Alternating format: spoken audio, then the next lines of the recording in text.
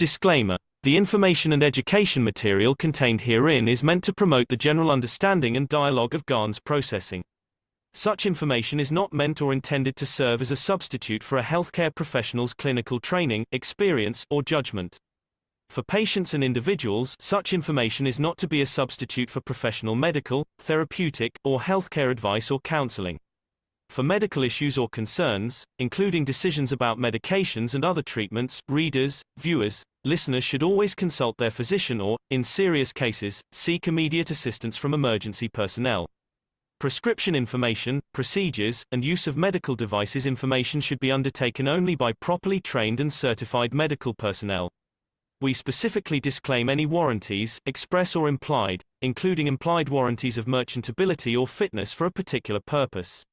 Such information is provided, as is, and is believed to be accurate at the time of its publishing, but it is the viewer's job to evaluate the accuracy of any information found in this presentation. Every case presented is of their own experience, applied by themselves for themselves, and it applies to their case only. Every person experiencing health problems should seek professional medical advice and consult their course of treatment with a doctor. The processes of plasma balancing described herein are a natural process which supports the body but does not replace medical advice or therapies one is already subject to.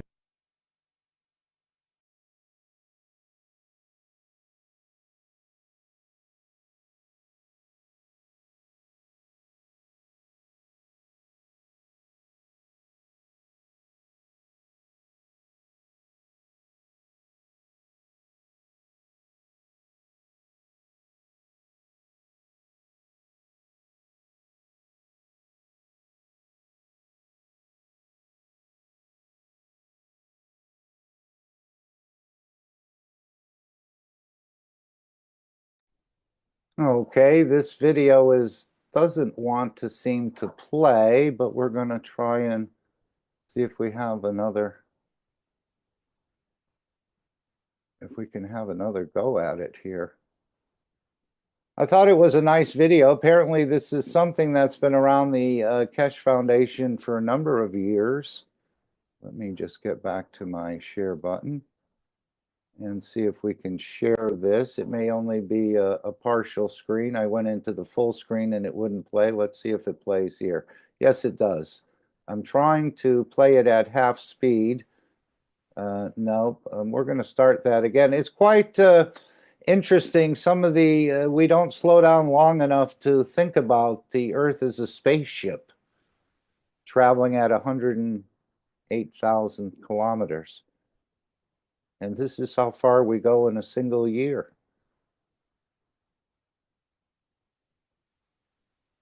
Ever think about that? 66 trillion kilometers average in your lifetime without burning a thing.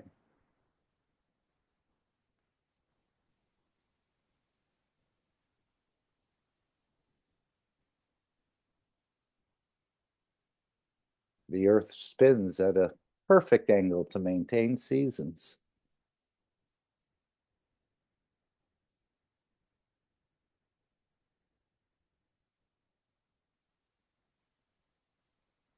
No burning of fuel, no wings.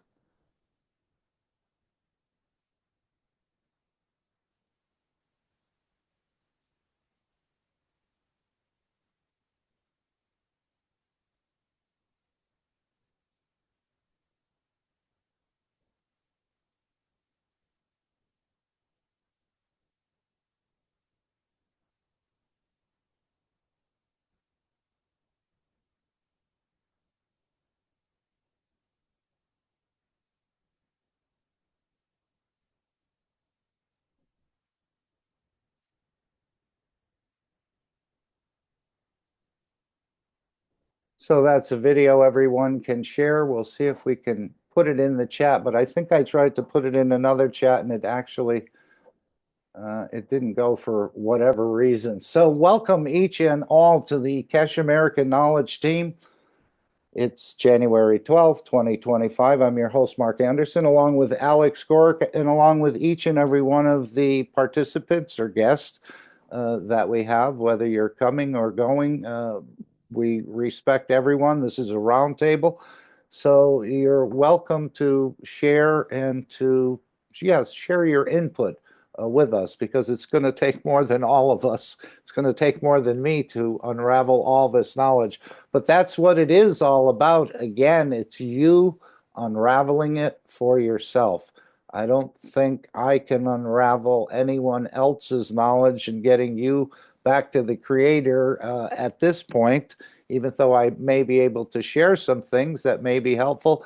But it does seem like we all have individual experiences in a way, similar but individual. And it's our responsibility to investigate and trigger it for yourself. And of course, Mr. Keshe went through some beautiful points, again, raised that we sort of weren't very much aware of. And the nitrogen seems to be something we want to become detached from, because it has a connection to greed and to power and to hunger, or maybe even to hunger of wanting attention, recognition, and all those things. Never thought about it, and it's within every breath we take. About 65% is this nitrogen gas. But before we go into the workshop and some of the beautiful, enlightening points Mr. Keshe raised, let's just review our World Peace Treaty. And if I can just switch over to that and then go back to my share button. And this is our World Peace Treaty. As most of us know, we're introducing a new science, we're introducing a new ethos, and we're introducing a new language on this planet. And many language communities have added words. I know Dr. Gatwa has added a number of words to his language of Gukoyo. So, but this is part of the ethos of the Keshe Foundation, as I believe it. And this is, again, a position where we all think pretty much alike about killing and destruction and peace. So here we're just going to confirm that ethos. Again, sometimes we have to do it. I know I have not fully become a peaceful person. I have a lot of captured creatures in my freezer that I plan to devour at the future time, but we're learning. As Mr. Keshe said, this is a process. And other than switching maybe when you're sleeping, some of these other things are all a process, and that's probably a process as well. So would anyone like to read the World Peace Treaty? I see Gail is joining us all the way from South Africa. I was going to say the Canadians are taking over, but now Gail is a Canadian, as I understand it. So, I think the Canadians have taken over this meeting, which is well and good, as it should be. And maybe we can just keep the separate countries, Canada and the United States, and just dissolve the border and find a way around that. Anyone have a thought about that? And this is all part of the world peace, because we're moving into the one planet, one nation, one race for world peace. All right, if no one wants to read the ethos of the Keshe Foundation, or part of the ethos of the Keshe Foundation, we know another aspect of it is we are here to serve, not to be served. But I'll read it. World Peace Treaty. Again, you can find this document, Keshe Foundation, any search engines. It'll probably become quite popular in the very near future. I think this is one of the prerequisites. If your nation wants the advanced technology, you're going to have to pledge your nation to peace. And again, this is a paper document. You don't actually have to sign it, but you need to sign it with the pen of your soul. Or I think this is the exact document world leaders will sign, and world religious leaders, which we're encouraging them to do on the soul level. So, World Peace Treaty, we, as citizens of the earth from this moment on, except to lay down all tools of aggression and war. We shall never think about getting involved or incite war or develop or use any tools of war on this planet or in space. And to this we all agree and swear with our, and you can delete as appropriate, whether it's for your nation, your territory, your council, your religion, your city, your town, your body, or a soul. Perhaps it's even for the vertical and horizontal people. well, of course, they're all souls as well, as we're understanding. Simply put your name, signature, date, position on behalf of, again, the nation, territory, council, religion, city, town, or as an individual. Have it witnessed, and after signing this treaty, be proud to display this certificate wherever you consider being important to you, that everyone can see and know your ethos to fellow men and the mankind and other created beauties of the Creator. Anyone want to say anything about this? I see Gail is coming back. She must have had a connection, must have had some connection issue. I know I haven't seen her in a few days. Or in a few meetings, but perhaps it's work or perhaps she's on holiday. I don't know, but in the meantime, let's grant her a co-host, as she's been so helpful in all the meetings to support and to do co-hosting. Thank you, Gail. Welcome. Anyone want to say, yes, anyone want to say anything about the World Peace Treaty? And as I said, I guess the one of the bad things we're pulling in our body in every breath is this nitrogen. And he said it was connected to, what was it? Greed, power, and hunger. And maybe that's emotional hunger as well as physical hunger. I'm not sure. We always thought the nitrogen was important, but now we're trying to learn how, in a way, to separate this. And let me go back to, let me see if we can bring up the workshop. There was also something interesting in the workshop. There's always something interesting in every workshop, depending on how you view it and how you understand it, I suppose. Let's see if we can just bring this up. And yeah, this fella here, this statue, and then you have these sort of balls around them in the Gantz. Well, I know that I was wondering about this, and Mr. Keshe commented on this picture about absorbing energies. I think that was after the break. We should play that as well. Right now, we're sort of. Are you showing it? Oh, sorry. Are you Thanks, showing Gail. it? Yeah, I'm trying Okay. to. I went back to the old system again, thinking that There we go. it's already being shared. Yes, so these three gold balls, when I was with Dr. Gatwa on Thursday, was wondering what this was about, and I hadn't re-listened to hear what Mr. Keshe said about absorbing energies. But he noticed the star formation as you connect these three reactors, or perhaps even the Gantz bottles in the front as the three base reactors, and then the one on the wall or on the back or above the statue would be your top reactor. And then, of course, you have the soul in the middle here, as in the middle of that triangle, star formation. And that was something interesting. Anyone notice that or anything about this that they'd like to share?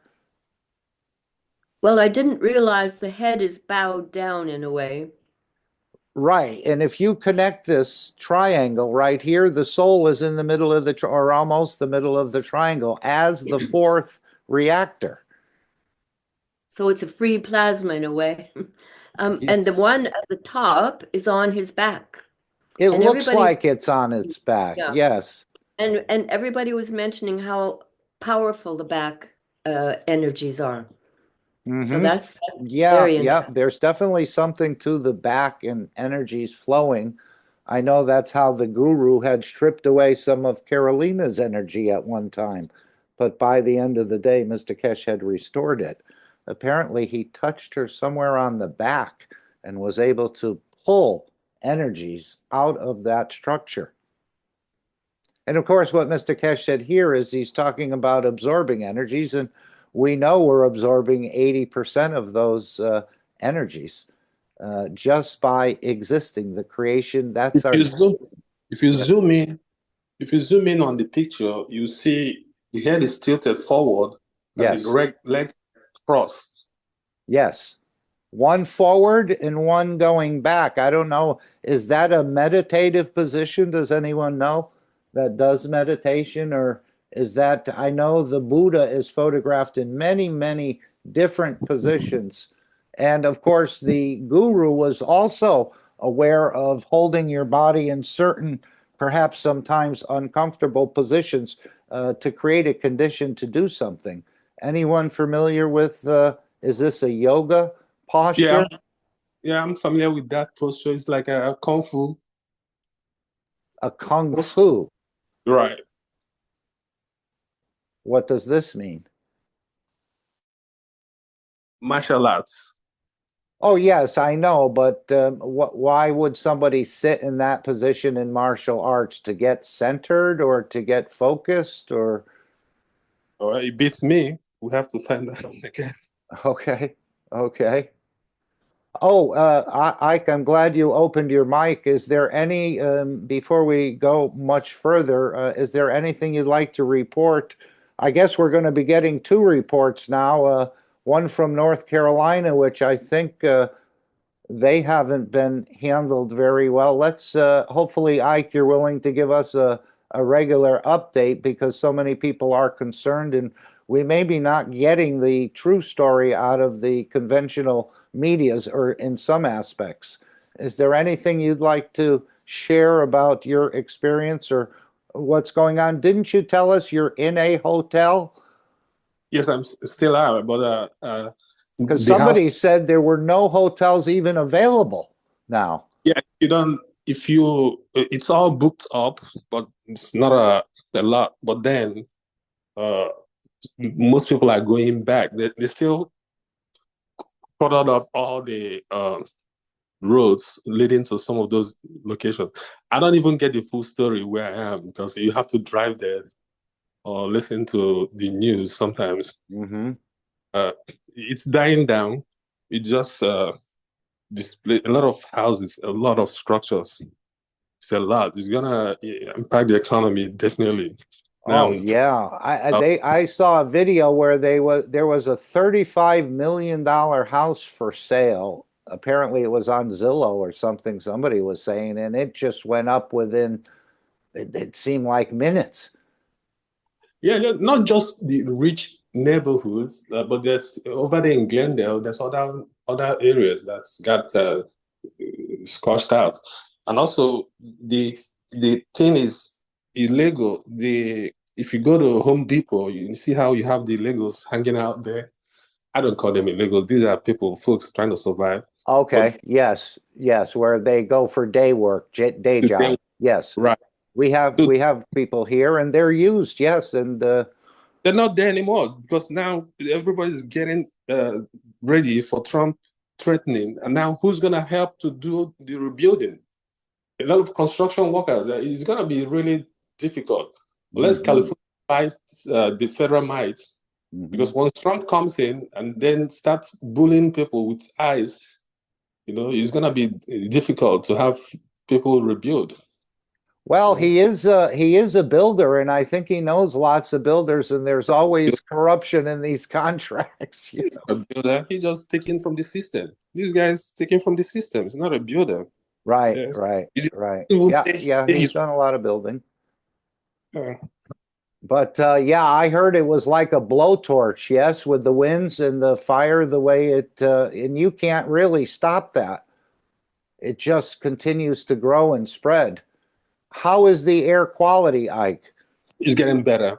Definitely way better than what he was a few days ago. Okay, But okay, some of these things are rumored to be arsenal. Yes, nobody knows, but it seems like they caught some folks that did some other ones. And Americans, they always do copycat. Once something goes on, somebody wants to duplicate. So we okay, don't know. But okay. we're gonna survive it. It's getting better. Right, right. Are all the fires sequestered or are they still Still burning. Still burning. they're still burning? Yeah. But it's in the mountains and all the hills. It's still burning. Right. Yes, I was thinking the amount of plastic and naugahyde and furniture that got mixed in with the smoke, that couldn't have been healthy. And schools have also gone. Yes, schools are Everything in closed. the way, right? Anything in the way was taken. There wasn't much that survived, or Right. That location, especially Palaces, they have so much, the mall and everything. It's crazy. and I would figure emotional balancing is very important at this time, right? I remember my friend when he got hit in Florida, he was talking like he lost everything in one of the storms a few years ago, and he said, there's no reason for me to live anymore. I lost everything. Well, it's difficult. That's folks that's like I said, try not to get attached to these things. Right, Anything can happen anytime. So we just have to, live for the moment and appreciate every time we have.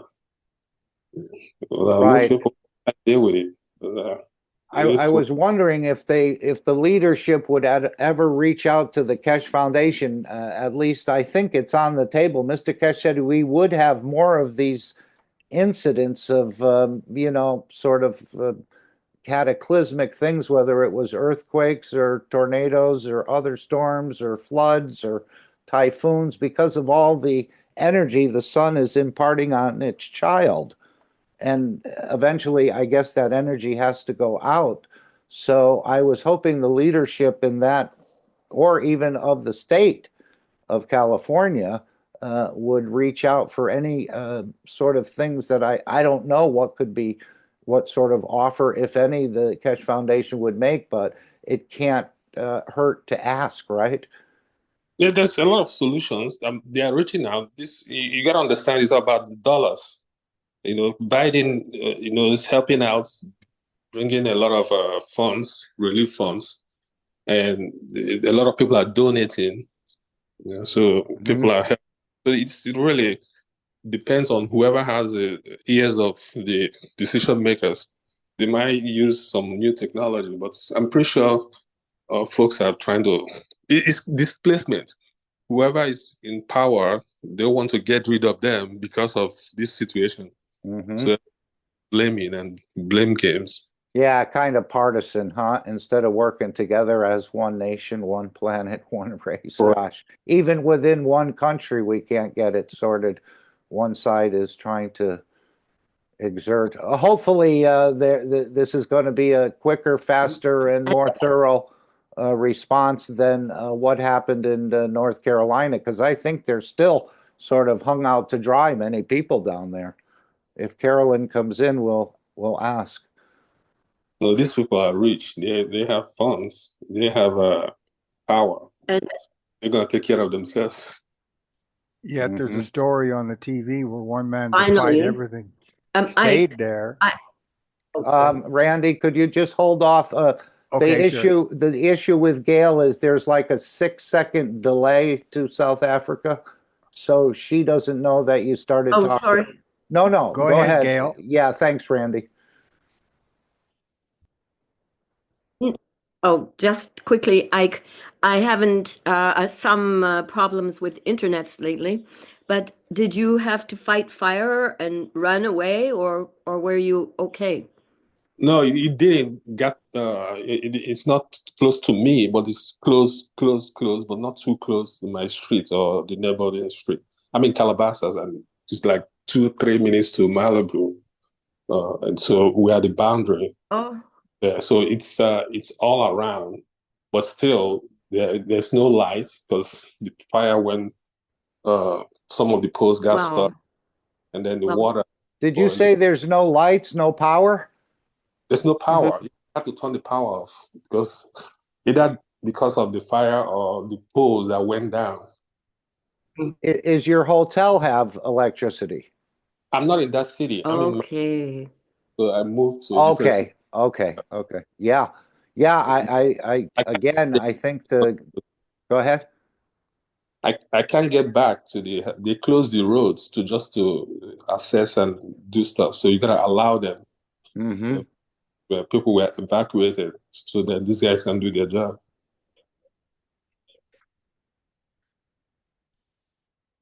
Wow.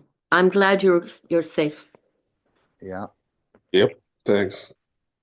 Yeah, a tremendous amount of and done in a very, very short time. And this is what Mr. Keshe was talking about gathering things, the richness of the soul to the knowledge, not what you've gathered in your backpack. And it can hit, as we've seen with these earthquakes and flooding and other things, even upheavals in your own country over political, as I see one of our friends from Bengali has joined us, and there was some upheaval over there, but I think it was mostly controlled. Yes, we elevate all souls there, and hopefully they reach out, especially on this emotional balancing. And I was reading it was 100 billion plus in uninsured property. So a lot of people have lost quite a bit. Yeah, for the rich ones, like Ike was saying, I know Mel Gibson was doing an interview on Joe Rogan, and he kept on the interview even though his mansion was burning down in LA. So he said some very interesting things in that interview as well.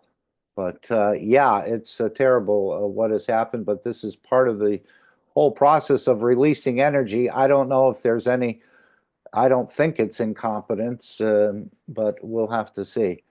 Maybe some things weren't attended to properly, but yes, you do have to maintain a structure. If you're going to have it working in an emergency, it needs to be tested, but we'll see. Again, I know the governor doesn't want anyone talking bad about any decisions that were previously made. We just elevate their souls.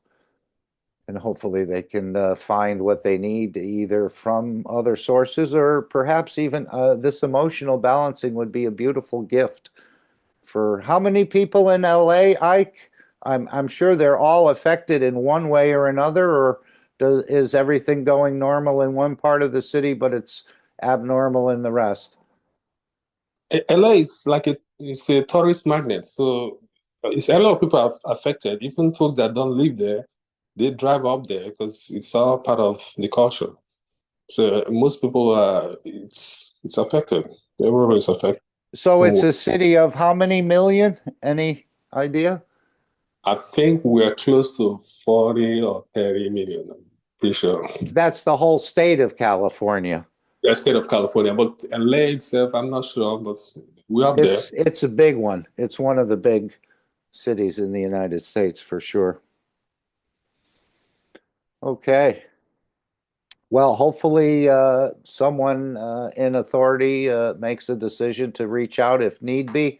I think the Keshe Foundation is going to be on standby, and what they did in Palestine and the feeding and other things can help in these other situations. But is the weather warm there now, Ike, or is it cold? I guess it would be considered pretty warm. Nobody's freezing. It's kind of warm. What Yeah. like Yeah, temperature? that's these winds, these warm winds, right? So it's like 60 degrees. A little bit breezy, but we're supposed to be having the Santa Ana winds coming up this coming week. So that's another danger right there. Yeah, what were the winds that hit this one? Because there were some very high, strong winds, correct? Up to 70 miles per hour. That's Right. pretty good. Yeah. That'll Well, keep a fire burning and pushing it. Right. Right, and you know, with that fire suppression, I think as Mr. Keshe has done so many tests in the background over 40, 50 years or whatever, they probably do have some fire suppression equipment. And I know he said you have to let these things happen sometimes, but when it comes to life and property, I think that would be prudent to employ that there, perhaps. Again, I don't know how the foundation would look at it, but by asking, all the foundation can say is no, or we do have something. Maybe it's not even anything like what I'm thinking. But the fire suppression would use the plasmatic gas without any loss of life. And the fire would, apparently, it starts a process and it eventually, yes. We're not the only one with the technology, and California is much more adventurous in technology, so they have all kinds of stuff. They do. Yeah. They do. I know they have those big planes from the Air Force Base and other ones that pick up water and everything, right, from the ocean. Is that what you were referring to, Ike? Yeah, yeah, yeah. That came about, and also that's Canada have that. Some of them from Canada Yes, came. they have some of the best. I think those planes are actually made in Canada. I forgot what they call them. Right, They sent some planes out of Quebec just for that, Right. correct. just for firefighting. Now, what's interesting is I watched a thing last night from a local TV station somewhere in California. Can They you keep interviewed a it going, man. Randy? I want to step away for 1 minute Sure, and go I'll be ahead. right back. Thanks. I watched a thing last night where they interviewed a man who defied all fire evacuation orders. He's, retired, and he took his garden hose. He simply soaked all the land around his home. He saved 3 homes. One man and a sprinkler. He pumped the water out of his pool, whatever water he could use, he kept pumping that out. And he saved his house. He said, I was born in this house. This house was built in 1960. I've lived here all my life. He said, I had to save it because all my members and everything are in this house. And he said, I managed to save 2 other homes as well. So Yeah, persevere, persevere. this is the whole. Go ahead, Ike. Yeah. I said, yeah, perseverance. I mean, but then sometimes it's dangerous if you. Some people stay behind because they want to do that heroic activity, which I don't recommend. But still, everybody is on their own. So he was able to save. Sometimes, people Because get caught. the fire wasn't coming. It never reached, but it got quite a ways away. But it's like preventative maintenance type of thing. Yes, Soak the yes. stuff down. And again, I've been in an apartment fire, and boy, I'll tell you that those flames it's not the flames, it's the smoke.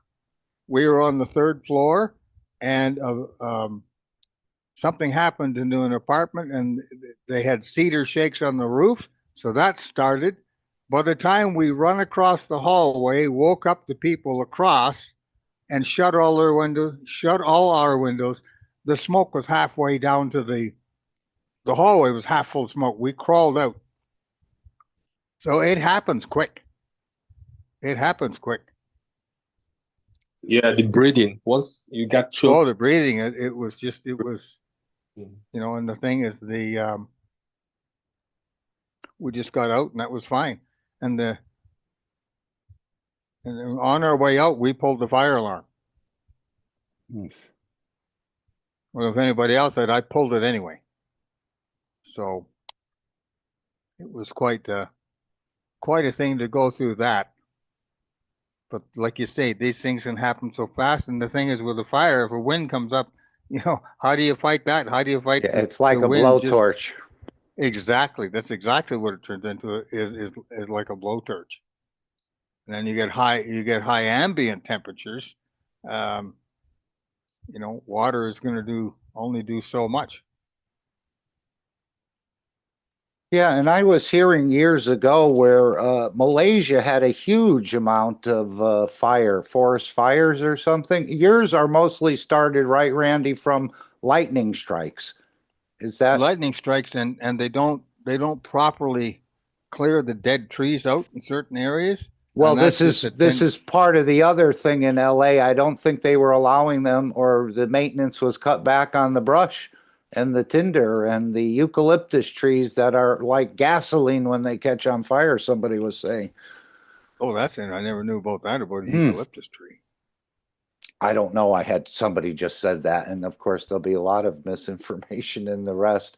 But Malaysia had contracted a Russian company when the smokes were filling. And Malaysia's like the 4th or 5th largest populated. Is it Malaysia or Indonesia maybe? But anyway, they contracted a Russian company to use some sort of technology to remove the heavy smoke from the major cities or something. And apparently it worked. I never heard much about it after that. What they actually used or anything when that happens. But you've got to get the fire out first, I believe, before you start to clean up the smoke. But I'm not sure how that's all handled. But yeah, as Ike said, hopefully they have some technology that they're going to use to to support. But yeah, there'll be a lot of rebuilding. And of course, California itself is the 7th largest economy in the world. And so that's quite a bit of a big hurt put on California, even though I don't know what their budgets and all that is. It's a massive machine. California, There was a powerful. post earlier today about all the homes along the coast in Malibu. Somebody said, I don't know, I'd have to find out, that they weren't allowing anyone to rebuild. They're going to stop the building. Mm-hmm. So, like you say, there's so much disinformation that comes out. You know, you have to Yeah, you don't know. someone like Ike who's living there, who knows on a moment-to-moment basis what's really going on. Right. Yeah, to be honest, like I said, I don't even know what is, because you gotta understand, when there's fire like that, they gotta cut off all the roads. There's no access. Now, before I left, that's the information you have, but you don't know if your house is still standing. Then you have to listen to the authorities to give you that information. But then you have knuckleheads on Twitter saying all kinds of stuff. Where did they get those information from? It's just an, and then because they want to use that to take advantage and politicize confusion everywhere. So that's part of the problem. Unless you go there yourself on the ground and see what is going on. Well, they talk about the water. There's no water. It doesn't even make sense. There's water in the hydrants, but it's just that some of these hydrants are not built. They don't have the pressure to fight fire. They just go to the house. And sometimes you see the fire department, they reduce some pressure or they increase some pressure, even if there's no fire. They do that and they shut it down. They go back and forth, maintenance. And on my streets, the pole went down. The water, there's no light, and some of this water on the pole got a dog, almost got electrocuted. Somebody's dog. So those things are not, you just have to tell the city to turn off the gas, turn off the water, and turn off the pipe. Then somebody will come out there and say, oh, there's no water. It's all bull crap, So what Gail put in the chat, very nice, Gail. I thought about this yesterday too. Go ahead, Gail.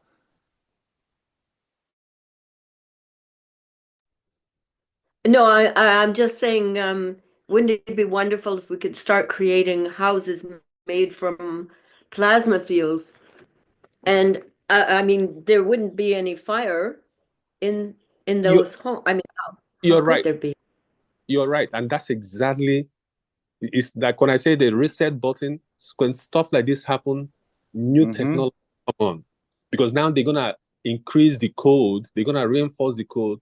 Some of these houses that were built years ago, it's now there's new codes right now to use it. So even plasma technology, I remember we have that in the foundation for construction, the painting and all that, the mixed gowns with the painting.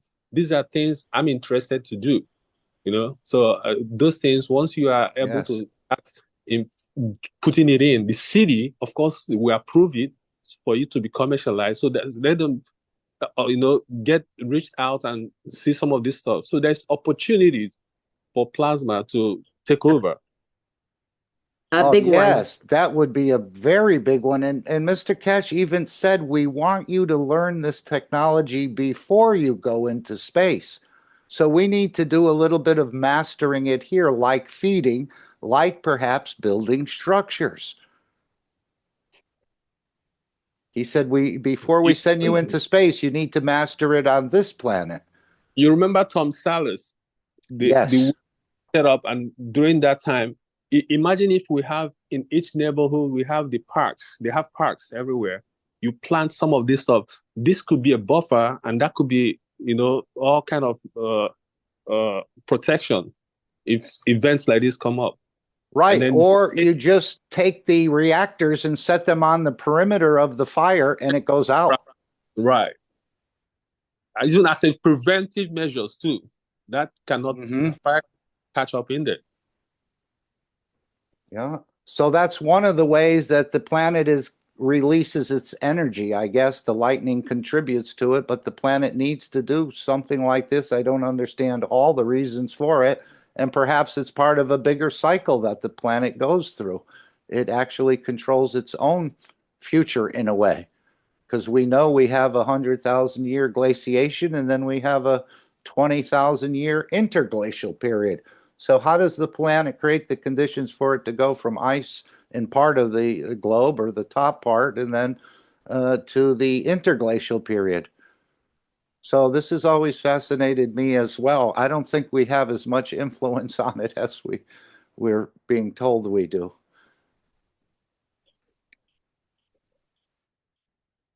Okay, so what did Mr. Keshe cover? We saw the star formation there. That may be another hidden little thing there, but he did talk about changing the DNA of the man to create peace. So there's going to be some sort of changes coming up in this processing. And as I said, that nitrogen does connect to greed, power, and hunger, whether it's emotional hunger, as Alex likes to say, or it's physical hunger. I don't know, but he mentioned a lot of beautiful things. I'll just cover a few of them with you. And if there's anything that you noticed in the workshop that stood out to you, please share it with us. But isn't there more nitrogen in our atmosphere right now than oxygen? I wonder what the ratios are. Oh, he said 65% 60. nitrogen. Yeah. Oh. So every breath And you 15 take, oxygen. 15 oxygen, 65 nitrogen. So this is the most plentiful one that we're breathing in, and apparently it's like a bad pill. If you're greedy, this is not part of the ethos. If you're searching for power, he's always talking about being humble, and then hunger. There's something Clyde mentioned last time about the DNA and RNA made Yes. up with nitrogen. Oh, I thought he said that that when you can balance the DNA and the RNA, I mean, the genetics will improve. We won't have genetic problems. So Well, I'm not sure. that too, but the inner structure of the DNA, the makeup of DNA and RNA. Okay. He said neutral. I forgot the word she used, but it's a medical term that it shows that nitrogen is part of it. They all contain nitrogen.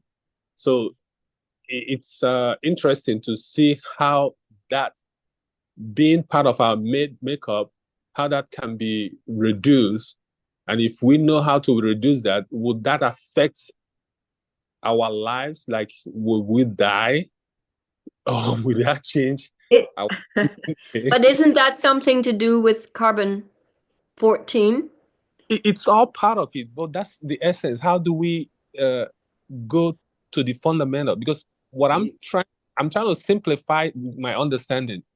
It seems like nitrogen is more of the oxygen. We were told that we breathe in oxygen, but it's actually more nitrogen. And if Way we're taking more nitrogen, then our DNA and our RNA have nitrogen components. So is it always constantly feeding us nitrogen, so that makes us to stay here? So if we are to start elevating or flying, maybe we have to stop breathing the air, or something to take out or change our genetic makeup. Well, So, this is what he said would be happening in the next transmutation processes. If we go to the Keshe Foundation store, this is what he was saying will be. No, I have something planned sort of already, but it'll probably come up. I see Jalal has joined us. Welcome, Jalal. We're just talking about nitrogen and how Mr. Keshe was saying we need to detach from it and how it's connected to greed, to power, to hunger. And I think it's both emotional and physical hunger for this recognition, this greed, this power to be on top. So he's going to teach how to detach from it, which apparently we don't have this knowledge at this point. So in the next few sessions, if we go to the Keshe Foundation store and we look at the transmutation test, there's one coming up this coming Friday. and that'll be the conclusion of the previous three. Then he's talking about February, March, and April, where, let me make sure we're sharing that. We're probably not, and we weren't.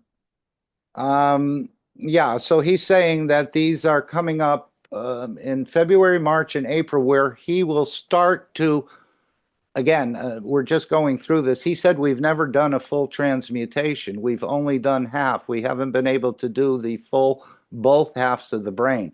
So something about detaching from nitrogen. And again, Ike, it does seem in our conventional thinking you'd have to stop breathing, but he's saying you need to detach from that particular line, both the nitrogen and the oxygen, perhaps. That's a more matter state and focus more on. But these are knowledges we don't have in our hand at the moment. But if anyone wants to add anything to that. So there's 3 sessions coming up. And let's see if this shows anything else. Let's see. Okay, select an option. Okay, so this is the current one, but I think the other ones are up or going to be put up. But this is where he's, again, he went into showing more of the graphs of what happens and the fear that, or the panic, apparently, and apparently it's contagious. It spreads through the whole group, even though we're not talking to each other. Mr. Keshe's not talking, but something happens in the background when somebody panics. I think Dr. Michael mentioned that, and I do have that clip pulled up of how he felt a panic. And so this is what Mr. Keshe is trying to get us to extend that transmutation period from just a few minutes to a longer time. So I just thought I'd remind everybody that this is in the foundation. And of course, this is all about, yes, yourselves, but it's more about keeping the Keshe Foundation free, that the systems are developed for everyone and the doctors and scientists learn more about this process. So this will be taught, Ike. This is what he plans on teaching over this year, more about the inertia. And I think we're going to start with colors in the matter state, and that's going to lead to colors in the energy state. But maybe some people are already there able to work, because he said we play with the inertia in the energy dimension. And about bending the fields and bending the light and the rest of this. So this is all being... Also, so all Yes. these things are possible, Mike. It's all possible because according to the teaching, if we are able to separate the magnetic field, then we can be able to do this construction or attachment or whatever we're trying to do. So it has to be magnetic field, has to be separated, and that's how it works in the universe. So that's what Mr. Keshe is trying to explain to us. Yeah. And this is what he was saying when you work in the, and this is what I was just looking for. He said, when you work in the dimension of energy, anything is possible.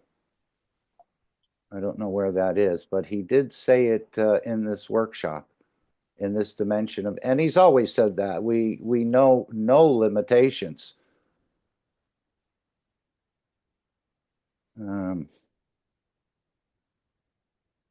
Yeah, but when you work, and this is, I think this is where he was referring to us as half doctors, because we don't know how to play in this energy state, to bend the fields the way and to hold it or take away from it or get it to interact with another field.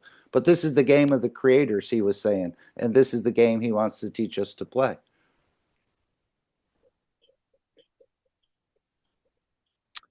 What else did Mr. Keshe talk about in this workshop? One of the things I think we should take a look at is his channel on X.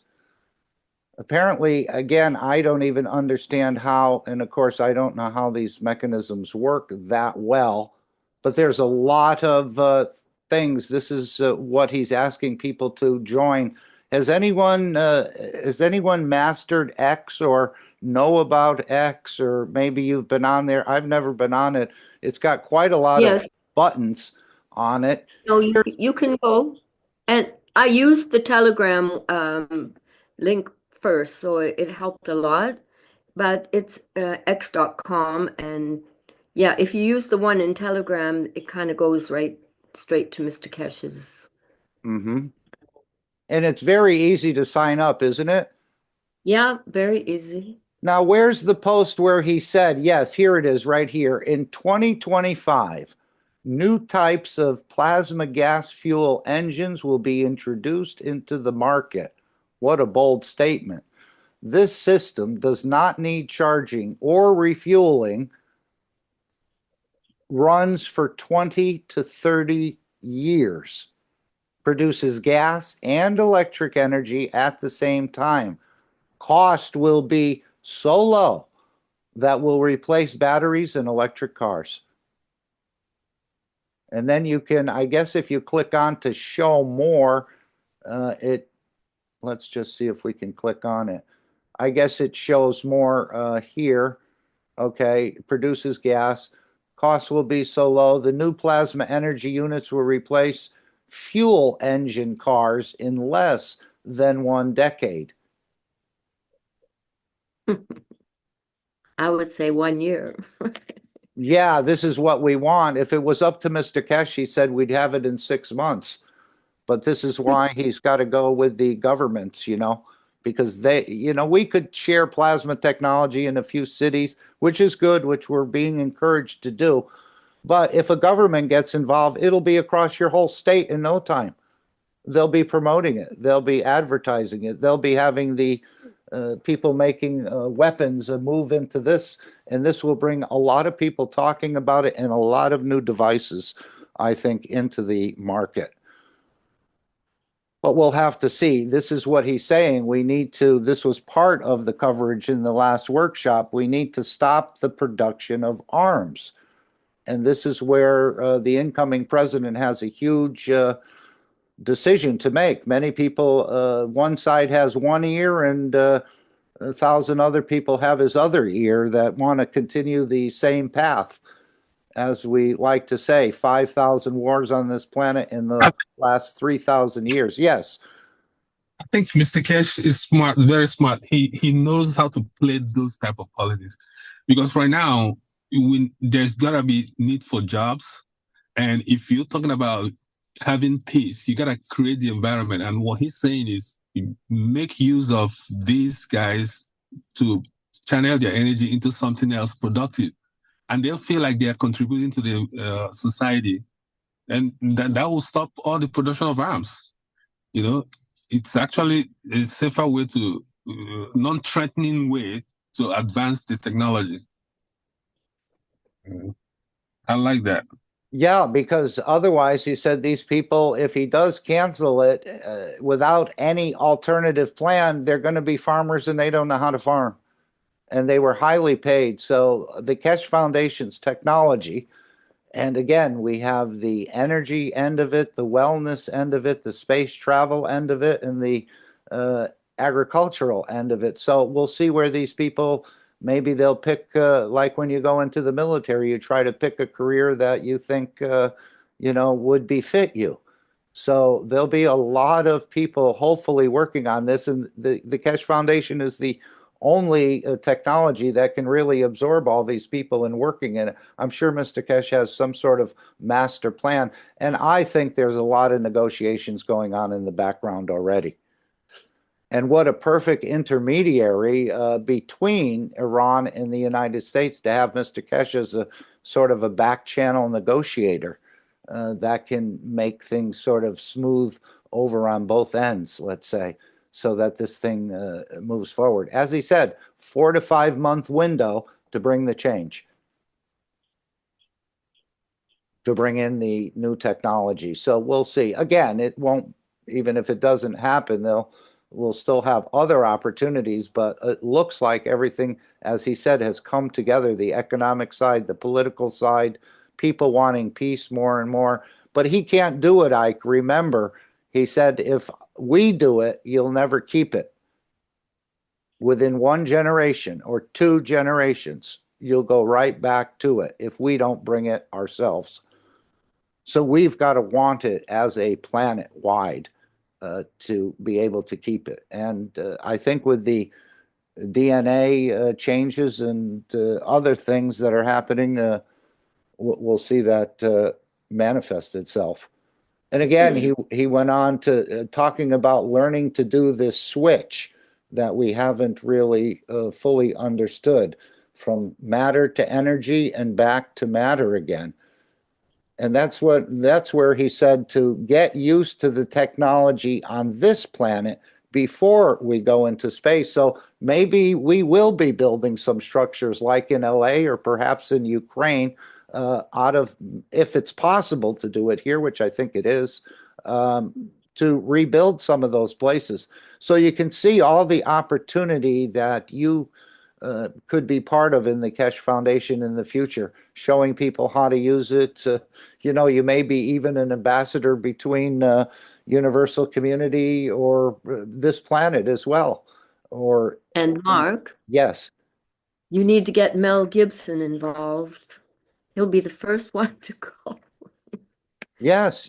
No, he was doing that interview, as I said, with Joe Rogan while his multi-million-dollar mansion was burning down. And he continued the interview. He didn't say, I have to go. But an interesting point he made in that interview with what he said was 4 of his friends had stage 4 cancer, and they used the ivermectin and some other things, I think. And none of them have cancer in their body now. So that was, as Mr. Keshe said, we're not the only ones that understand certain things. But I think the Keshe Foundation understands the totality. As he said in the last workshop, we've gained the understanding or the knowledge how to create matter and how to create life, which ivermectin or anything like that won't do. Okay, let's see. Here's Carolyn, and let's ask her. I know she's from another disaster area in the United States. Right now, we have one in Los Angeles, and we have one in North Carolina. Welcome, Carolyn. Ike just sort of gave us an update of what was happening in LA and the air pollution and the burning, and the fires are not fully contained, and but they do have some advanced technology apparently, or technology that they're using. Would you like to give us any update on the situation in North Carolina, in that general area? And I was hoping that Los Angeles will not be treated in a similar way as North Carolina was treated. I think this tent situation and the rest of that. But was there anything you'd like to share with us about that, or the progress that's being made? If not, we understand. That's fine. Just leave your mic closed. But if you'd like to add something, please do. If recovery is moving, if it's stagnating, if everyone's abandoning the location.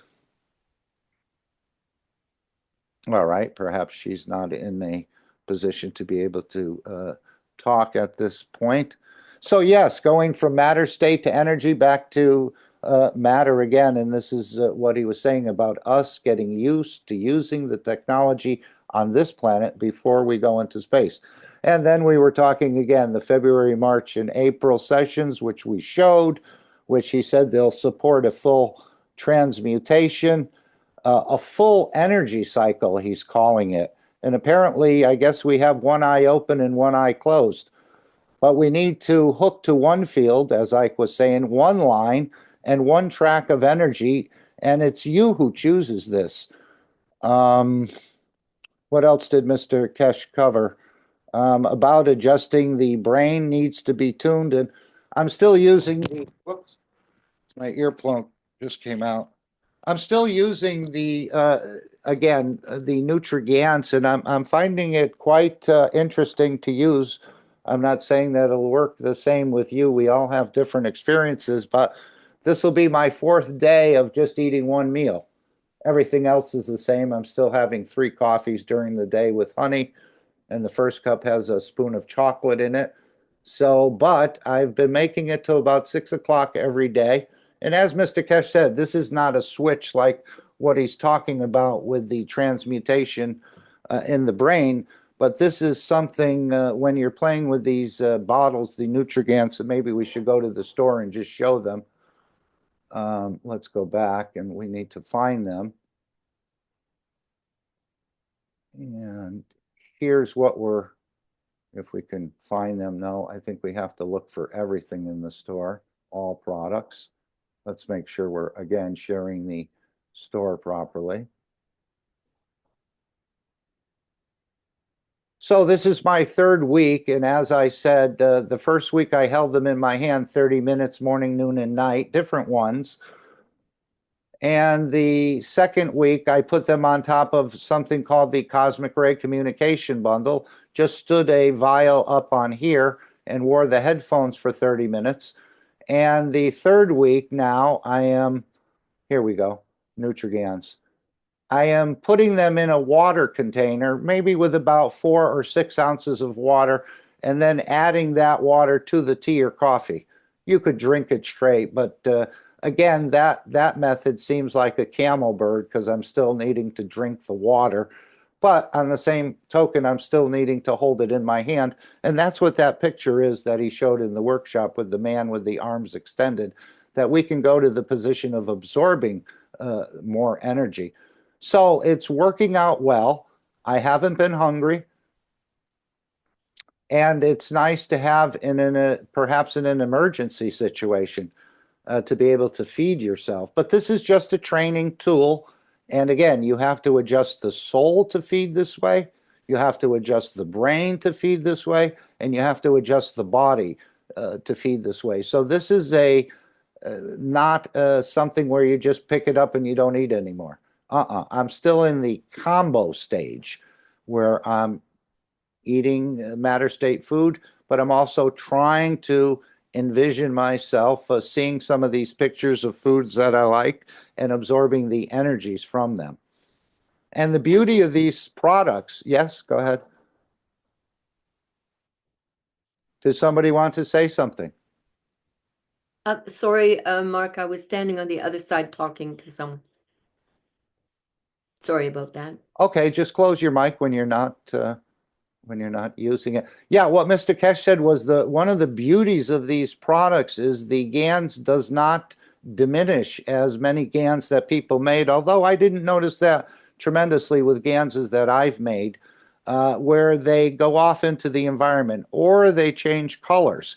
He said because these GANs have such a spectrum of fields. I know he said the fruity one had 1 million apples in it, plus tens of other items or ingredients or elements within just the fruity one.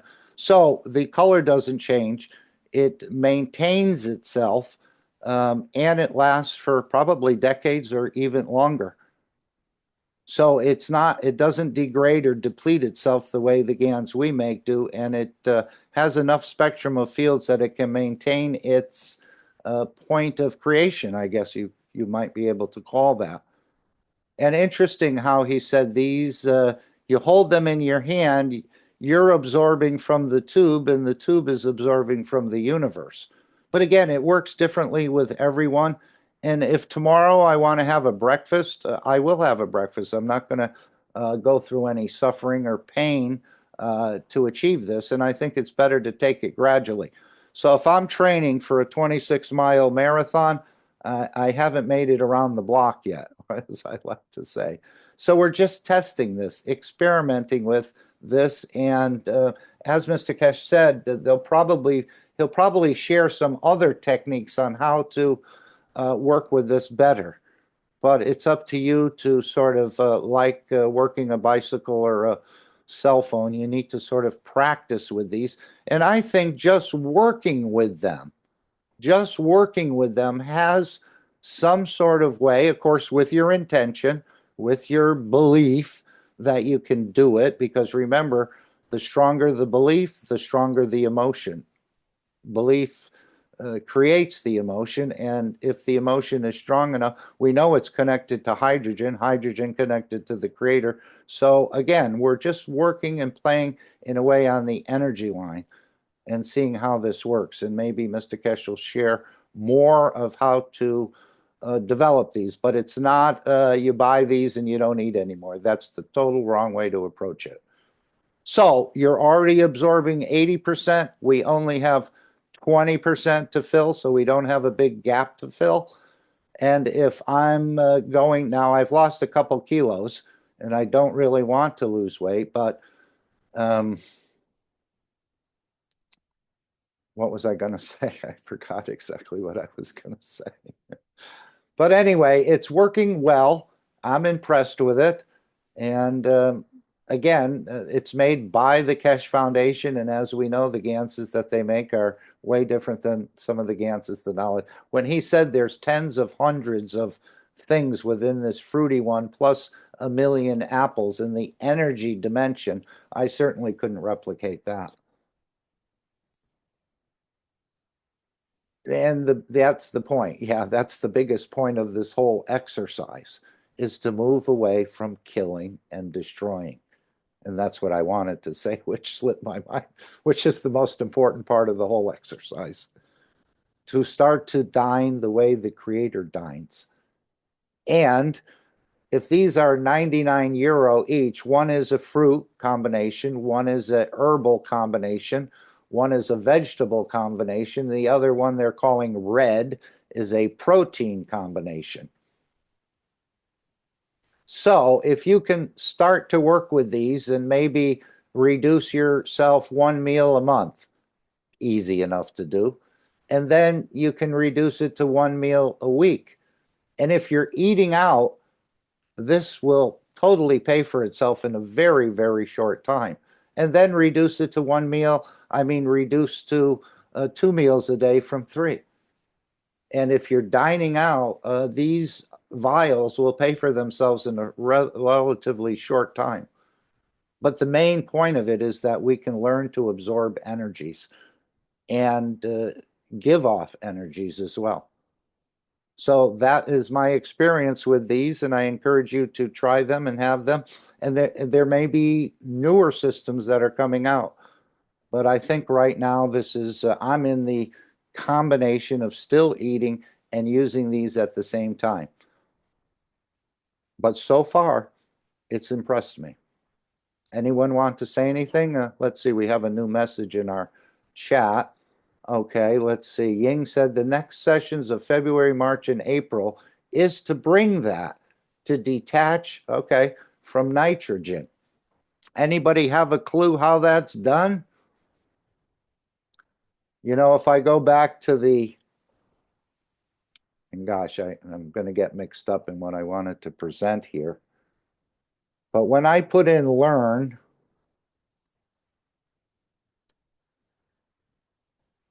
he said it 27 times that we have to, but we have to learn. I have to learn. But then you learn as part of the emotion. You understand it and you learn it. Learn again right there. Oh, I'm not sharing it. Sorry.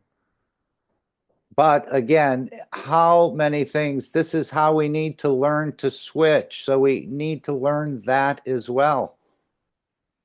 And we're probably carrying a lot of this knowledge. Again, I was very impressed what he said about the position. I always wondered, how do you go someplace that you've never been before and try to create those conditions? You rely on the GPS of the soul. The soul knows that position and it can go there and then bring that information back to the soul of physicality, something along that line.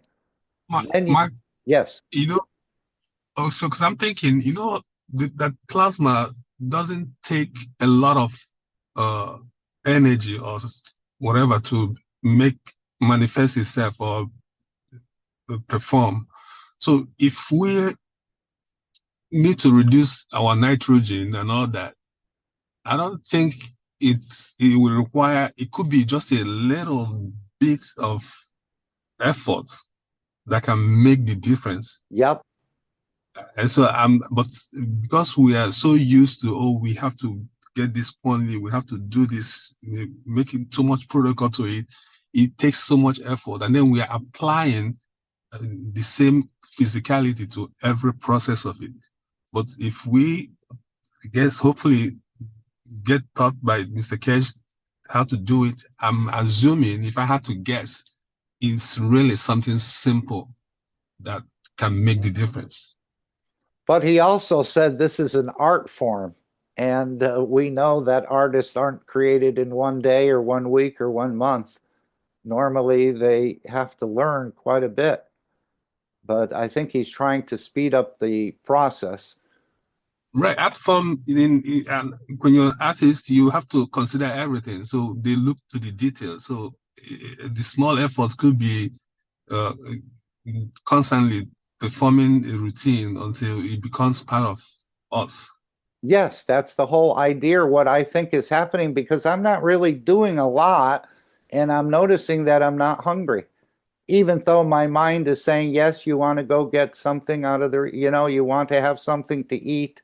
And then I had a few experiences where the plasmatic water was created in my mouth when I was thinking of things. And that seemed to satisfy me as well, like before 6 o'clock, let's say, or even while I was preparing the meal for 6 o'clock. I had quite a bit of plasmatic water. And I think I didn't even need to eat then, but I don't want to lose too much weight. So I was just going through all this learning we have to do. This is what I want you to learn to tune into. So you see, once man learns to work between the hydrogen and the combination of it, man becomes man of space. So he's saying, once man learns. Let me go back to, what was that one? Man should learn to use his environment to create energy for that environment. Let's go to the next one. Once we go in the dimension of energy, we separate that line of nitrogen, and then we learn to become man of space because we rely on a hydrogen and carbon. So again, as he said, with the bending of the light, with the inertia, he's hid that in the teachings for 10 years. So he didn't want you to know that. And that's why some of our systems don't work the way the systems that the Keshe Foundation produces or he produces, because we haven't been given all the keys. What else? We have to learn in space. We don't have the lungs to breathe. We don't have access all the time to what we call gasified protein. And I walk it back. Now we have to learn the same thing, not to learn in a way to retrain ourselves. Okay, so it's retraining, learning, retraining, bringing back what we used in the past or our ancestors used, which is there, but it's just a bit rusty. We haven't used it in a while, like growing a tail or growing a limb or doing some of these things of absorbing more energies or transferring energies to others in the zero-time communication. This is the way it was previously in a certain era, and we've lost that in a way. And now we're sort of remembering.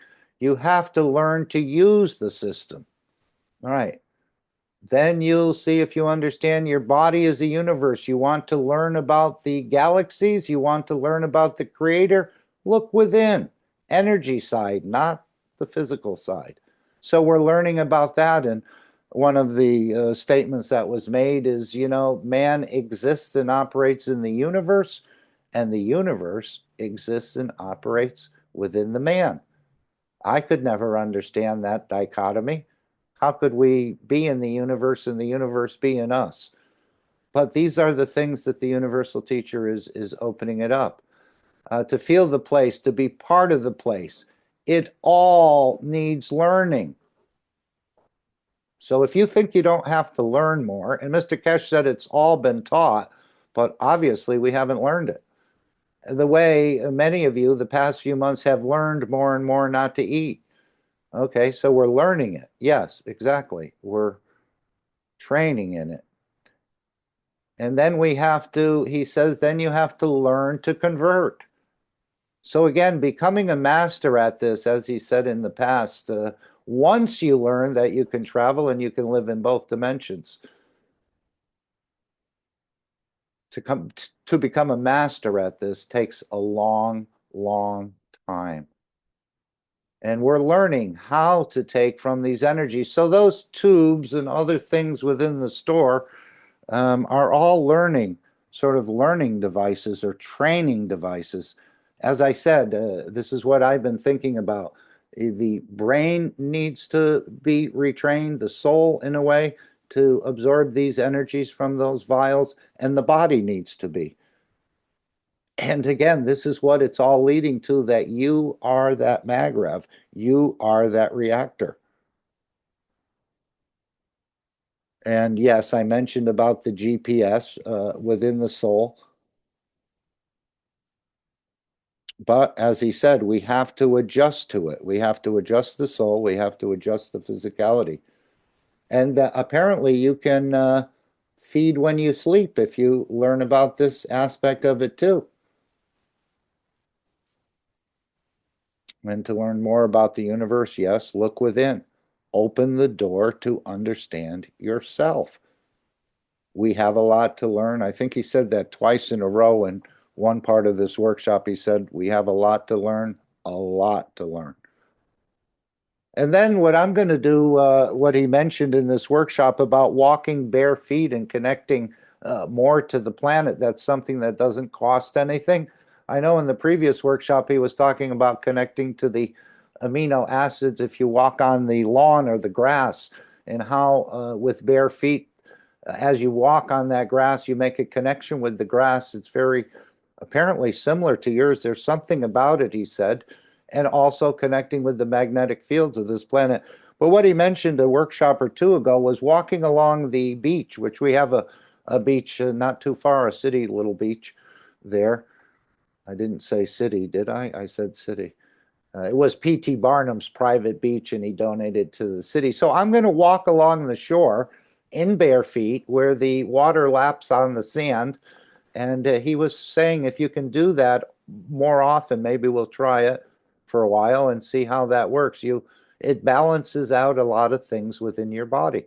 And of course, all these plastic shoes, plastic soles, plastic sneakers, very rare to find a leather item with even if you find leather tops, you don't find leather bottoms too easily. Although I think you could have them made, which I was thinking about doing. So yes, all right, we made it through how many of these? 17? Let's see what else once you learn that, Mark, yes, I want to make a comment. I mean, please. it's sad that we would have to make leather soles because that means we're part of the killing, unless, Haha, um, it un, triggered. un, yeah, unless we can, say utilize natural death from animals. But I don't think that the business people will be happy to do that. Gail, what did you say about rebuilding structures out of making plasma walls? I think that's what we should do. Don't we, As long as it connects correctly to the earth, that's the main thing. don't we have a material enhancement unit? Couldn't we make leather out of the fields with no killing and no destruction of other souls? And couldn't the Keshe Foundation make them? That would keep them running. Yeah, I don't know if he wants to, as he's often said, we're technology providers. We're not doctors. And I don't think he wants to go into making cars or hovering cars. That's all going to be licensed. So I don't think he wants to go into the shoe business, even No, though I'm it's a saying huge business. if let's say that there are certain things that he cannot let people know yet because the piece hasn't really taken hold. So then they would be able to do part of the technology to do, maybe deliver certain things, which would lose their innate ability to tell everybody how they run, because as soon as you open the plasma, you won't be able to find out anything. It'll be gone. So I think some things, if it's still not safe to, release a lot of things, then they'll have to be involved to a certain extent. Right, but if we can create gold, we can create water. Couldn't we create leather for shoes? That would seem like a child's play once you learn how to create.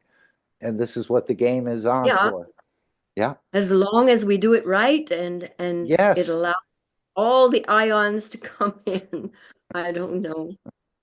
I see one of our Dutch knowledge seekers has just joined us. He sent me a beautiful message earlier and wishing me a happy new year. And before I had a chance to say, why don't you come in? Or I said, well, maybe he'll come into the American knowledge team later. I didn't get a chance to ask you, but all of a sudden he's appeared here and maybe he'd like to say something about Holland or the Dutch group or feel free to open your mic if you'd like, Gallup. Hi, Mark and everyone. We Thank you stayed for we stayed together in China, Gallup and I, in We the did. island of Hunan. Well, as in true Dutch fashion, I'm on a bike right now, but I'm just joining the class. Okay, okay, Gather that's some fine. knowledge. Yeah, it's a bit hard to share a lot. Okay, yeah, the transmission is breaking up. Okay. Thank you, Gallup. Happy New Year. Yes. Okay, so let's go back to learning here. Okay, I think we made it all the way through, perhaps. How we learn to take from energies without actually holding on to. And isn't that what that picture is all about? Where is that picture? Let's share that again. Here it is. Learn how to take energies without holding on to. Right now, I'm just at the stage of holding the tubes in my hand. But eventually, once it gets inculcated into my system in a way, and that may take each one of us a different period of time to learn to do that. And you may, again, not want to do, only miss one meal every 3 days. That's fine. I think it's all a learning process, and working with these things, I believe they actually give you a boost in a way, even if you're not trying very hard to make it happen. But you still have to want it to happen. If you block it, you certainly can block it. You have that ability to not want it, to allow it to happen. And that's what he said with the cosmic ray materials as well. I'm thinking that's what's in these little spheres, but it's not, I don't believe. But he said some people will get the material and hold it in their hand and say they don't feel anything. And he said this would be true because if you're not connected to your soul, then you won't feel anything for even from that cosmic ray material. So it's up to you to again find that position where you connect to the soul of the man. But again, a beautiful example of our ability as that reactor, all self-contained. Remember the reproductive organ and the intestines in the heart, and then the soul of the man, or the soul of physicality in the place of the soul of the man connecting directly to the creator. So this is what he wanted us to see. We've been the target the whole time, as he said in other places and positions. It's you who all these teachings have been targeted at. But we still have a lot to learn, as I understand it. Hello, Alenka. I haven't seen you in a while. Welcome from Nicaragua. Hello. Just saying hello. If there's anything you'd like to add. Yes, this is an international forum. And again, hopefully we should bring up this part about joining X. So I'm going to stop with the workshop and the bare feet and the inertia, but it's all about gaining confidence and trust in what you understand and what you believe. He did talk about Jesus a little bit as a man or as the, yes, Ying, you don't have to raise your hand. Is there something wrong? We all have microphones. That's what they're there for. Of course, you're so respectful, probably. Let's see, where are you, Ying? I don't see you. How did I see her hand raised?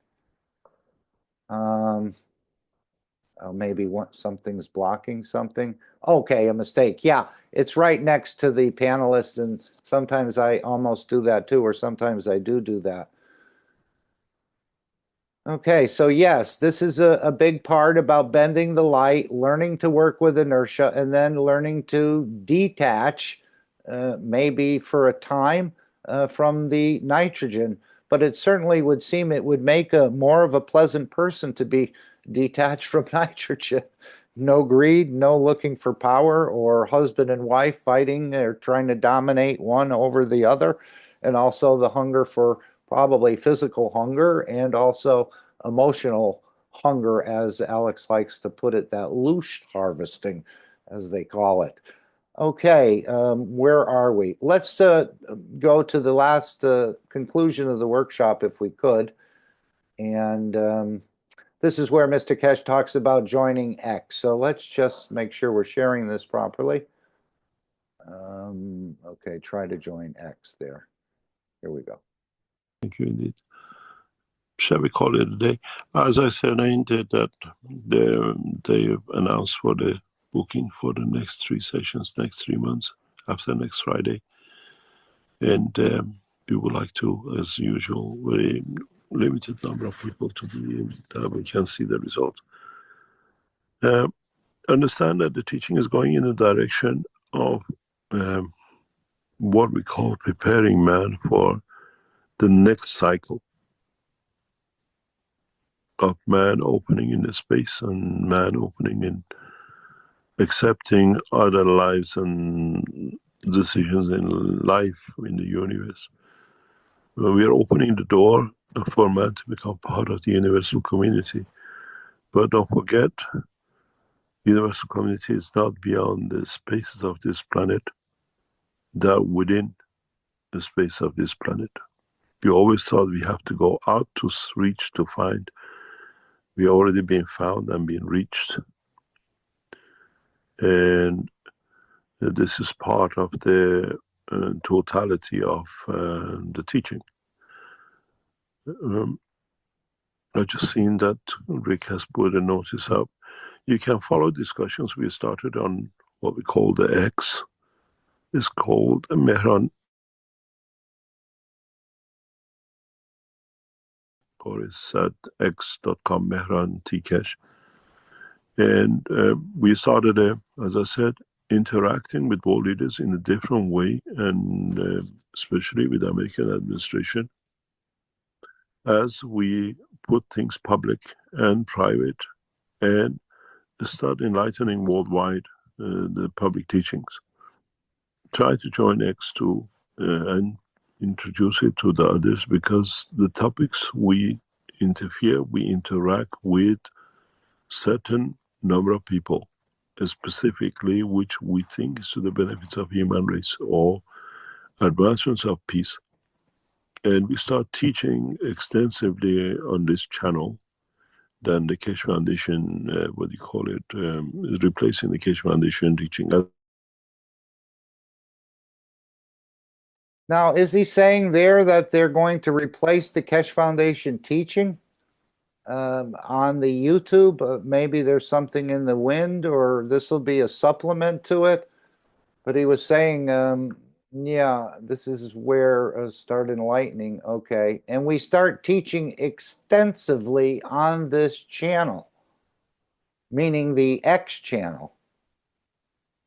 So if you're not on there, you may miss some things. And of course, I guess people want followers as well.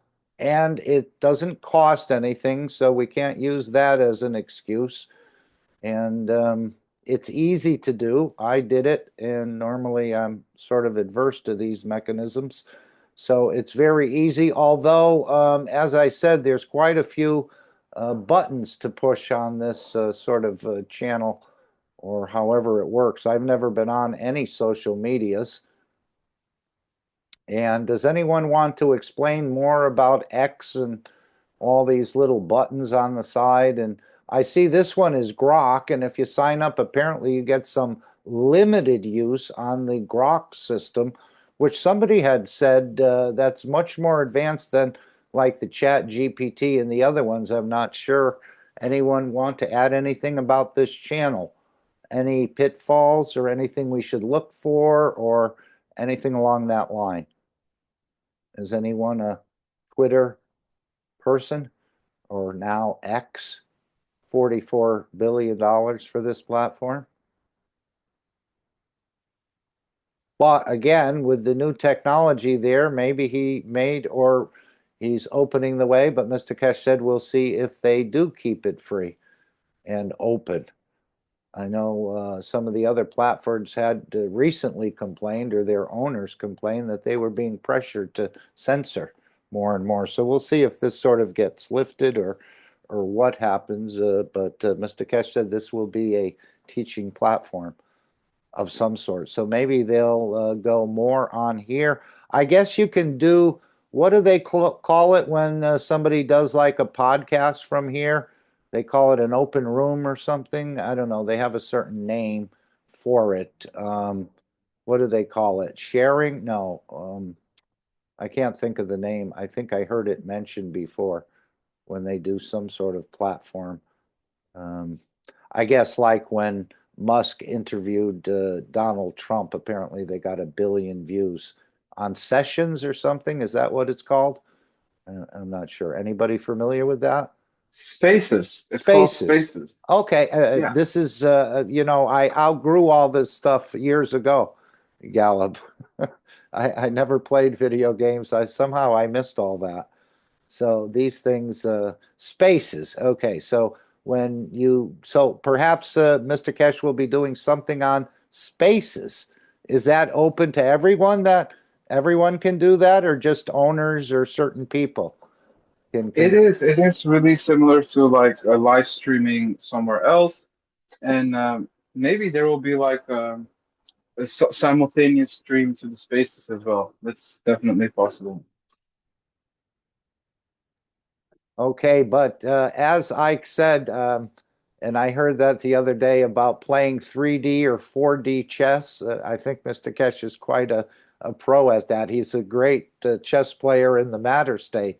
I can imagine when he's playing with the, as he said, when he dealt with Bill Gates, it was like a mouse in the hand of a cat when Mr. Gates wanted to buy the foundation. And you see how it would have been misused, as he's misusing this. And he's been quite stern with that gentleman and what the way he thinks and the rest of this. And I think this was on here somewhere where he showed, let me just go back to it. I think the picture of Gates was shown here somewhere in one of the followings that I was doing. I can't figure out how to quite navigate this thing yet. Maybe it was the latest. Is that the one? Let's just see if it's here.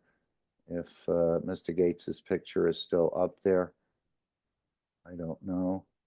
Yeah, there's our report. He gave a whole thing about Hawking changing his mind after reading Mr. Keshe's paper. So you see how just a paper that Mr. Keshe wrote can change the mind of a leading scientist. Of course, embarrassed to admit that he changed, well, he did admit of changing his mind, but apparently didn't give any credit to the Mr. Keshe for drafting that paper. And apparently the paper is in here somewhere. Of course, the COVID thing was there as well. So there's a lot of posts, and I guess you can answer or respond to some of these. And as Mr. Keshe said, he'd like people to post this in some of the other platforms that Trump uses or other things, because he said the same sanctions and other things, I can't find it right now, that we don't need. Yeah, right here. Netanyahu lied to the world, and we know that story. And Americans brought sanctions on Iran, and now USA is making threats based on these lies to lose more Iranian lives and American soldiers. So he's asking you to post, I guess, or copy and paste into other chats some of the responses and so on in the Trump. And again, I don't know how all this works. I'm just going to be learning about it. Let's see. Okay. Somebody said here, he has been in contact with Elon on X since November 27th. Okay. And I'm sure they have a private chat room as well, correct? It's not only what they put in the public, but they're probably talking amongst themselves, I would think, where if you don't want that to be public, just the way we do in Telegram, I guess you can open a side chat or something like that. Okay. So this is the where Mr. Keshe would like us to go at this point and start following and getting interactive in this sort of platform. And you don't have to be, but he's asking you to join and be part of this this new way of perhaps teaching or sharing or moving some of this information around the globe that he posts. Yes, anyone? Any thoughts?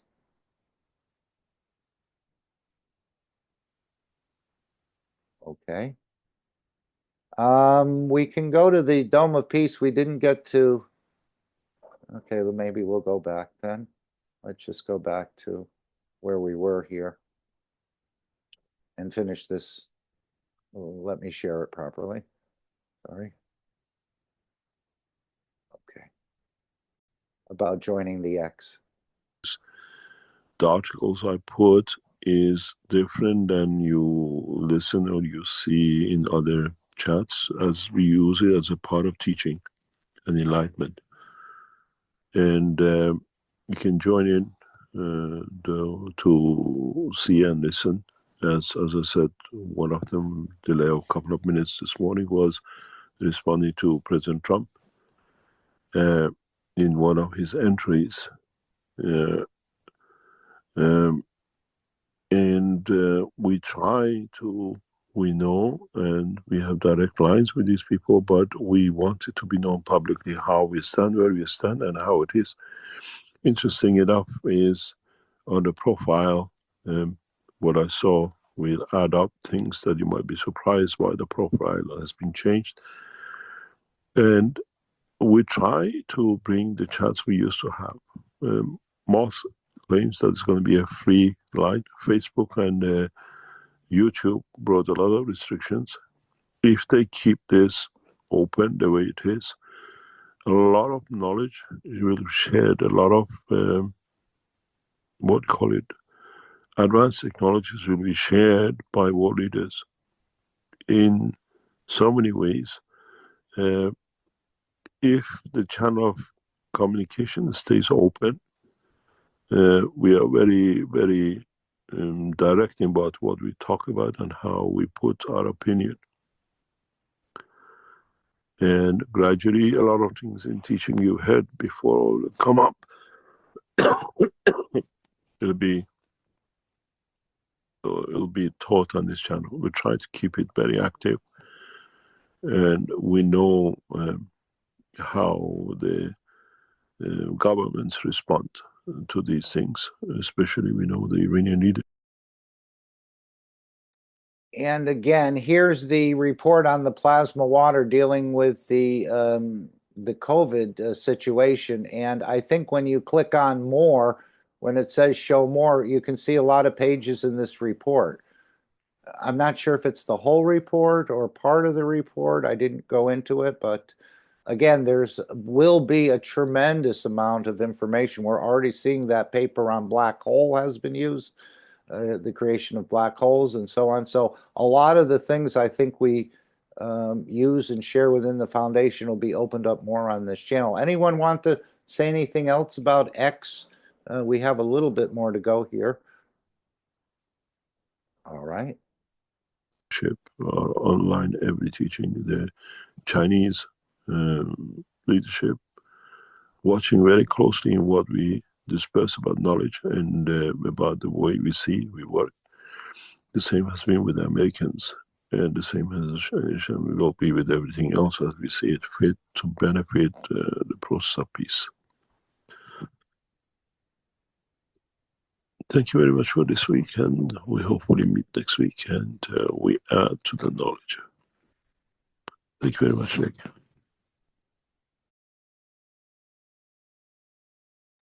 Okay, so I had some other things lined up, but we did have quite a lively discussion about the reports. Carolyn, anything else if you're still here? Would you like to add? Of course, you can come in when Alex is there as well.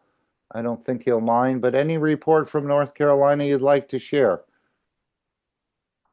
before we go to create the Dome of Peace? Or continue our creation of this Dome of Peace. Again, you can still sign up for the transmutation session that we were talking about. And of course, you can also sign up for the ones coming up in February, March, and April. Okay, so this is our part of the program where we're learning to create this Dome of Peace using the Gans waters. We call that, I guess it would be a matter state, something for our physicality to do. And then the second step will be to use the collective power of the souls to do the same, but in the dimension of energy. Again, this idea of giving, absorbing, and also releasing. One is gravitational, the other is magnetical, but both have the other within it as well.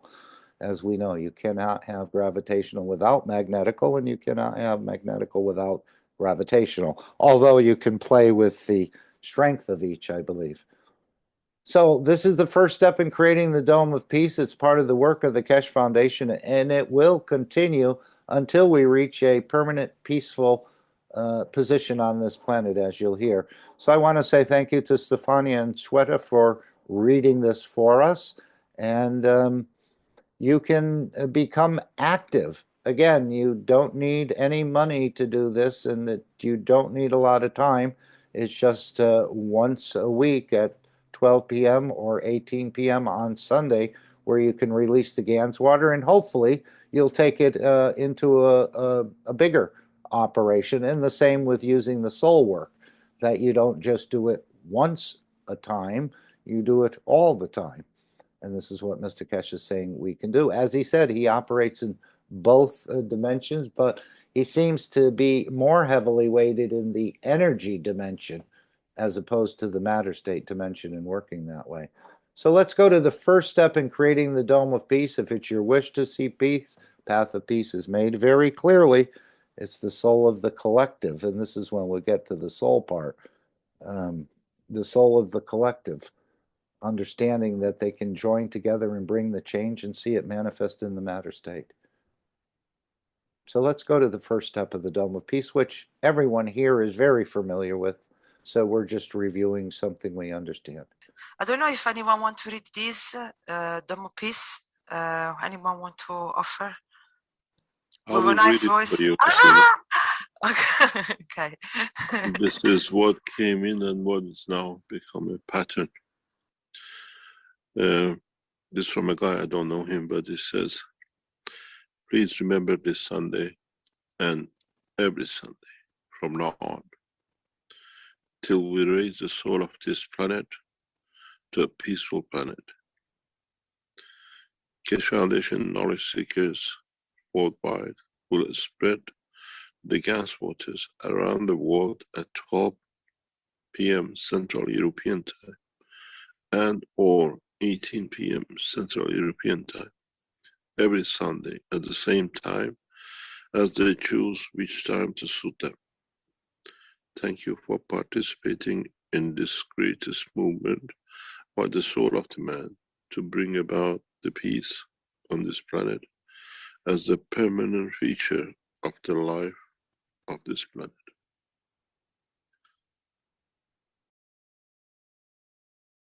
Okay, so that's the first step of the Dome of Peace. And of course, we have something from the Brazilians that they've been doing it. The Chinese have been doing it for probably over a decade now. And this is the way you sort of lay down some groundwork or some mesh work, or the way you sort of take over a planet in a way. Mr. Keshe said this jokingly. This is the Wednesday meeting. Let me see if we have, I don't know if I brought up the right one. Yeah, here it is. I think I'll have to try to share two screens. Let me see if I can do that.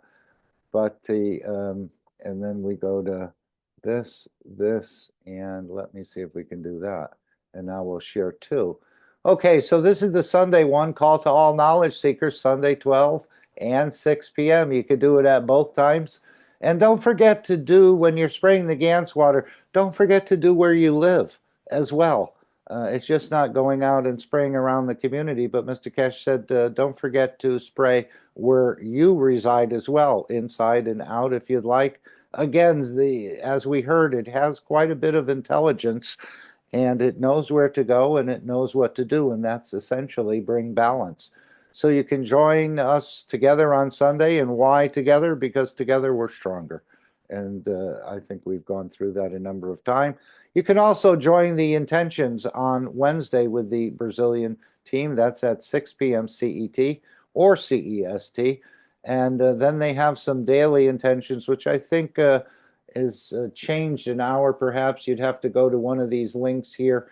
You'll see it posted, Keshe.Brazil, Keshe at Keshe Brazil, for example, Keshe Brazil Technologies, Keshe.Brazil over here. And you can find out how you can actually join them for a physical meeting. And it's usually 30 or 40 minutes, depending on how many people interact.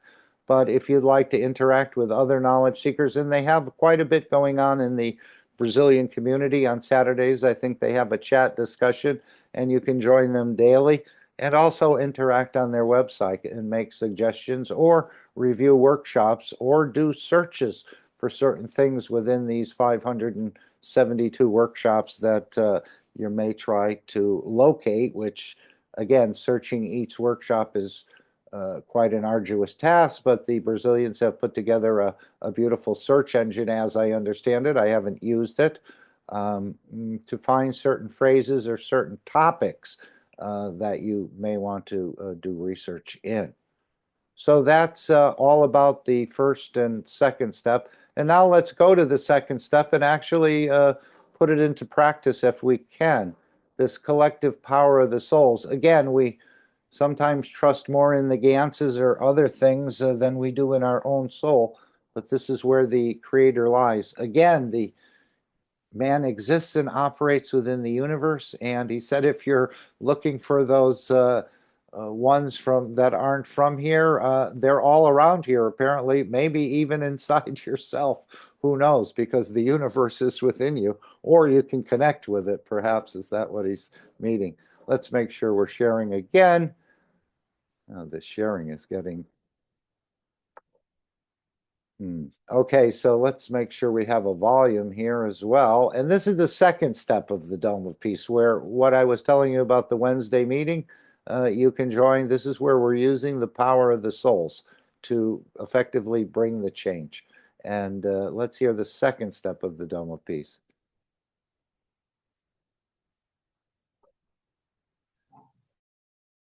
Anybody wants to read the Dome of Peace? I mean, beautiful souls. Here.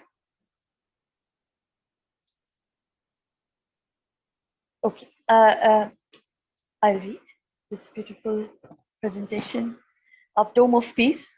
And the Dome of Peace is already here. All the knowledge seekers, truth seekers, lovers of humanity has built it in a way, spreading the guns, loving each other as shareholders. So I will read this as please remember, every Sunday from now on until we raise the soul of this planet to a peaceful planet, Keshe Foundation knowledge seekers worldwide will spread the GANS waters around the world at 12 p.m. CET and or at 18 p.m. CET every Sunday at the same time, as they choose which time to suit them. Thank you for the participation in this greatest movement by the soul of man to bring about the peace on this planet as a permanent feature of the life of this planet.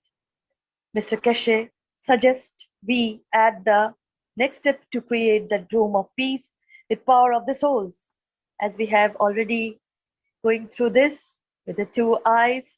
And we ask you to spread the GANS waters each Sunday. Now we give you a new path. Now try to unite each other's souls. Try to elevate the souls of humanity, soul of humanity, through your own soul to a level that no one can touch, the embodiment of the human race. So beautiful. Choose a time where all of you come together on the soul level in a state of inner calmness. At that time, don't spread the water of guns, but spread your soul. Unite, and in time, we will make a new race out of the soul of man. And then, instead of doing it once a week, do it all the time. MK Keshe. Thank you. If anybody wants to add anything. Anybody want to add anything or comment on this process? Let's just bring up our 5 minutes of silence. So what we'll do is just take 2.5 minutes. This is a practice, again, that goes on a daily basis. You can do it once a day. You can do it multiple times a day. Let me share the 5 minutes of silence. So as Ike said, using the plasma does not take a lot of energy as working in the matter state does. So we're using our collective energies for the elevation of the souls of the 5+1 peace negotiators. I guess that's still ongoing. The souls of the International Atomic Energy Agency and all souls working for peace, the soul of humanity, the soul of world leaders, and religious leaders of planet Earth. And if you'd like some encouragement, go to the 23rd Knowledge Seekers Workshop, about the last 20 minutes where Mr. Keshe has taught a little bit over 10 years ago about how to learn to pray through your soul, using your emotions to elevate others. Again, this idea of energy dimension, working with that, your true non-physical nature. And of course, we're getting used to it here. As he said, with the technology, we need to learn it on this planet before we send you off into space. So this is part of that process, giving and receiving. So let's take 2.5 minutes, if we can, and just collectively use our souls to give, or use our emotions to give to the souls for their elevation, that they may pick it up at some point in time and change the direction they're going more into a peaceful and calm situation within themselves and within their sphere of influence, if we could. So let's just take 5 minutes of silence. Thank you. Could you please find a 30-minute segment after this? Can I find what? A 30-minute segment. Oh, sure, sure. We'll go back to something. Great. Thank you. Yes. Okay, I'm just trying to share something here. There it is. All right. So let's just take 2.5 minutes, collectively use the power of the soul and help to bring the change. And again, this is not a day job. So if you're looking to read in the headlines tomorrow in the newspaper, and maybe one day we will, but this process has been ongoing. And as Mr. Keshe said, these souls are so low that they need a lot of encouragement and a lot of support. And we're also reaching the ones that operate behind the curtains, as we're starting to learn. Many of these political people and some of their assistants are basically spokesmen for others operating behind them. They're almost the puppet, but the real puppet master is behind the scenes. And through this process, we're reaching them as well. So through the world leaders to those who are operating behind the curtain. Okay.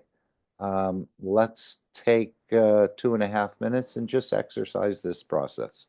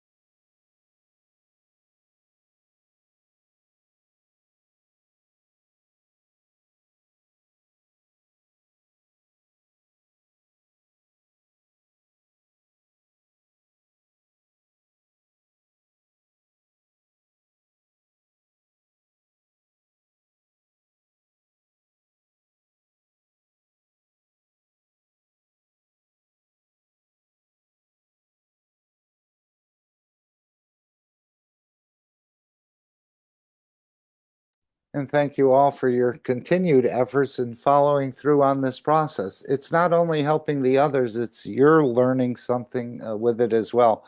And as he said, when you nourish others, it's just an automatic. You become nourished. Let me bring up the invitation from the Universal Council, if I could, and share that. And of course, every day at 9 p.m., we conduct the same exercise as we just did. And you just gather on the soul level. Make sure we're properly sharing. Okay. So the Universal Council invites the Keshe family and Universal Council family in unifying at soul level every day at 9 p.m. CET or CEST for the elevation of the souls of all leaders and soul of the totality of the Keshe Foundation, creating peace in everything that exists. I think Mr. Keshe put something similar up on the X platform, but it was about Middle East peace and solving the situation there. Very similar. And again, this is something, if it's your wish to see peace, this is the process.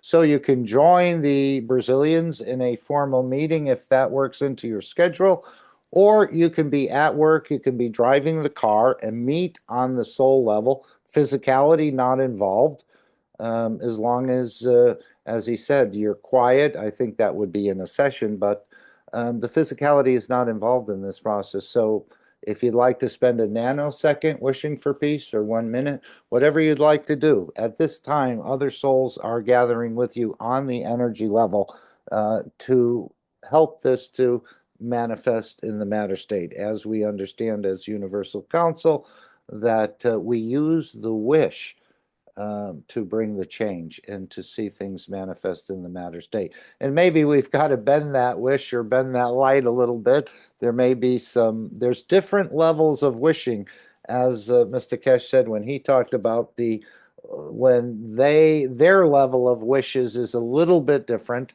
And apparently everything has to be considered, that no one is shorted or no one is put off balance or everything. When they do this, everything is considered, but we're just learning. And the beauty of it is in our process of learning that nobody fails this test. So as I said, by holding those tubes and wanting to be able to transfer some of that energy, it works and it happens.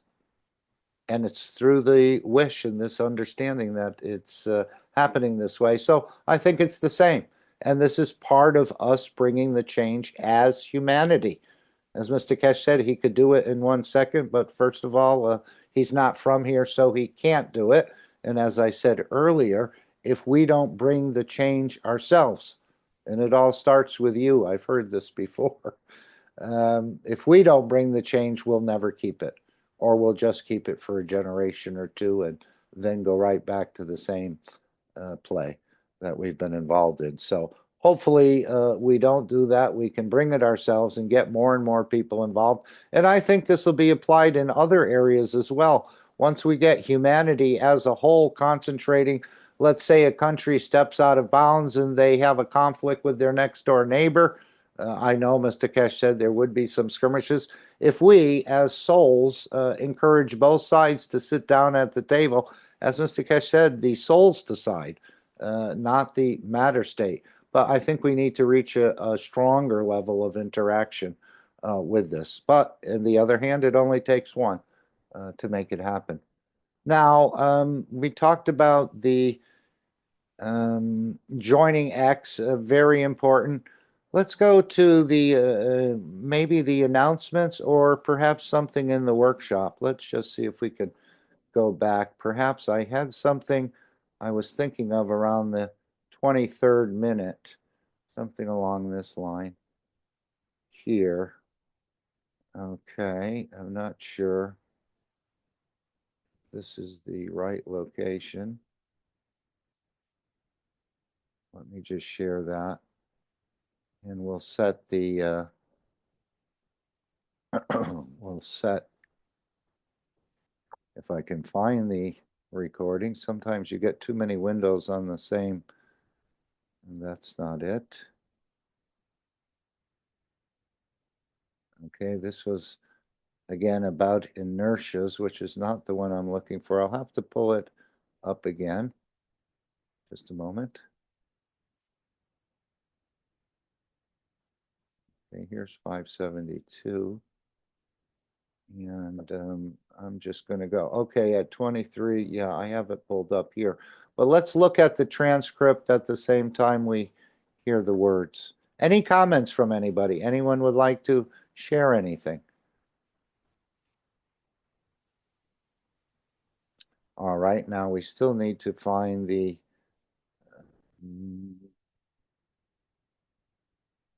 right, we need the transcript.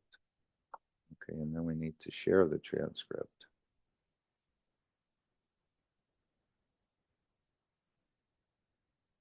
Okay, so let's start it around the 23rd minute. And I think this was something, again, about being hungry, being able, while you're sleeping, to be able to feed yourself. Maybe we should go a little bit further. Okay, well, we'll just start where we are here. You come out of the system and you still feel hungry, or you want to eat something, you lose interest in eating, because the line of the energy conversion from carbon-14, or energy of the what we call universe, to man is not completed. You have created that filter knowingly, because unknowingly you're still using 80% of it. And that is where the game starts. And with a new communication system we are bringing out, and many of you are hopefully working with it, is that you decide how to and where to, at which level to go to transmute, to transfer energy.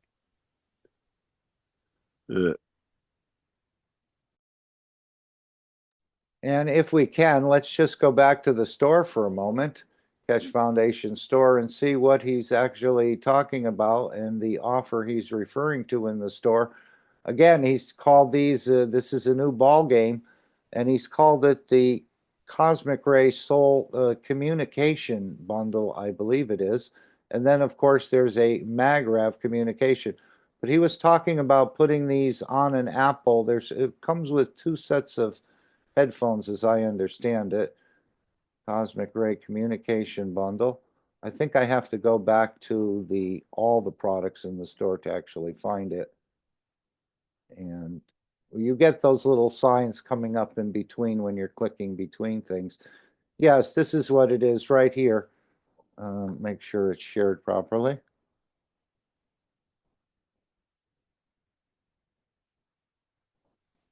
And this is what he's talking about here with the Cosmic Ray bundle, where he said this is another game changer, or a new ball game, where you can actually communicate, or as he said, transmute with these, or even put one of the headphones on your partner, or even on an Apple, and see if you can absorb the energies. Apparently these are quite powerful. I think they have some sort of cosmic ray material in them, but this will be something people will start to work with. This is the newer, perhaps a newer feeding system.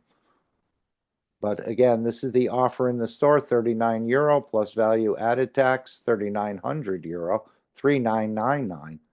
So these are not toys. And again, we're going to be trained a little bit more on how to use them. Okay, let's go back to our workshop if we can. Properly shared. No, we want the transcript, yes. Okay, here we go. And this is part of the knowledge which we need to understand. This is part of the knowledge that we need to feel to understand. This is a part of knowledge that we need to adjust to understand. It's not that I go in the machine and from tomorrow I transmute, I don't eat. You have to adjust the body physicality to fall within the structure of the creation. You cannot just go, I don't eat anything from tomorrow and I just use ganses or whatever. You have to adjust the brain. You have to adjust the internal energy of the soul to be able to tap into ganses which you provided. So this is what I was mentioning earlier about that adjustment period. And you know, before I got those Nutrigans, I was practicing a little bit or quite a bit of this intermittent feeding.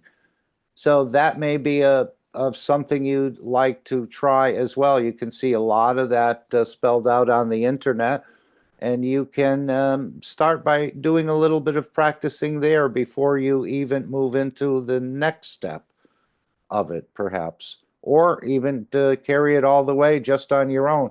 As he said, these are just training tools. Some people will, it'll take more time than others, but others may not even need any training tools where they'll be able to do it. Again, it's the belief creating the emotion, emotion connected to hydrogen, connected to the creator. And that's how part of it works, I think. Not just by them being there. You don't have a digestion system for it, or you don't have the connection system to it. You have not made the connection for it to be. In the last year, in the last week pictures of the screen, we saw all the fruits, but there were ganses on the, what we call the tubes, on the cylinders. We have to be able to tune into them, to what I need. But does everything need to have a taste, to have the smell, to know that you receive the energy of it? Right. I'm trusting that I am, and I'm not feeling hungry, but I'm not tasting anything, or I'm not smelling anything either. But of course, I'm sure when you go into space, these fields may have a smell. I guess there are different smells of different galaxies and universes and planets, but I haven't been able to tune in to that perhaps fine tuning that you need to actually taste and smell it. Or do we need to? Any comments from anybody? Do we need to taste it? Or does energy have a taste? I've never, if you're all absorbing 80%, do you get any taste? Well, that 80% is coming in.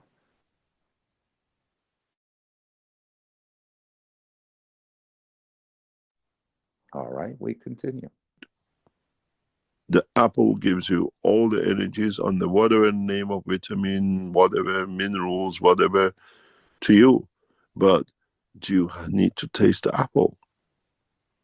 Do you need to have the feeling of the apple? Or you adjust the body that it takes from the tube where apple is in it, the energies which is needed by your body to transmute. You got to understand, as I explained last time, when you receive these food systems, you got to realize is an intermediary. Is not that, let's say, it's got garlic in it, or it's got apple in it. You take from it what you need by holding it, but it itself, through its structure, takes energy from the universe, from the space, which means we'll never finish. Before, if you made ganses, if you look. This is what I was mentioning earlier about what he said about, well, he said in the past that the ganses we make at the foundation are different than the ganses the knowledge seekers make. And we know that with the artists, again, the artists who are painting those pictures to create effects between two pictures, the Keshe Foundation supplied the ganses. They didn't ask the painter to make the ganses. So there's a marked difference, I think, in what the foundation makes and what some of the knowledge. I'm not saying it doesn't work, and I'm not discouraging you from making them. My next project will be to make the magnesium GANs. The plates have been ordered. So I am going to be working with that and setting it up around the house once it's made. So, but again, they're quite different, I think. As he said, with the MagRav, the same. And so many of the other products, the same. can't be replicated. Technologies have not been understood. Technologies are also hidden and are not in the hand of the man to do some of these things. And we wonder why we can't make or replicate systems the Keshe Foundation makes, because the knowledge is too deep. We don't have it all. You saw how many times he said we have to learn this, we have to learn that. And this is the whole process, step by step by step. And I guess it never ends, because even there are levels above the level of the creator. So that means the creator is also perhaps elevating. I'm not sure what he meant by that, but he said you weren't ready for that knowledge at this point. Singular ganses, you saw it, a reduction in the jar, the amount of the ganses deplete most of the time because they share energy, they change color. In the composition of food ganses, you don't see that. What does this mean? We have lost the screen, Rick. What this means is that the system, due to combination of materials in it, taps into many energy fields. This means that never ends. When you're singular, it's very hard to tune to.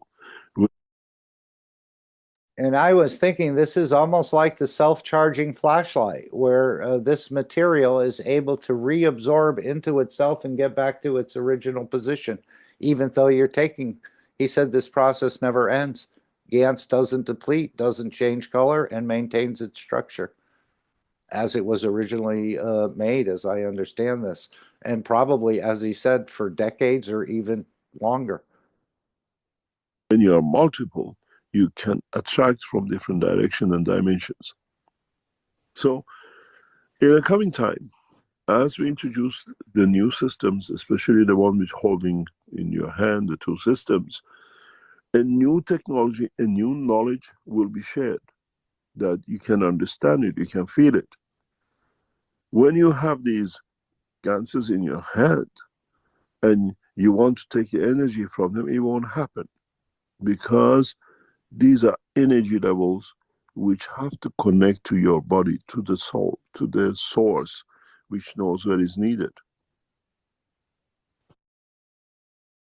So again, if you start playing with these, don't think everything is, you're just going to switch off needing to go shopping anymore or anything. It's a process of connecting the soul, changing the brain to, and also the body needs to adapt to these changes. It's a new way. It's a new way. So even by using it and practicing it, I think you're gaining more than, at least I feel I'm gaining more than I'm aware that I'm gaining. And why that's happening, I'm not sure. But as he said, all these training systems, whether it's the transmutation or the rest of this, is to, in a way, inculcate it into your structure. And once that happens, you won't need the tubes anymore. And as he said with the ganses, sometimes we make cups for people, and then the guy tells him, oh, he says, well, how you doing with the cup? Oh, I haven't used it in a month. Well, that means the body didn't need it anymore. It doesn't need to take from that cup because everything has gotten balanced, or whatever the changes that have been needed have been met. So you just forget about it in a way and move forward without that. And that may take quite some time, and there may be other techniques to doing this. So, so we stay humble and we try to absorb. And these are the new technologies, in a way, exchanging food. I wonder in the next few years, as this technology develops in a way, you go to the supermarket now, you buy apple, oranges, you go to a supermarket, very small, and different type of ganses on the window. I need to have this, I need to have that. This is what I want to learn to tune into. We replace rows and rows of food, maybe with a small cabinet with everything you need in it. Would you walk beyond the cabinet to look for a meat, a piece of flesh, maybe a tomato, when you know I don't need to touch? The energy which I get from it is in this, what I can take from the cabinet. This is part of the structure. This is part of the process of the teaching. In converting, in showing you how to convert energy, universal energies on carbon-14 to carbon-13 and carbon-12. If you need to leave dimension of physicality, you can only tap into carbon-13 to bring it down, to convert and use it in the dimension of the soul. Then you do not need to kill. You do not need to use other. And wasn't that the main point, to stop the ending, the stealing and the killing, even though we don't fully look at it that way at this point, with these vertical and horizontal people and the way we're interacting? We don't need to kill them. You don't need to use other. This is what he's referring to. If you look at the structure of the body of the man, you have sugar, which is carbon and hydrogen. Then you have again water, which is a hydrogen and oxygen. And then you have the combination of the earthly connections, which is your nitrogen. Conversion into storage. Where you come to use the energy side of your body, you don't need the nitrogen. And this is where all the problems starts. Connection to that nitrogen, connection to the Cohen, which is the amino acid. Once man learns to work between the hydrogen and a carbon, and combination of it, man becomes man of space. The problem with man, with greed, with hunger, with power, all is connected to that nitrogen. In a way, when you go into the dimension of the energy. Okay, that was it. That greed, the hunger, and the power all connected. He said this is where our problem starts, with the nitrogen. So again, this was something I never considered. Wouldn't even think it was a problem. The planet made it. We're using it. The oxygen is within it. But he's saying we can detach from it, and this is what's going to be taught. And hopefully he's teaching it to everyone. But where did it say that? Again, this would make a quite nice, much nicer people, wouldn't it? Somehow that got moved. Yes. Yeah, I was just thinking about, you know, the C13 and the C15 and so on. So it almost sounds like using, I hate to say 14, but C13 and a hydrogen. So that would give us the 14 in place of nitrogen, as an example. I may have got all the numbers wrong. Maybe we can ask Alex when he comes on. Yeah, C14 and then 1. That's C15. I mean, one hydrogen added on at C15. And then if you take C12 and then you add a hydrogen to C13, that's another a kind of an option. We'll have to see how he explains it. Does he explain it there? Because he did it before. Okay.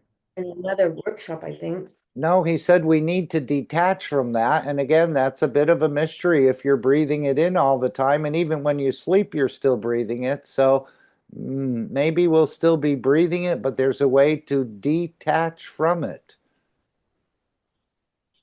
Well, I'm not sure how that works.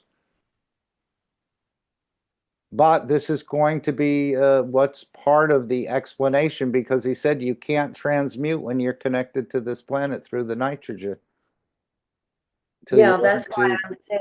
Yeah.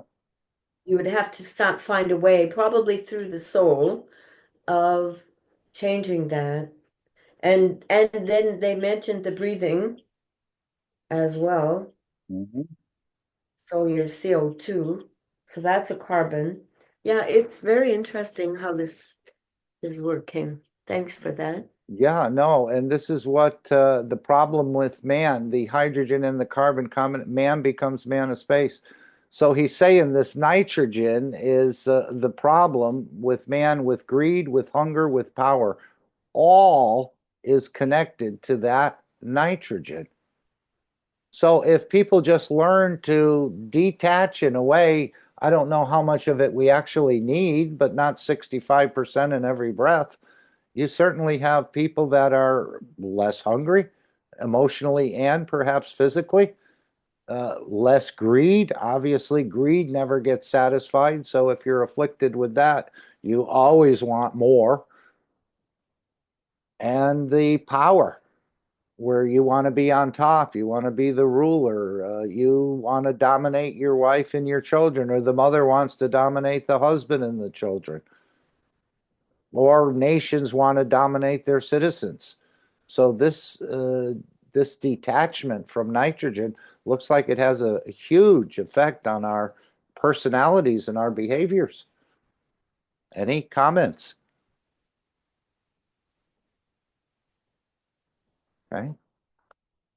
And I guess people will see if they learn to detach from the nitrogen how their emotion changes, or how their behavior to other changes, or perhaps to animals or to plants or other things, to see how this change happens. And again, it'll probably be a step-by-step process.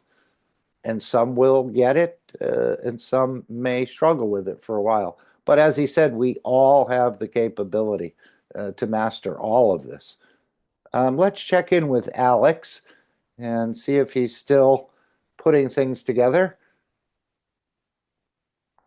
Yes, time, I just need about 5 minutes, Mark, please. 5 more? Okay, let's continue with this. Perfect.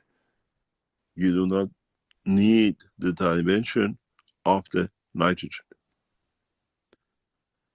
And there is an emphasis on every breath we take that we are connected to this planet. So again, he's saying you do not need the dimension of nitrogen. And we know that the planet wanted to hold on to us, what it created. That's part of its gravitational, is to, so this may have been a trick in a way of the planet, again, I don't know, to hold on to what it's created, almost like the mother who doesn't want their children to move out, wants them to stay close to home and be with the family, and sort of frowns on them leaving. In a way, the planet has that same effect, and it did it through the gaseous protein on this planet. Very interesting. Because 60% of the air we breathe is nitrogen. In a way, man should learn to use his environment to create energy for that environment. Would we stop breathing once we go into transmutation? Doesn't mean that we do not need to breathe. We bring the physicality in the fields of the universal energy of the soul of the man, and then we become detached from the dimension of this planet, which is a conversion of nitrogen. And it was funny, in one of the clips I was making, he said, we don't breathe, we transfer energy. So perhaps that's what will happen in these sessions if we start to transfer the oxygen we need without the nitrogen. This will be quite a powerful skill to have, in a way. It does seem like that nitrogen sets people off or something, keeps them greedy, keeps them hungry, keeps them seeking power. If you look at it, if you understand it, if you ever had time to think for 1 second, you would have realized by breathing, we are taking in amino acid. 65% nitrogen. There is a carbon in the air, there is oxygen in the air, and there is a hydrogen in the air. So in a way, our lung is a amino acid protein absorber of energy attached to this planet. We take that amino acid as a meat, as vegetable, but we breathe it every second. Every breath we take amino acid in. But we've never been given the line of thinking, because now we don't take the animal, we don't take from a body, but we take from the body of this planet, from atmosphere of this planet. Just look at the structure of the air you breathe. It's another protein, but in a gaseous dimension, which we never think. This is where our attachment to physicality comes, to this planet, indoctrinated with every breath we take. Once we go in the dimension of... And as I was saying, I sort of was trying to calculate, you might take a breath if you're at rest, maybe once every 6 seconds. So 60 seconds, what's that, 10 times? And there's 1,440 minutes in a day. So if you were just sitting at rest, that's in the 17,000 breaths per day you're taking. And this is what's keeping us, in a way, connected to this planet. I think we'll still breathe because we may need the oxygen, or we're going to convert it somehow in the fields and leave the nitrogen outside. Anyone think of a way that can be done? He said it's going to be taught. So there are techniques, as he said in the previous workshop, I guess, about techniques for bending the light and things, which will be shared, and how to start perhaps with the matter state colors. But yes, this is another, again, universal knowledge that we need to understand, or we need to learn. And then we need to learn to become man of space, he's saying. Energy, we separate that line of nitrogen, and then we learn to become man of space, because we rely on a hydrogen and a carbon. When we talk about dimension of energy, when we talk about dimension of the physicality, the only difference is to take energy from the dimension of the space, and then let the body of the man to convert it, if he needs it, in a dimension of physicality at a point, time, or place. Because... Okay, Alex, we're just checking back in with you. I don't want to short your time. How are we doing? Or do you want to let me know when you're ready? I'll be ready in a couple of minutes. Okay, that's please. not a problem. Yes.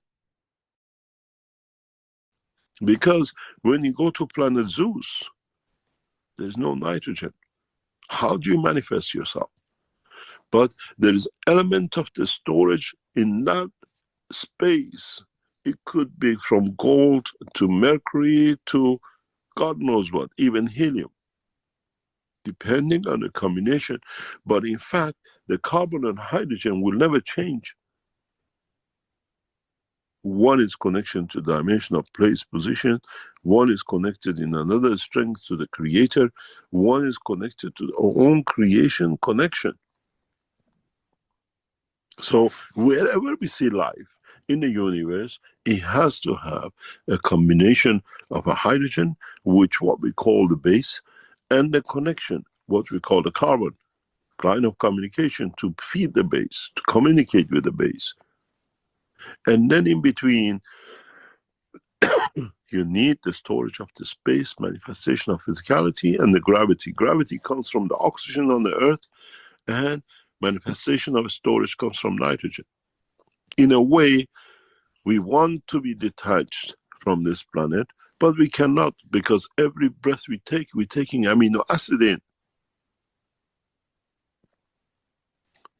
60% nitrogen, 15, 16% oxygen. Then you have percentage of the carbon, and then you have a percentage of what we call the hydrogen.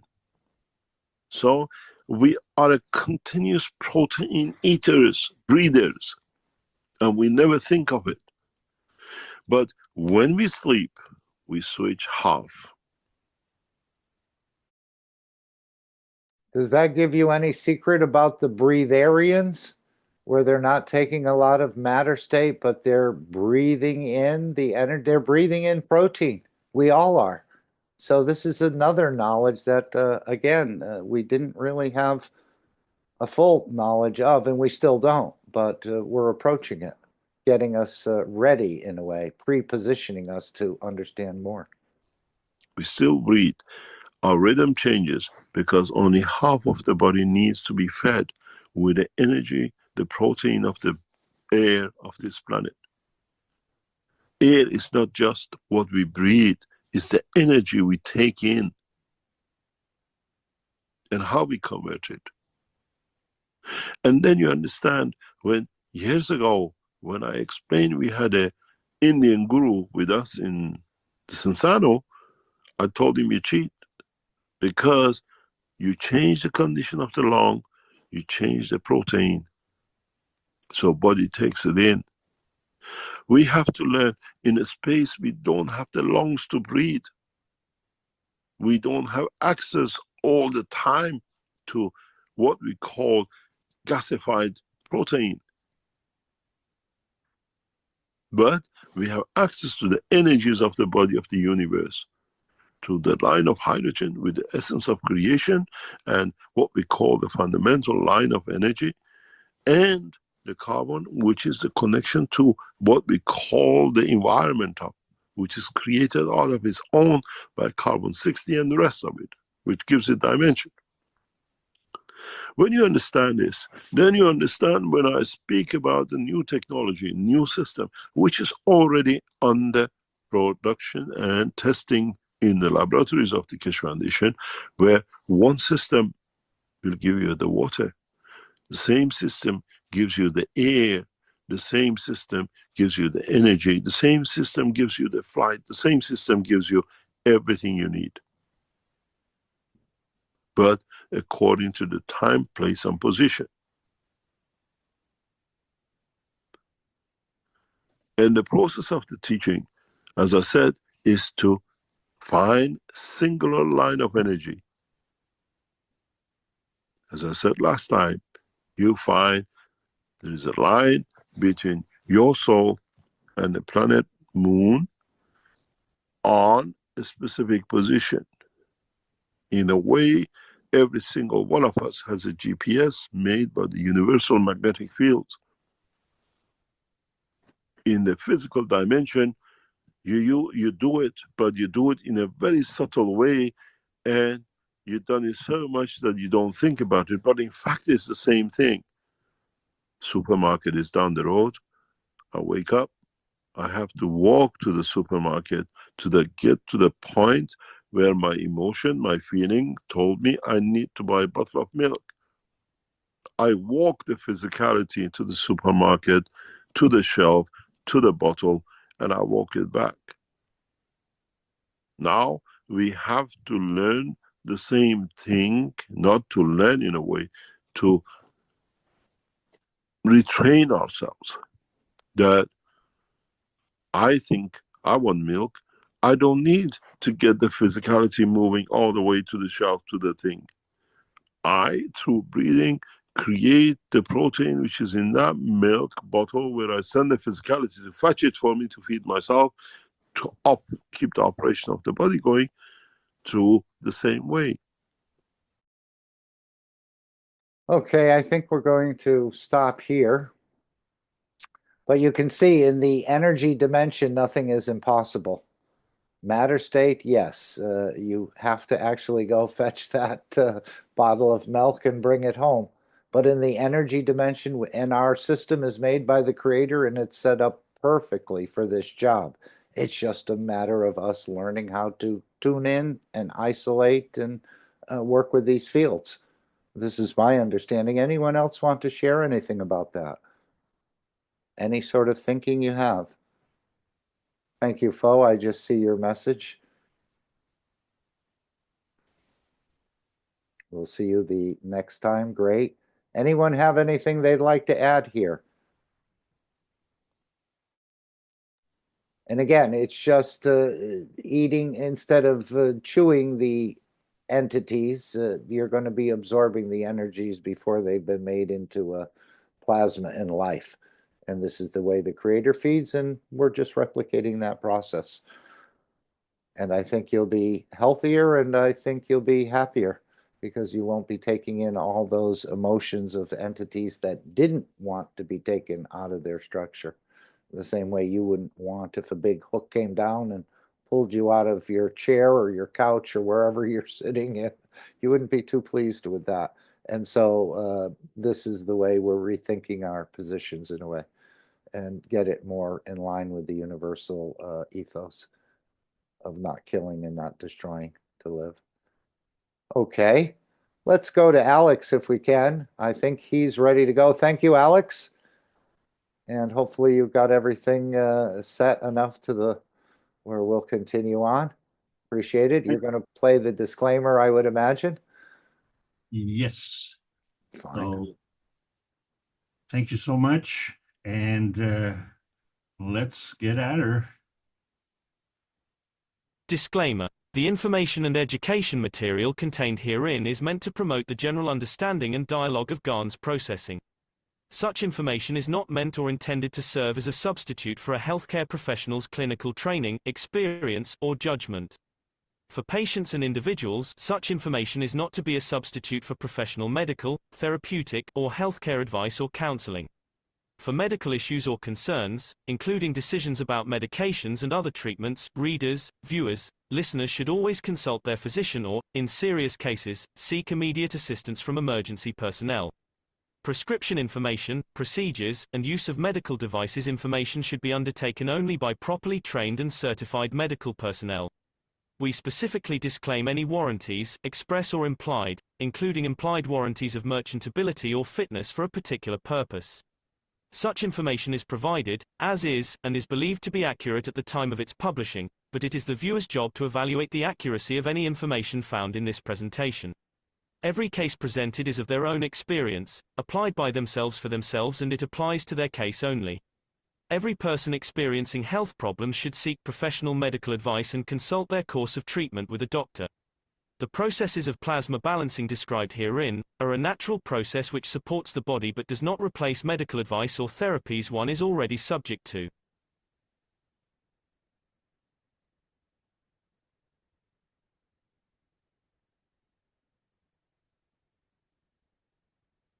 Thank you very much, everybody.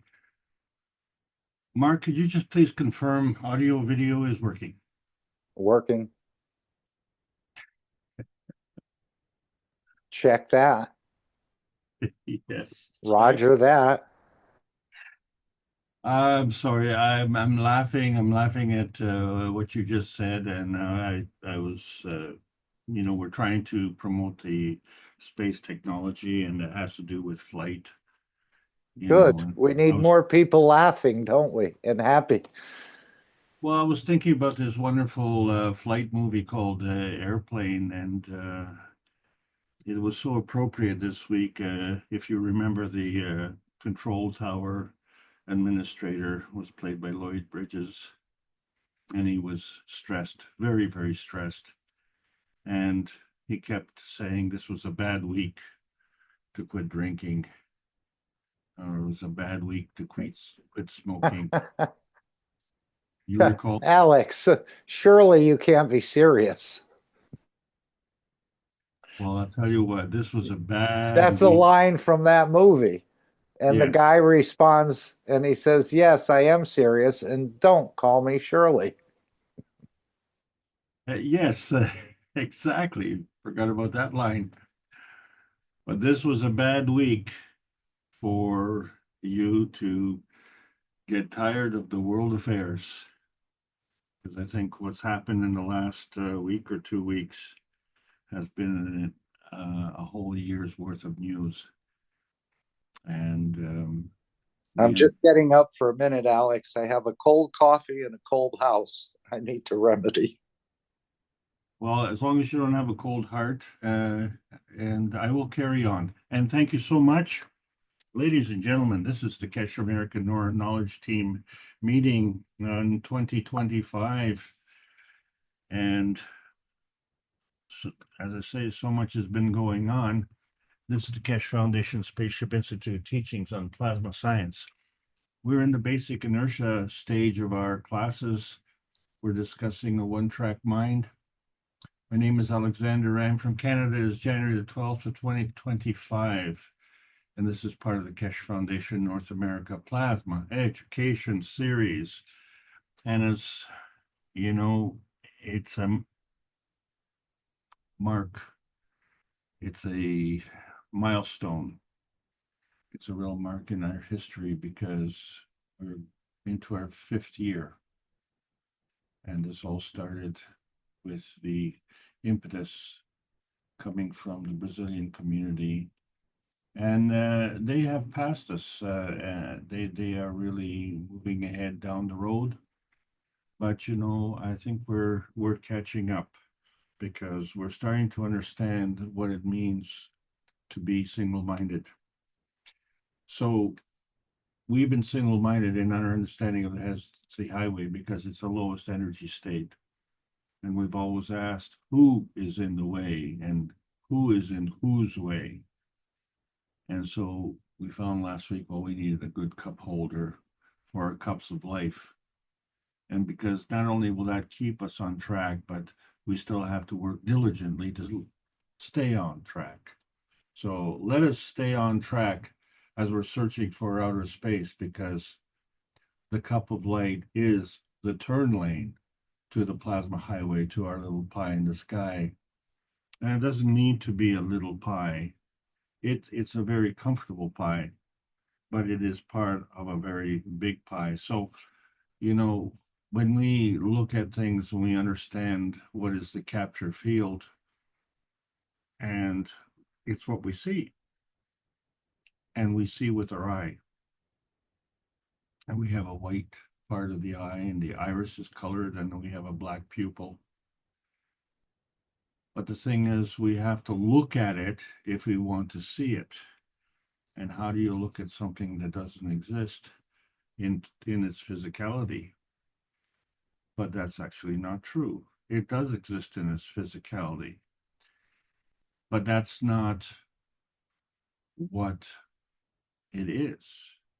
What it is, as I explained in the book number 1 of Marantavakali Keshe, is the universal order of creation of matter, where you have the combination of the antimatter, dark matter, and matter state. So there's a singularity that comes together from this so-called Holy Trinity. But this Holy Trinity has a duality to it, as shown ironically in book number 2, the structure of the light, which is a connection between two realities. And then, of course, is book number 3, which somehow goes to that singularity, but then it talks about the origin of the universe. And from the origin of the universe, well, this part makes sense. You know, for one, you beget two. Well, it just seems to be a little bit strange that the origin of the universe precedes the universal conversion of matter. And this is one of the things that we have to understand. We are very divergent on this planet, and for 360 weeks, Rick Crammon and the Universal Council have been trying to bring together the one planet, one nation, one race for justice and world peace, which includes all of us. And so all of us are the proponents of justice and world peace, not some NGO bureaucratic council, because each of us is an NGO, and we're not bureaucratic. It's just, this is our domicile. And as such, there are rules to follow. And it's hard to follow all the rules when you only got a small portion of them. And 10 Commandments was what I grew up with.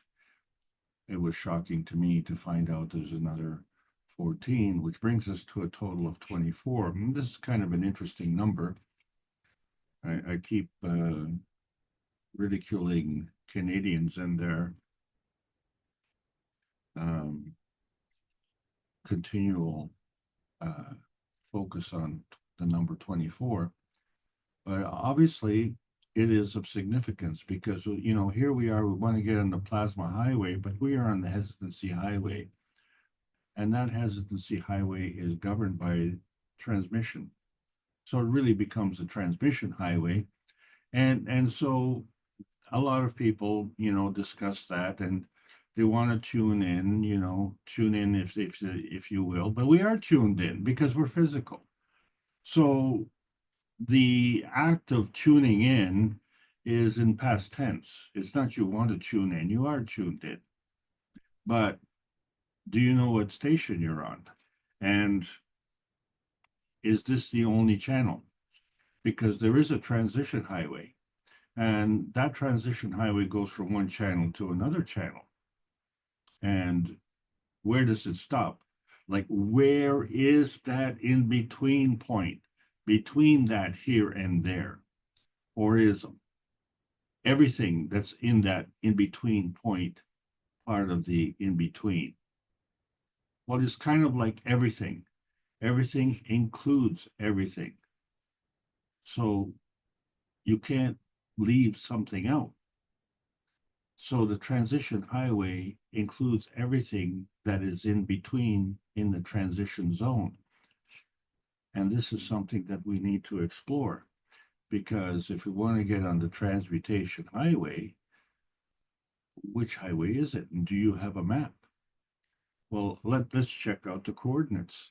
You know, when we need guideposts and we need cornerstones, and it's clear that there's no cornerstones in the spherical confines of the universe. So we have a dilemma. And that dilemma is to understand how this carbon is tracked. And we are focused again on the number 24 because it affects these ratios, these carbon ratios. And we say, well, how could we have a ratio of carbon 12? Well, because all of the carbon gravitates to the singular track of carbon 12, which is a combination of two fields, the one that's coming and the one that's going. And we didn't say which one is one, but there is one on coming and going, and there's another one that's coming and going. And it's a two-way street. But when we look at these ratios, the interesting thing, of course, is that we can see that the ratio in the lowest energy state is 1:1, but in the highest energy state is 2:1. And yet the number on each track is 24. And that includes the intermediate track with carbon 14 and carbon 12, and that too is carbon 24. But the ratio is 1.4 to 1, which is kind of a strange number. And I guess the question then is at what point is that the correct ratio? Because there's clearly a gradient between 1 and 2. And as we found from the pH tables, the gradient from 1 to 2 is a gradient of order of magnitude. And so to interpret the pH tables, we have to understand what it is that's going on here. So as we go from, let's say, one transmission dimension, that transmission dimension, as I said, 1 is actually a combination of the X, Y, and Z axis of the dimensions of transmission. And then we look at gravity, which is the dimension of transmutation, but includes 3 dimensions of the X, Y, and Z axis. And so the transition dimension is the connection between that. But that transition dimension is a combination coming from the transmission dimension.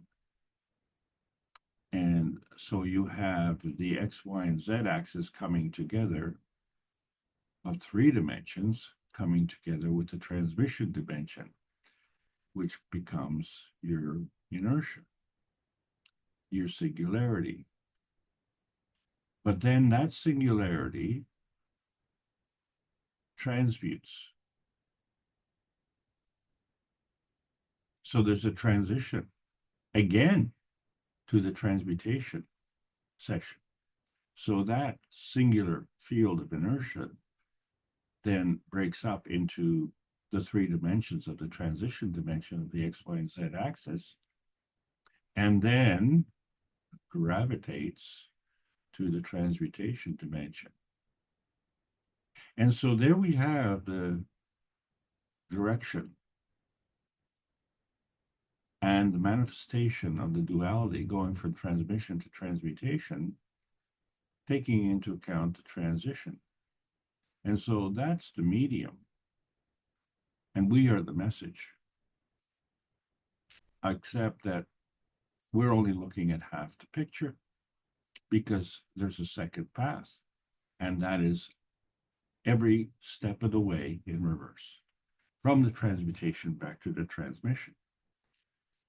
And as we said, this is part of the basic classes with respect to inertia and trying to understand how we get this one-track inertia going here. Because what we find in terms of the plasma relationship, we talk about the difference between mass and weight. So the mass is a plasmatic measurement, and that is constant. But the weight can change. We all know that. Sometimes we put on weight and sometimes we take off weight. And we don't all weigh the same. But we have all these components. And all these components have a mass. But once they get into our transmission state, the lowest energy state, which is the physicality, then things can change. And so this affects our manifestation, and our manifestation comes from the alkalineness of the universe, which means that this is not the only place, because all universes have the same inertia. However, the universe is different in the unicos. And so that's a subject for another day. So the point is we're trying to track these dimensions. And as we said, we have these 3 dimensions, but they all come from the one dimension. So what is the difference?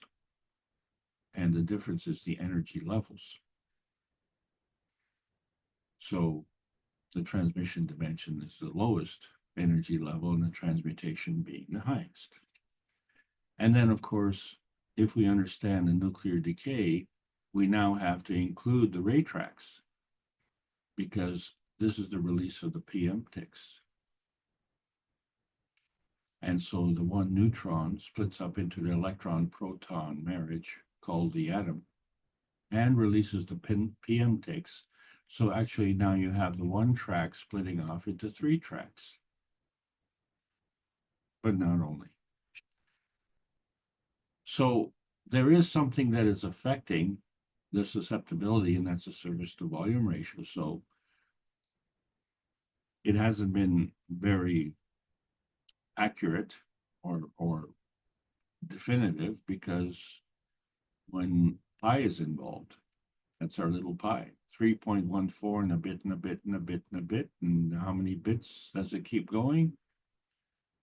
And so we just round it off because we're the observer fudgers. And we can do that because we're not part of these 3 dimensions. We're looking at these 3 dimensions. And so we are the message. And what we're looking at is the medium, where you have the one feeding dimension and the other feeding dimension, but, you know, they're not necessarily the same in terms of being identical, but they are conceptually 1 plus 1, and then we get more than 2 because you see we still have the 1 and the 1. And I guess that's where you can have your pie and eat it. You can give it and you can still eat it. And that becomes part of the feeding dimension. And so then, of course, once you've eaten the pie, then you give the feedback to it. And that's your 3 feedback dimensions, because we still have these feeding dimensions. But as you notice, we're not walking around with feedbacks. We have dinner, and then we have a gap in between the next meal. And yet we can keep going. So the way that we grab this energy from the feeding changes. And so the whole purpose of grabbing this energy is to have this energy, but if the way that we grab this energy is different, then we simply cannot transfer that energy at the same energy state. And so we have the conservation of MAGRAV energy transfer states. So the transfer is still carrying on, but there is a balance between the fields.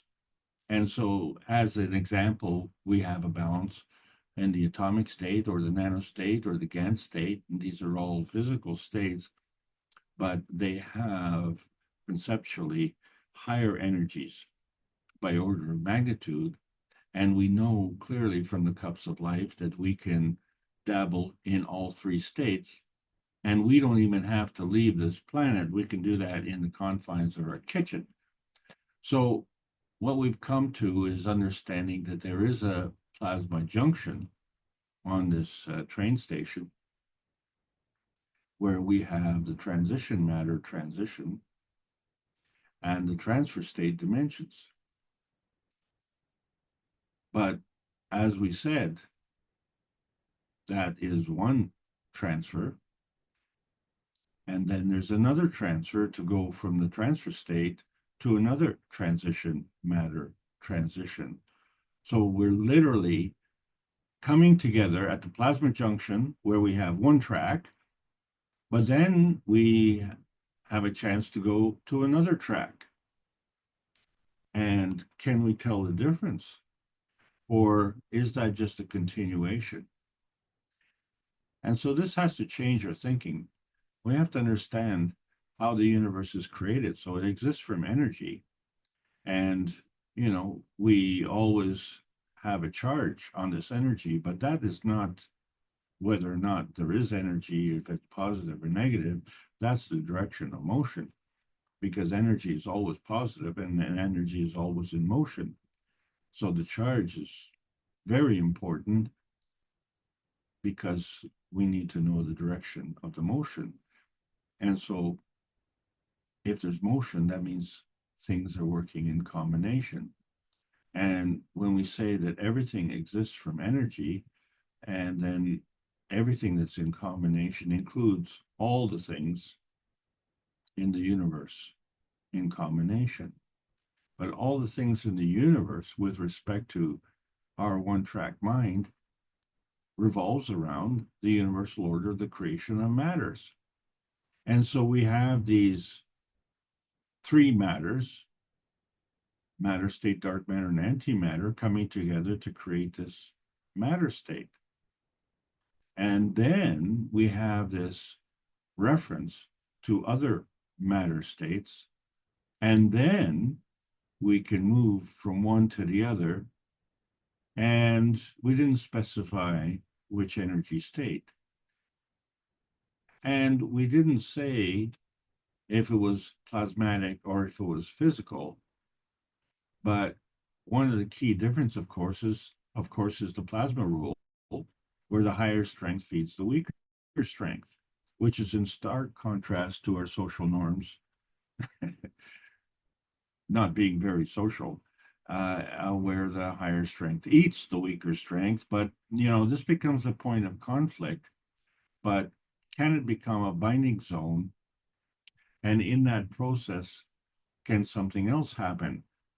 So what's happened to us is this convergence of forces becomes a point of conflict because we have a track switch failure.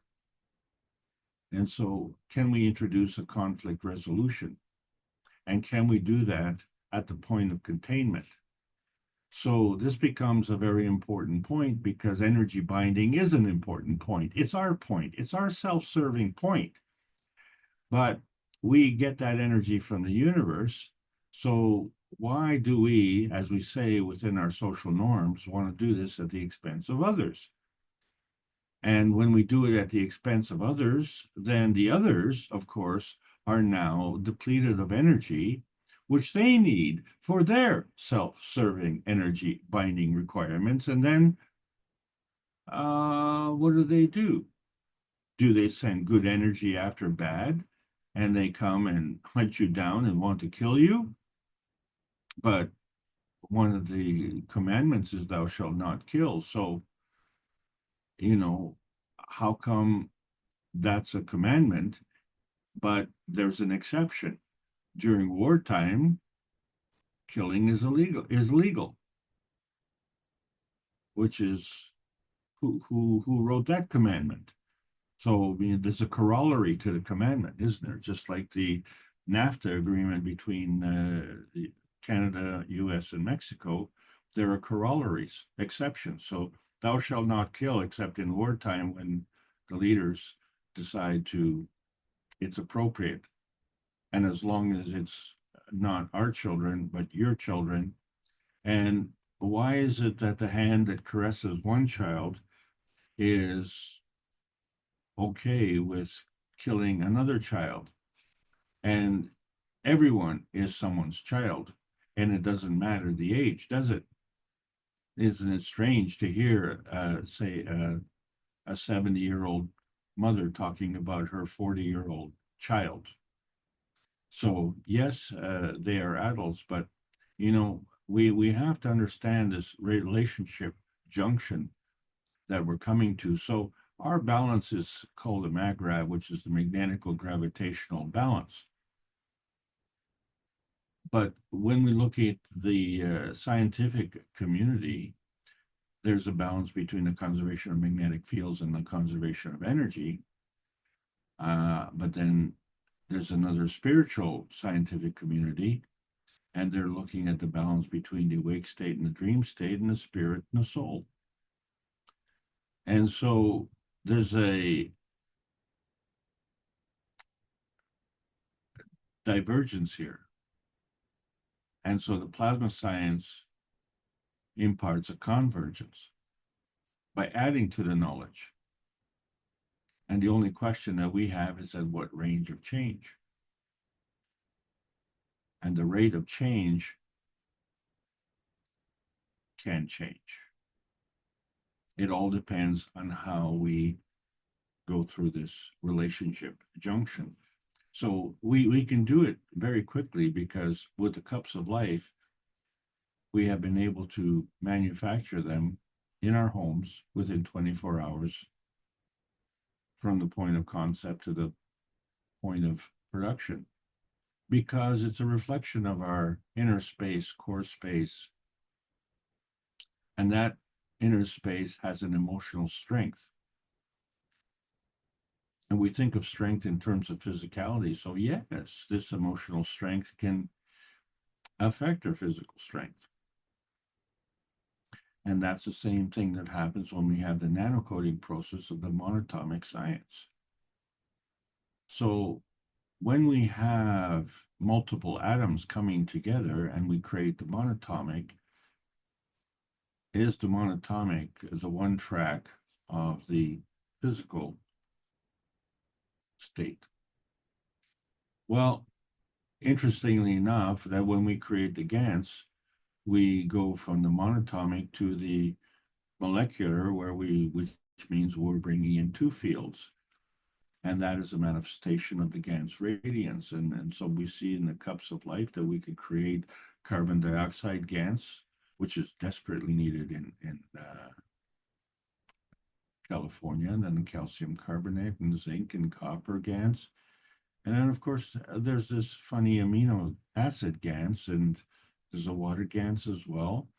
And we call it H2O, but you know, it really doesn't add up. And then we have what we call a gold GANS, and you know, we can see in the periodic table of elements that the gold and the copper are in the same row. And what's the difference? Well, the only thing that we care about is the plasma feeding, because what we want is what we want. And what we want is to feed me. Feed me, feed me, feed me, feed me, you know, because it's all about me, isn't it? And that's one of the problems with this singularity. And everyone's got a one-track mind. It's me at the expense of you. Well, the one-track cup of man is the bringing together not only of the physical manifestation, but there's an emotional manifestation. So you can be fed and you can be satisfied physically, but would you be satisfied emotionally? Are you getting fed what you need, or are you getting fed what is there? And so many have said, if you can't have what you like, then like what you have. Or that can be paraphrased, you know, need what you have as opposed to having what you need. And then we have the one-track cup of soul, where we not only bring the emotional cup and the physical cup together, but we bring the soul cup together, and this all converges into a one-track field, which is very important, especially when we look at the one-track cup of the universe, where we have all of these forces coming together, and we create this GANS. And this GANS is individual, yet it all comes from this bicameral mind, the two chambers, the left and right hemisphere. And then it manifests itself into a gravitational energy field of a one track. So from the two minds comes together a single-minded thing, which we call the inertia of the mind. But how can this inertia of the mind come together if it can't come just together with itself? So it has to come together somewhere. So everything is somewhere. Nothing is nowhere. And so we are on Earth.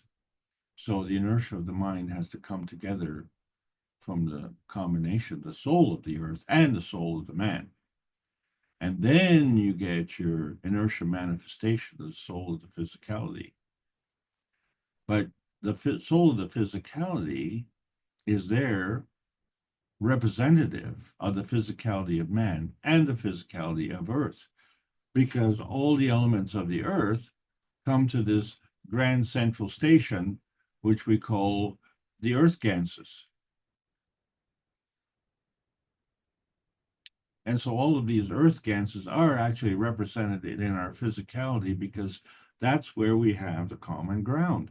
So when we talk about this common ground and we look at the periodic table of prejudice, and the reason it's prejudicial is because each of these elements are individual, and yet they're all on the planet Earth, and they all are part of the Earth space range details.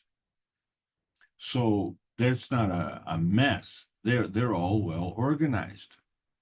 And so maybe they create patterns, and maybe, you know, they're not like blocks of or chunks of cheese,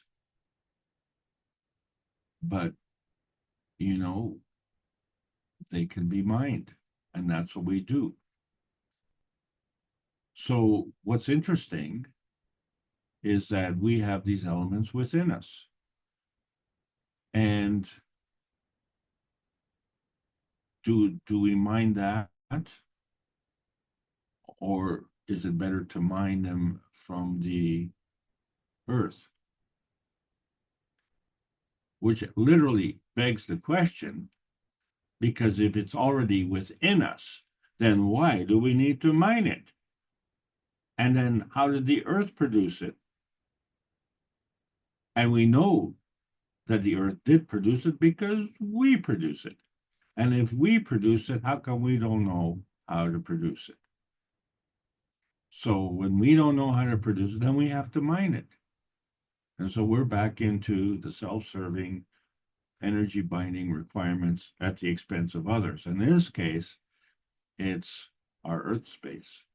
And so the Earth space suffers. Well, the thing is, the Earth space is our home. And so if it's suffering, then we're suffering at home. And this is all part of the energy and the energy manifestation. So wherever we came from and wherever the earth came from, it all came from somewhere. And it came through the medium of plasma fields. And so that becomes the transmission dimension. So the magnetical PM ticks came. And many PM ticks came together and they converged. And so they converge and form this antimatter, dark matter, and matter-gen convergence, which we call a MAGRAV. But that MAGRAV is only in the plasma state and does not manifest into the physical state until it comes together with the Earth space, which is also brought together the antimatter, dark matter, and matter-gen convergence in its MAGRAV. So then we have the field interaction of the MAGRAV of the physicality of the man and the MAGRAV of the physicality of the Earth space. And then we have the MAGRAV of our existence in this physicality, which is the field interaction we call inertia. And so what that means is that we have an inertia field in the manifestation of our physicality, but we also have an inertia field that created the MAGRAVs in the first place. So there's an inertia of the plasma fields. But it's the coming together of the inertia of the plasma fields which create the inertia of the physical manifestation field. And so our one-track mind, looking at our physical matter exclusively, is kind of missing the whole picture. And so in order to understand our physicality, we have to understand that there is a connection with the plasma reality. It's just that in the physical reality, we can touch it and see it, but in the plasma reality, we can't touch it or can't see it. But the plasma reality is a contributing factor to our physicality. And so therefore, it becomes part of our matter plasma dimensions. And so our one-track mind is the domination of the feedback mind. And so man is feedback dominant. That's what it means. So if man is feedback dominant, we look at matter state and we say, oh, we bring all these elements together and that's an affirmation of life. But if we're only looking at the physical state, well, then that automatically means we're denying a part of our life. And that part of our life, if you deny that part, well, you're missing something. So we have to understand that there's a two-track solution to this one-track mind. It didn't just happen just like that. You snap your fingers. So when we look at what's going on around us, then we find that there's a soul junction. And that soul junction isn't just in what we see, because we have other senses. So our soul is positioned at the crossroads of the senses, right? So each of these senses has an inertia feeding vision. that inertia feeding vision, is a plasmatic symbiosis of all the energies coming together, but through different senses.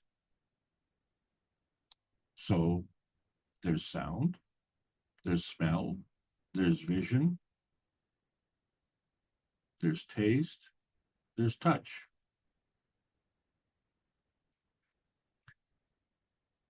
So the soul junction is the plasmatic reality, and the manifestation becomes the physical reality.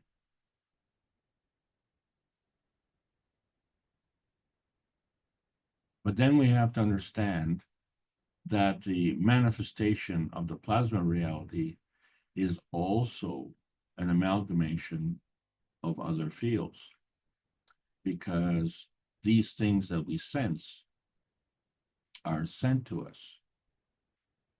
So they would be sent from another mag-grav field. So our interpretation of what we capture at the soul junction is a mag-grav field. But what we have captured are the emissions from another mag-grav field. And so if we are interpreting our physical reality, then our physical reality is the merging of all the tracks that are coming to us, whether they be in sound, sight, or mind, or taste. So there are two tracks for sure merging together to create this one-track mind. And so that represents the tracks and their curvature and their density, because the one-track mind has to be more dense than the two-track mind because it's the merging of the two tracks. And so it's very convenient in our physicality to deal with the singularity. So, but what we find, in order to maintain a balance of that one-track mind, and we implement a gyroscope, we find that we cannot maintain that balance. And so we try to do this with two tracks, right? Because we want to compensate. We want to compensate for that one-track train wreck. But what if instead of two tracks, we make a double gyroscope? Now we have one-track gravitational stability. And so when we look at the gravitational conformation, we have to understand that it's a convergence of the magnetic fields that are emitted from the sun, the earth, and the universe. And they come together and they create a fingerprint, which we call the emission spectrum, and it's in color, and we can see it, and it's unique. And so what it represents is not only a gravitational conformation, but it's a gravitational tracking, which is to say that we can track this hydrogen anywhere in the universe because it's unique and it has a fingerprint. And so does the oxygen. It follows the same rules.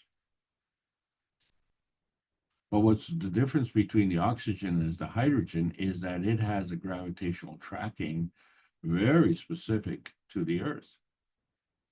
And what is interesting, as we see, that in terms of the range or the gradient between the oxygen and the hydrogen, it's about as far as it can get within 1 pH.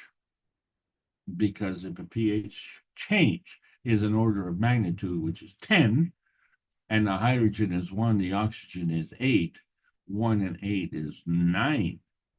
So if there was to go to 1 more, then it wouldn't stay within that pH. It would literally go to the next pH. And so that pH of 1 would then become a pH of 2. And then within that, you have the range of the oxygen and the hydrogen, which is at the maximum range. So what that means also is that there is a range and a gradient in between the two extremes. And wherever you are, well, there you are. And so when we see the plasma star and how it's configured with the 3 rotating fields in the base and the 4th rotating field in the to create the physical star, well, now we've created a plasma star. And that plasma star is a one-track plasma field, which is the amalgamation of all the energies coming together and converging into one field.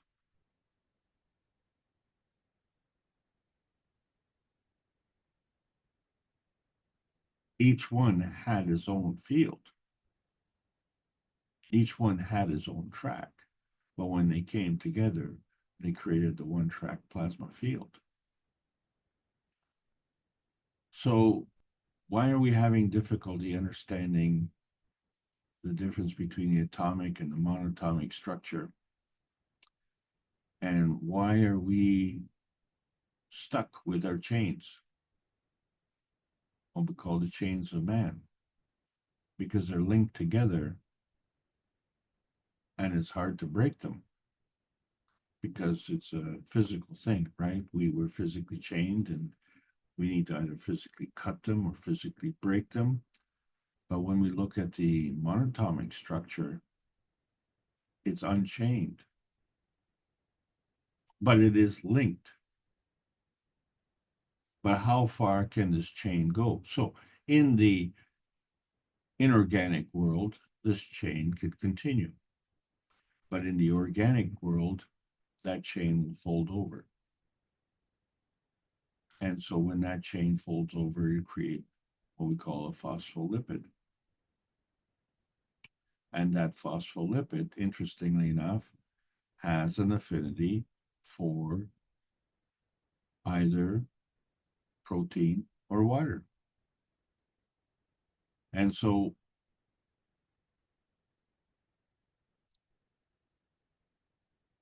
the manifestation of the protein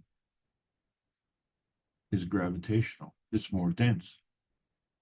And so the energy required to create the protein is magnetical. It's less dense. And when you bring these magnetical fields together, because they repel, they create this transition zone. And so this transition zone actually has its own gravitational point. So we have from the inside to the transition zone, we have the creation of a singular track. But that track has to split up, and then we have another track that takes us to the outside. Well, this is good if we're getting rid of the waste from the inside. But if we're wanting to bring in the nutrition from the outside, well, then the opposite is true. The outside has to go through a transition and has to converge and get into that transition track. But then that has to diverge and get into the inside. And then it has to converge there. And so the creation of the phospholipids creates this duality and facilitates this double tracking. And when the phospholipids go around, and it creates the cell boundary. And so we see that the interior of the cells is gravitational, and the exterior is magnetical, and it is so coordinated. And it has to be that way because the phospholipid creation is linear, but the cell boundary is curved. And in that process, a strange thing occurs. The heads of the phospholipids, and let's remember that the heads are hydrophilic. It's the tails that are hydrophobic. So the heads are hydrophilic, which means there's water on the outside of the cell and there's water on the inside of the cell. Water on the inside of the cell. How did it get inside the cell? Because I don't see a door. And the thing is that these heads have a charge. So how is it possible that the heads on the outside would have a negative charge and they all have the same charge because they're magnetical, but like charges repel? Well, what's going on the inside? Because we have like charges on the inside.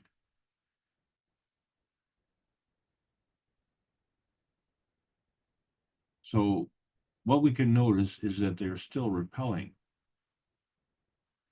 but they're not repelling as much.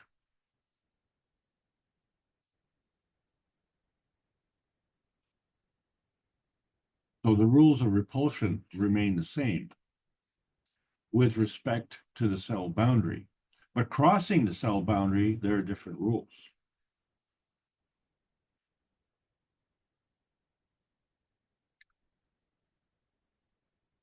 So when we look at the amalgamation of the PM ticks coming together with the field forces of the plasma, then we find that there's a gravitational core, and then there are field forces that go around. But when we look at these field forces and how they track, we find that they're all individual.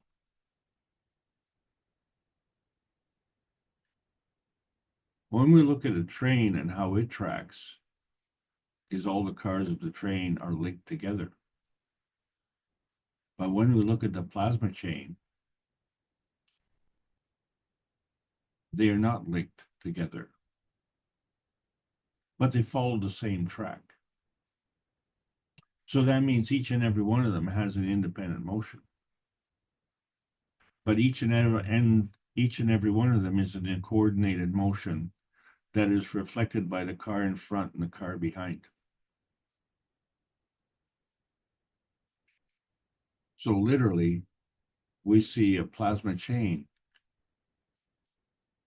around the plasma star. And it operates the same way as the cells do. And then, from the inside, the core, the energy has to go outside. And that's coordinated as well. So now we have a plasma chain tracking system. So when we look at the amino acid and its affinity, so the amino acid structure is a combination of the nitrogen, hydrogen, carbon, and oxygen, where we find that nitrogen is the facilitator, hydrogen is the magnetical force, the carbon is the connector, and the oxygen is the gravitational force.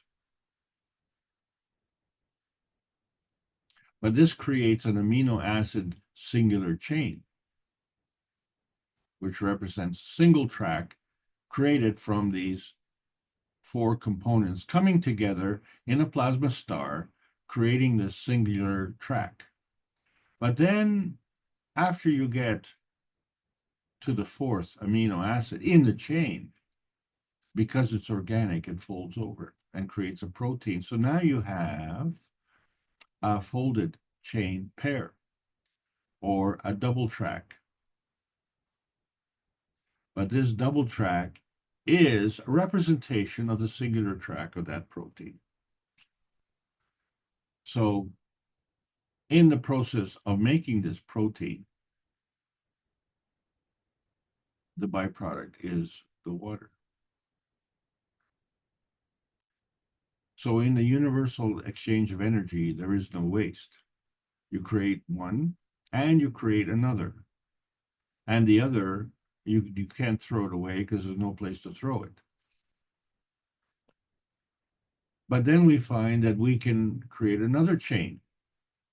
And again, this is a kind of a strange chain because it's not linked the way we see a conventional chain, but it's a carbon link. And what maintains its linear strength is the balance between the hydrogens. So when we look at the alpha-linolenic acid, we see this chain. But we call the polyunsaturated fatty acid because it is with gaps. That's the unsaturated part. And so light fields repel. And since on both sides you have the same field, so therefore the one with the more hydrogens will repel more, causing a bending. And in that process of the bending, then we create, based on surface to volume ratios, a higher surface to volume ratio, which becomes a negative charge on the outside and a positive charge on the inside, and that means it's more dense. In fact, that means it's more alkaline because essential acids are, interestingly enough, slightly alkaline.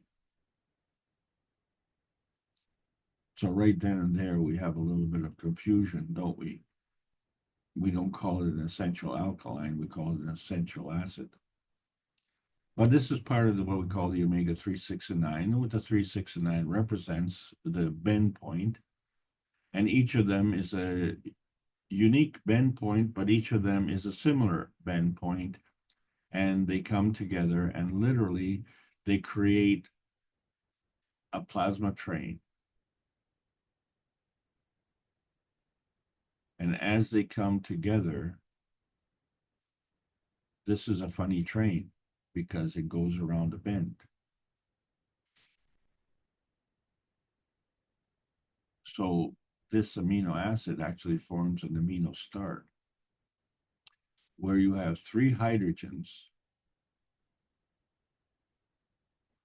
but you have 1 triple oxygen. And then why do you say a triple oxygen as opposed to 3 oxygens? Because whether it's positive or whether it's negative, like charges repel. How can the oxygen, which is created from the bending of the amino acid, maintain its charge when another bend comes into play? And we know that the oxygen is more dense and therefore is a higher energy. So actually the bend should be the opposite way, shouldn't it? However, if these fields overlap and create one field, then we have the merging of these 3 tracks of energy crossing the amino acid boundary and converging into the 1 track of oxygen. And isn't it interesting that there would be 3 of them?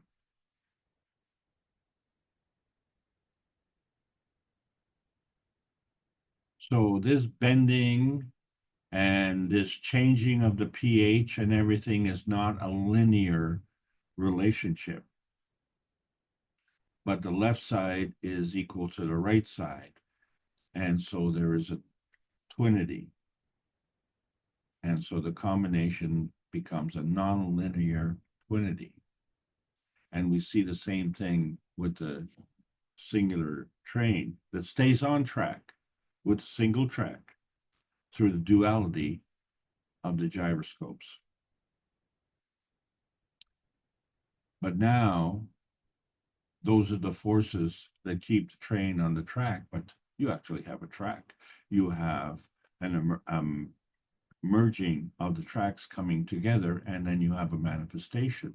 Where on the pH scale is that manifestation? I don't know. How big is large? So wherever it is an amalgamation of the nonlinear trinity, in fact. And so the amalgamation becomes actually your point of view. And your point of view, I guess it all depends on which track you're on. So you may have a point of righteousness, or you may have a point of wrongness. You might have a point of mightiness. But I think I would prefer a point of correctness. But how do you know? You're going to have to choose your track, because all of us are on the same thing that we call the humanity civilization. And this civilization follows the Earth space track around the sun. And so we're all individual, and we all come in different colors and different flavors, but we're all part of the same thing. And so wouldn't it stand to reason that we should all have a one-track mind? Well, do we? Or did we? And the truth is, of course, we did, because we were all born. Which means that we made our decision to come here before we came here. Because you can't go nowhere. You always have to go somewhere. And, you know, planning is always done in advance. You know, you don't do it the other way around. But there is a transmission spectrum where you can go from the non-visible speed of the plasmatic rotation to the speed of the visible transmission spectrums. We know that. That's called susceptibility. So there's a susceptibility range between the surface superficiality, which we call physicality, and in the internal substance, plasma, substrate. And where exactly is it? Well, when we look at the electromagnetic spectrum, what we see is a point of containment of the plasmatic interaction of the gravitational and magnetical fields. And in our visible spectrum, well, we can see it. And then we can choose, and you know, which light and what it means. Because light is a representation of the interaction of the frequency and wavelength. But you know, beyond the visible spectrum, you get into the non-visible spectrum, and they still have frequency and wavelength, but they're non-visible, which means they follow the same rules. But at some point in time, frequency and wavelength don't play a part. And so there's a one step beyond that as well. But there's one step beyond in both directions. And this is the point, because in order to do that, what we call the conservation of susceptibility, we have to take into account these independent plasmatic variables and balance off everything. The maggrav becomes the singular track, whether it's in a plasmatic reality or in a physical reality. So when we look at the transmutation ratio quadrants, we find that there is a balance in the physical manifestation. We know that because we can see the colors, but there's also a balance in the plasmatic manifestation, which is the colors of the emission. And we know that as well because we can see the light. So going back to the beginning, we say, well, the neutron came before the atom. So the track actually split up. And then it created the PM tick. So it's the amalgamation of the PM ticks that came together to create the planetary structure. And on that planetary structure is the structure of humanity. And then, of course, that becomes a gravitational stabilizing effect. But then there is a possibility of introducing different path. And since the light would follow the path, it takes longer to go. And it goes out of sync. And that becomes the initiation of a boo-boo, which then draws more energy and becomes the initiation of a wound, which draws more energy and starts to manifest pain. And that pain can become a throbbing pain. That pain is at the heart of the problem. But as we all know, the heart is not in the central position. So therefore, the pain doesn't have to be in the central position. The pain could be anywhere. And this is what we will explore, because our goal is for the health of humanity. And we have to have this one-track mind, because our earth-space transmutation state is the amalgamation of all these dimensions coming together. And so we have to understand that there's two fields that come together and create the one field. And we have to be strong. And as we look into our past, we were told how it would be fashionable to go to some self-serving things like drinking and smoking and other things, where it appears that we fall off the track. But the falling off the track is to say, well, let's get off the beaten path, okay? Let's be the old gold man. You've got 100 people going in one direction, and you can go in the other direction because you're the old gold man. Well, if we want to manifest a paradigm shift, we have to think like the old gold man, where we have to have the strength and the courage, where 100 people gravitate to the track of wrongness and deviate from the track of correctness. And so that responsibility falls on our shoulders. So we have to understand that the outer space transmutation state depends on this correctness. It cannot happen otherwise. In other words, we can, play in the atomic and the monatomic and the polyatomic fields, and we can even play in the plasma fields. But if we intend to go one step beyond, then we have to change the way we feed ourselves. And then we have to understand that it's a two-way street. So we have to break the barriers on the other side as well.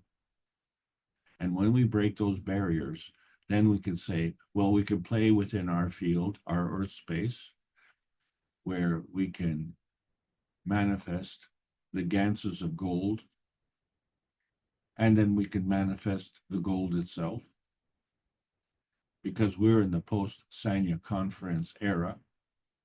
And so now we can make our path choices. And so they become a representation of the pathling of susceptibility, which is a representation of our emission of attention and our emission of retention. In other words, give what you want and keep what you need. And so the amalgamation of these two is the track that you follow, is the interacting track to create the emission of intention. And so now we're able to go beyond the convergence of forces of sight, sound, smell, taste, beyond the ultrasound, which is already beyond the X-ray, and make the connection. And we can see the soul of the man, and we can see the interaction of the soul of the man, all of them coming together, which is a representation not only of the feedback, but the feeding. And the feedback and the feeding are part of the message. And the manifestation is the result of the transmission tuning transition. The transmission is always there. But are you tuned in? And so we have to understand you can select one force which is magnetical and balanced by the force selection of another gravitational force. And so that results in the maggrav manifestation. This selection manifestation is predetermined by choosing the peace dome of intention. And the reason we say that is because in the emission of intention, the effects are extending to the standard folding deviation. In the plasma, in the true plasma, it leaves no room for war because the transmutation only manifests in balance with the peace dome. Those are the rules of the universe. So our perception, where we see the knowledge and wisdom, they can give us deeper insight. Yes, certainly, and our experience will change our perspective. But all that does is it allows us to reflect on life. And so our aspects of understanding our history can be changed through this reflection to understand that maybe we weren't just tuning in properly to the emission. Maybe we didn't have the skills to be more artistic or the skills to be well organized. Or how about the skills of cooperation? We became satisfied with the hodgepodge and discord and betrayal.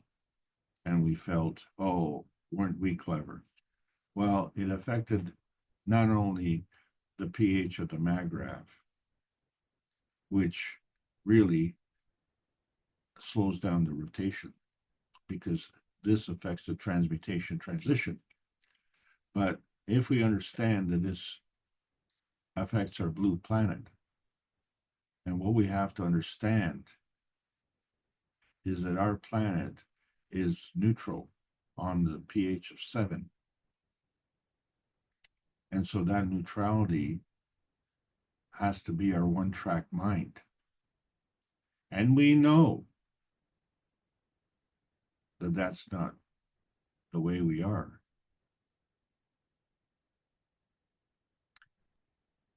Because we're seen as the blue planet.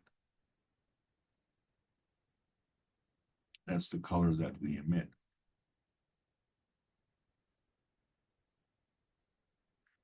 That's not the color that we are. What we are is every color.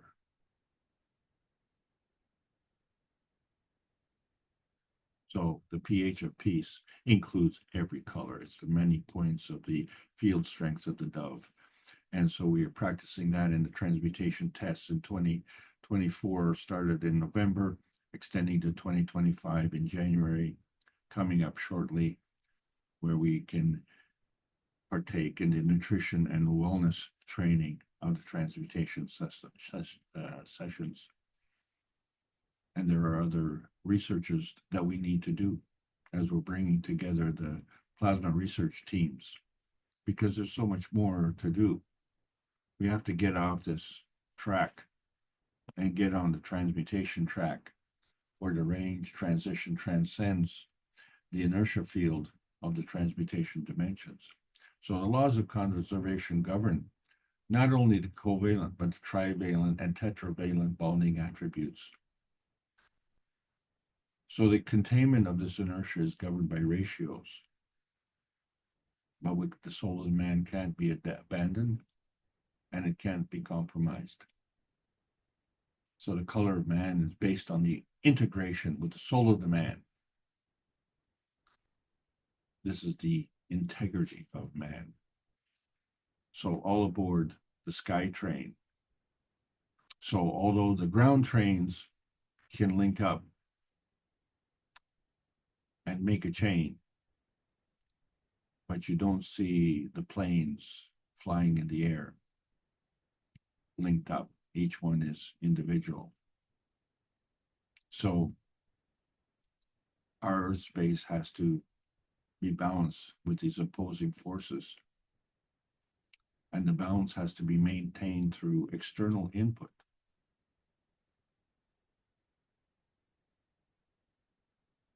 So to eliminate that dependence, We have to have this single-minded teamwork to understand that this balance and strength comes from within.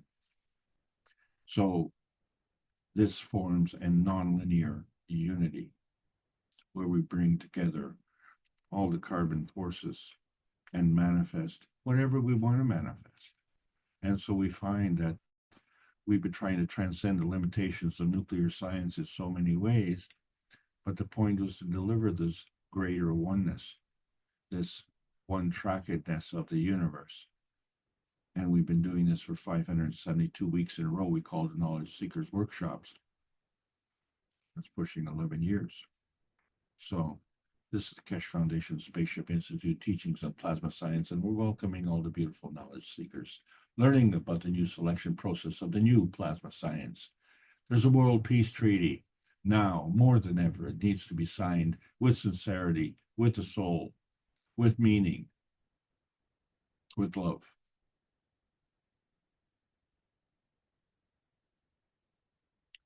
Members of our family are suffering needlessly. And so man is the reactor of a three-dimensional transcendent inertia. There are no straight lines through this field transmutation. Man can go into outer space, but not without a peace dome. And the inertia of the present is governed by the dimensions of history. So how do we impart the transition of energy states of inertia? Literally, it's all aboard this one-track outer space train to the physical transmission dimensions that the plasma science shows and therefore needs to be delivered daily via the Peace Dome in exchange for peace on Earth. So welcome to the new outer space age. And it's about time. Thank you very much. I hope you all enjoy the trip.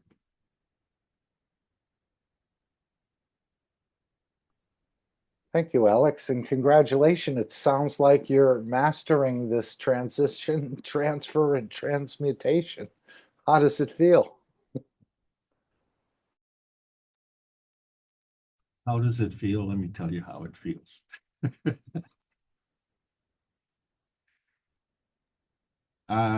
Let's put it this way.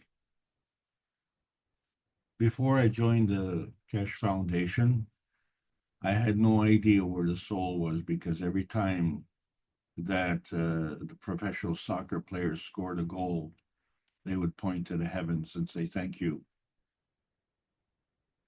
And I always felt sorry for the goaltender. Who would he point to and say, thank you very much for letting me down? So today we're going to look after the heart because we're a little bit busy. And tomorrow, yeah, we're going to look after the kneecap. And then, you know what, maybe on Wednesday, we'll look after the liver. But I'm not sure yet.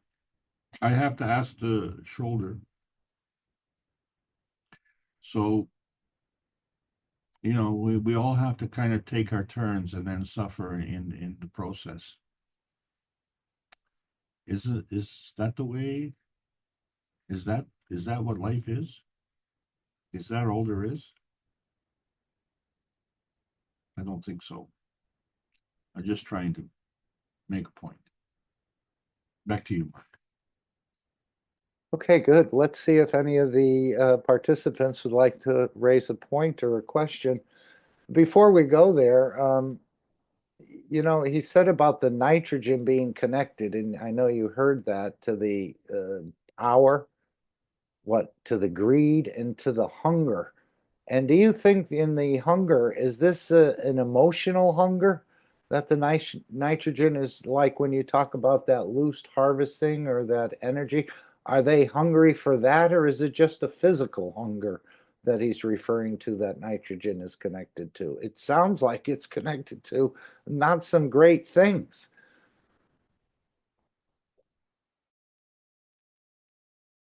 If I were suddenly to scream out that there's an emergency, and you were busy filling your belly,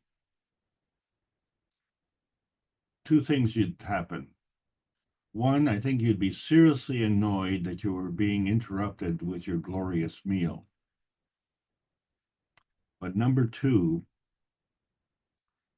you'd have to react first and ask questions later. Because if that alarm happens to be a fire alarm,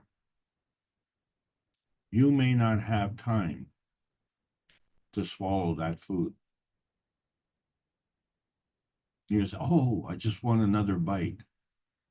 You may not even be able to swallow what you're chewing. You may just have to spit it out and run. And what causes you to do that? So there's a different method of communication within the body. And so your adrenal glands are functioning. And it's called the fight or flight syndrome.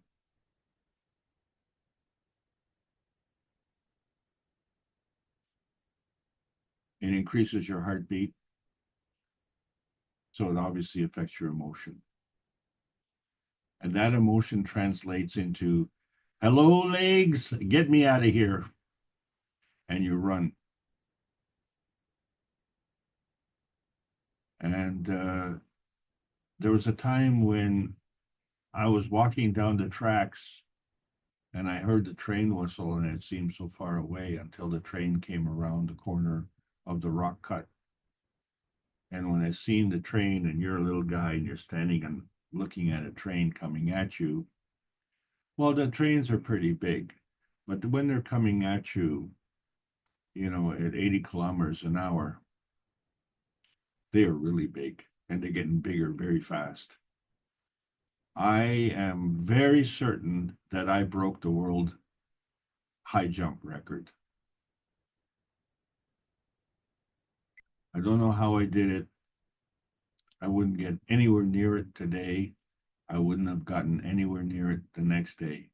But at that moment in time, I jumped so high that when I needed to come back down, I couldn't believe how far I had jumped.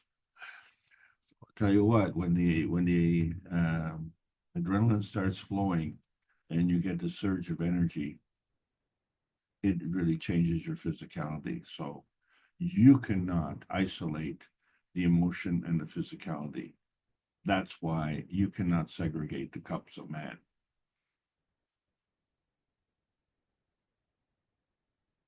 Back to you, sir.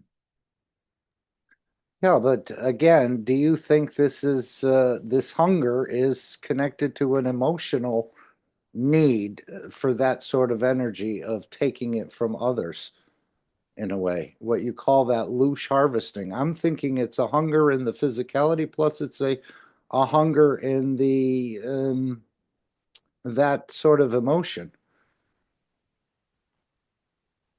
of needing to take energy in the wrong way for others. Do you think the detachment from nitrogen will solve that in the hunger, in the physical state, as well as in the emotional state of needing to take from others, what you've always referred to as loose harvesting?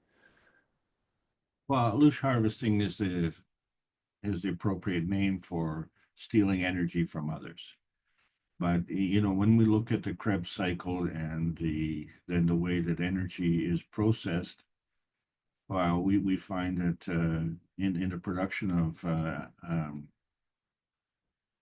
adenosine triphosphate, which is the currency of life, the energy of life in our bodies, we find that there is a transition that goes from the aerobic to the anaerobic. And so the intermediate state, which is not very well understood, we're just looking at the results, which of course is either aerobic, which means it has oxygen, or it's anaerobic, which is depleted of oxygen, but the transfer of energy still remains. It's just a question of how efficient is the energy transactions. And that efficiency has to go through a transition state. So we find that the nitrogen plays a very key role in that transition state. And we haven't really understood it very well. Hasn't been, generally speaking, explained. And when you look at science and what it's doing right now, it is sending, science seekers into the Amazon jungle or the African jungles to find that elusive cure for cancer, that one special plant that could save humanity and the scourge of cancer on this planet. We can't do it, but there's a plant out there or something that can do it for us. And we invest so heavily in looking for that tiny elusive thing. And yet, the way I was taught is that the nitrogen comprises 79% of the atmosphere. And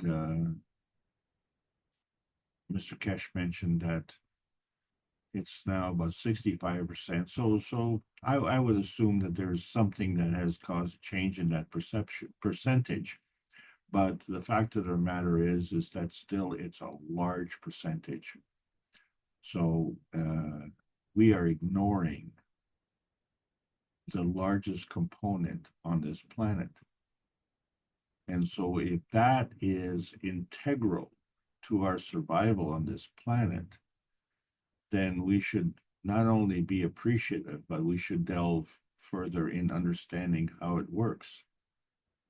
And when we look at how everything else works, like with the amino acids, we understand that there's a physical manifestation and there's a plasmatic manifestation. Well, that would be true of nitrogen as well. And if we understand this duality, then we can understand how the inertial field is formed in the plasmatic manifestation and likewise in the physical manifestation. And then we say, well, wait a second, those are two separate tracks. And they come together in the physical manifestation, which we see as and have acknowledged in our scientific community as the only track that matters. It is the only thing, the only point of view.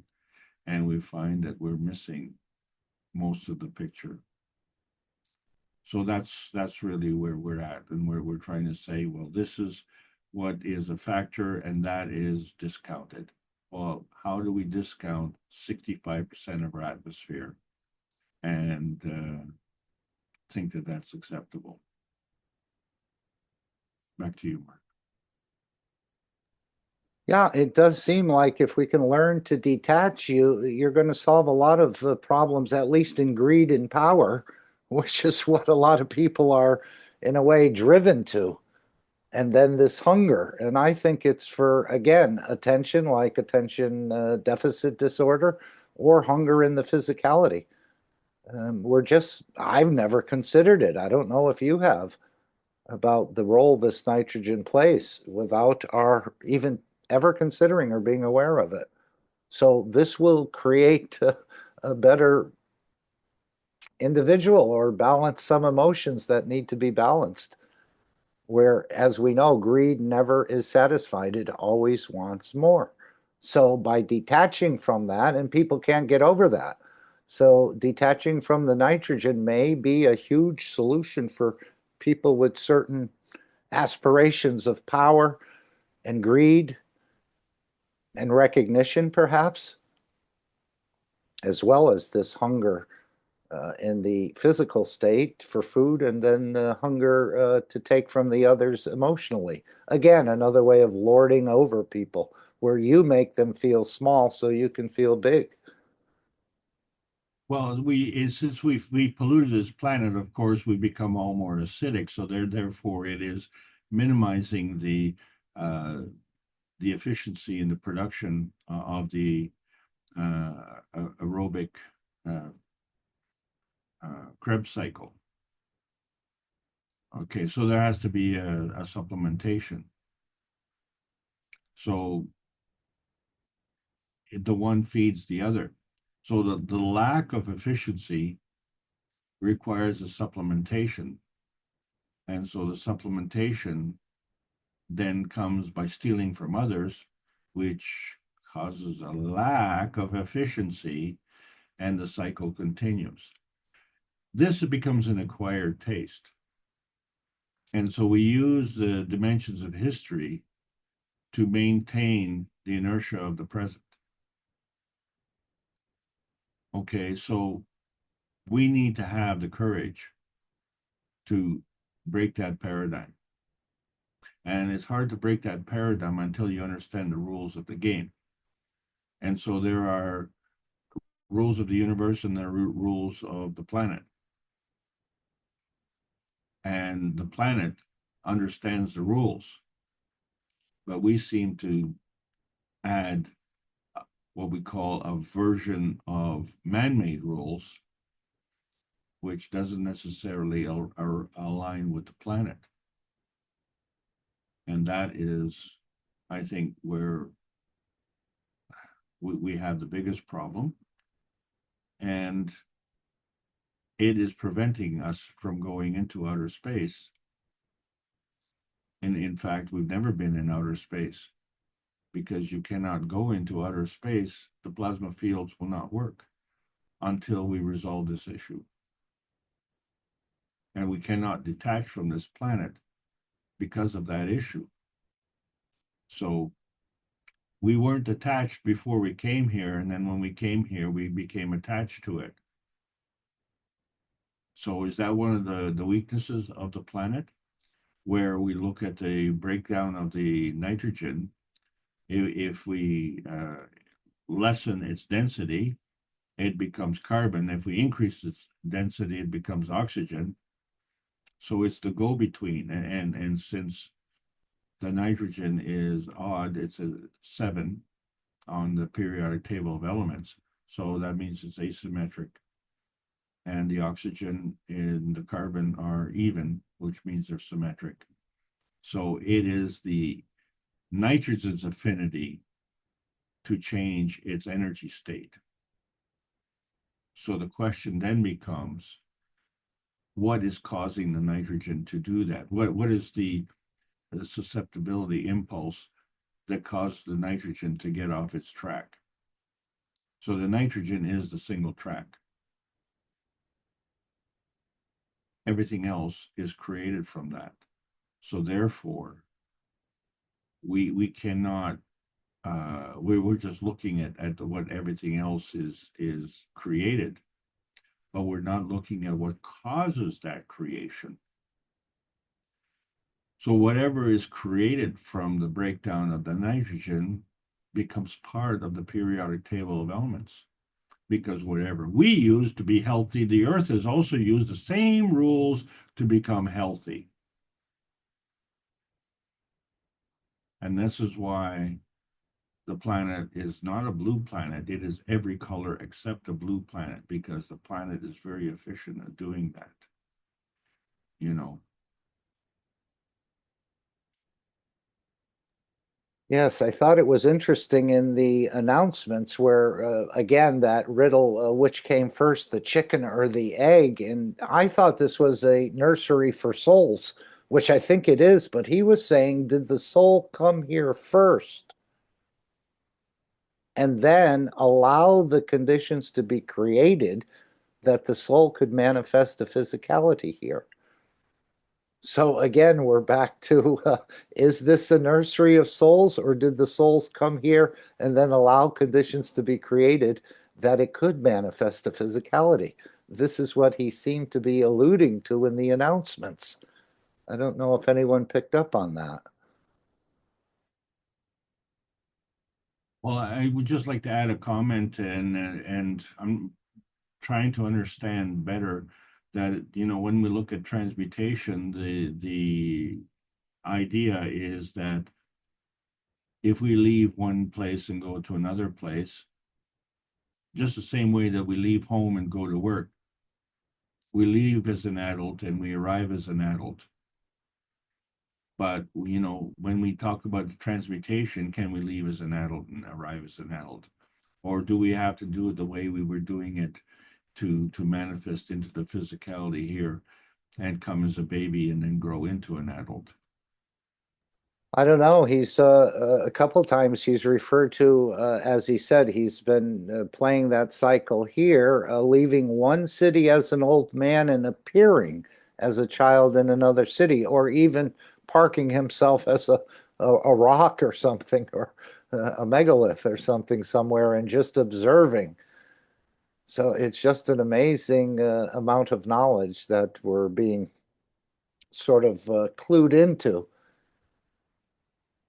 So do we start out as a child, or can you? I think in another instance, he said you can pick an age, whether it's 29 or 33 or 39, and manifest that way.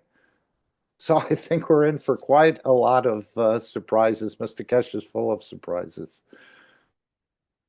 Well, in terms of the manifestation, you're going to depend on your satisfaction.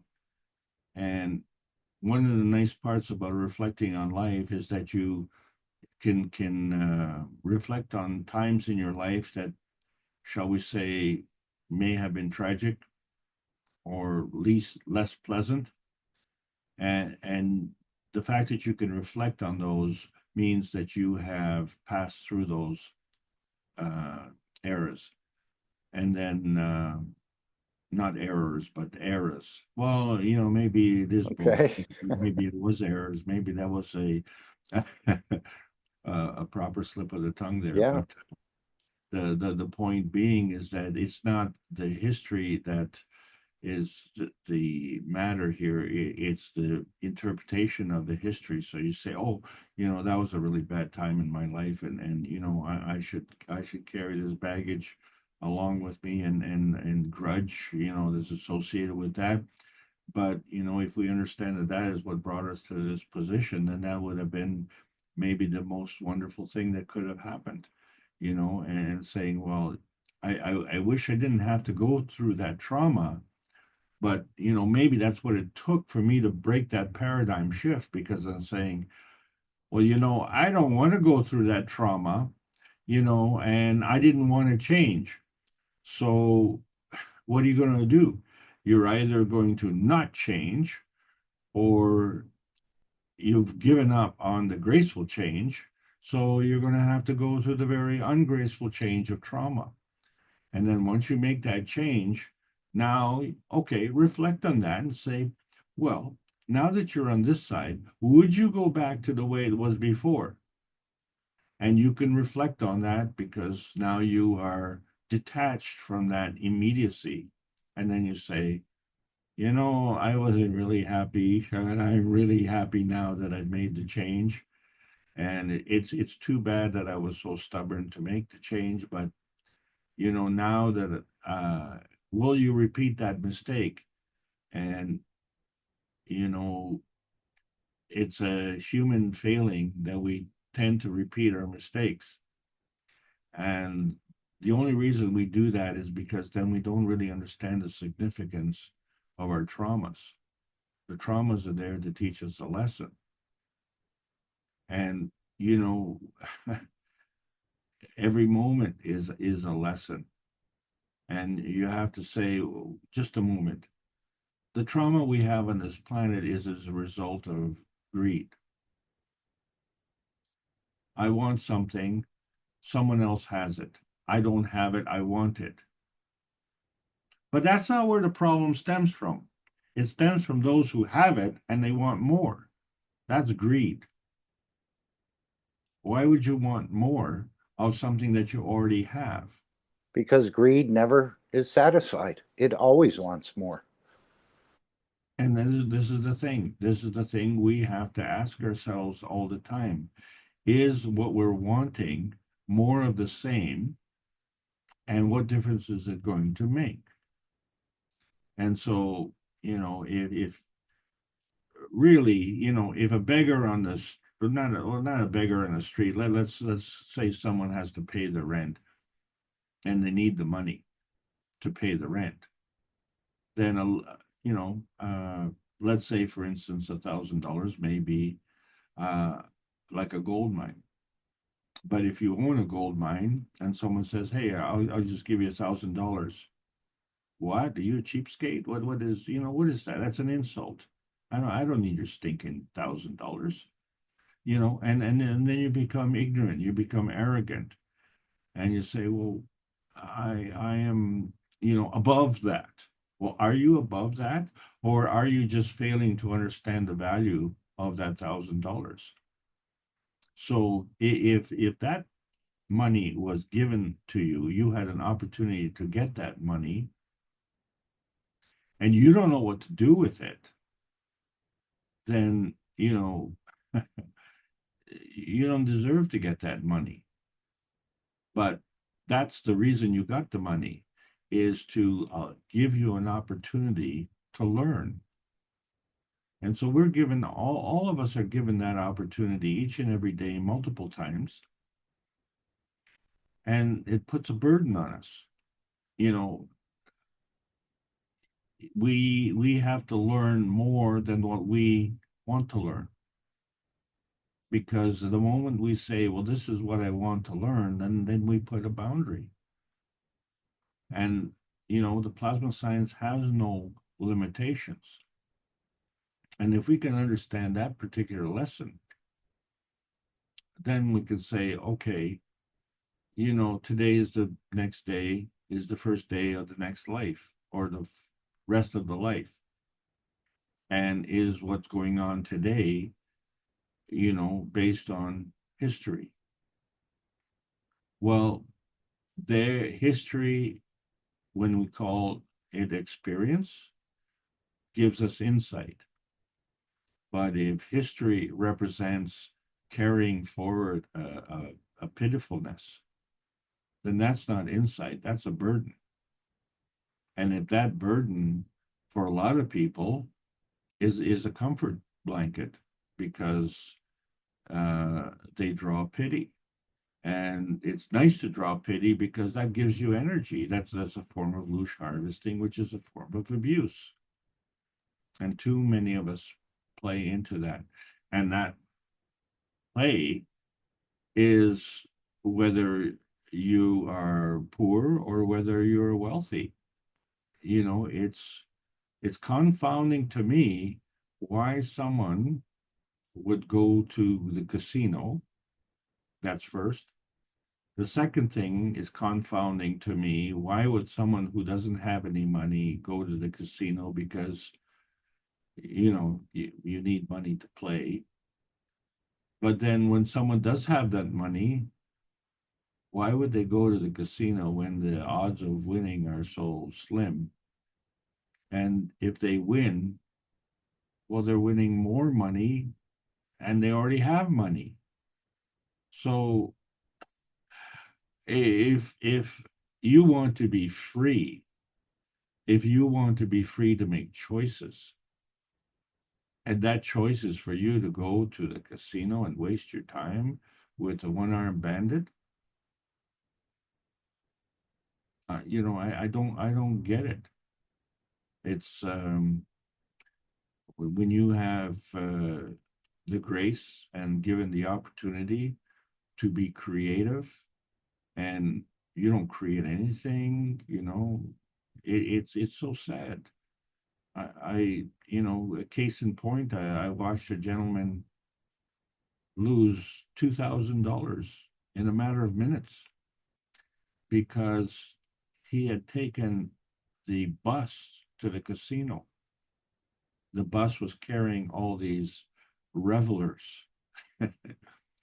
And when he arrived at the casino in the morning, he made $2,000. And now that is his money.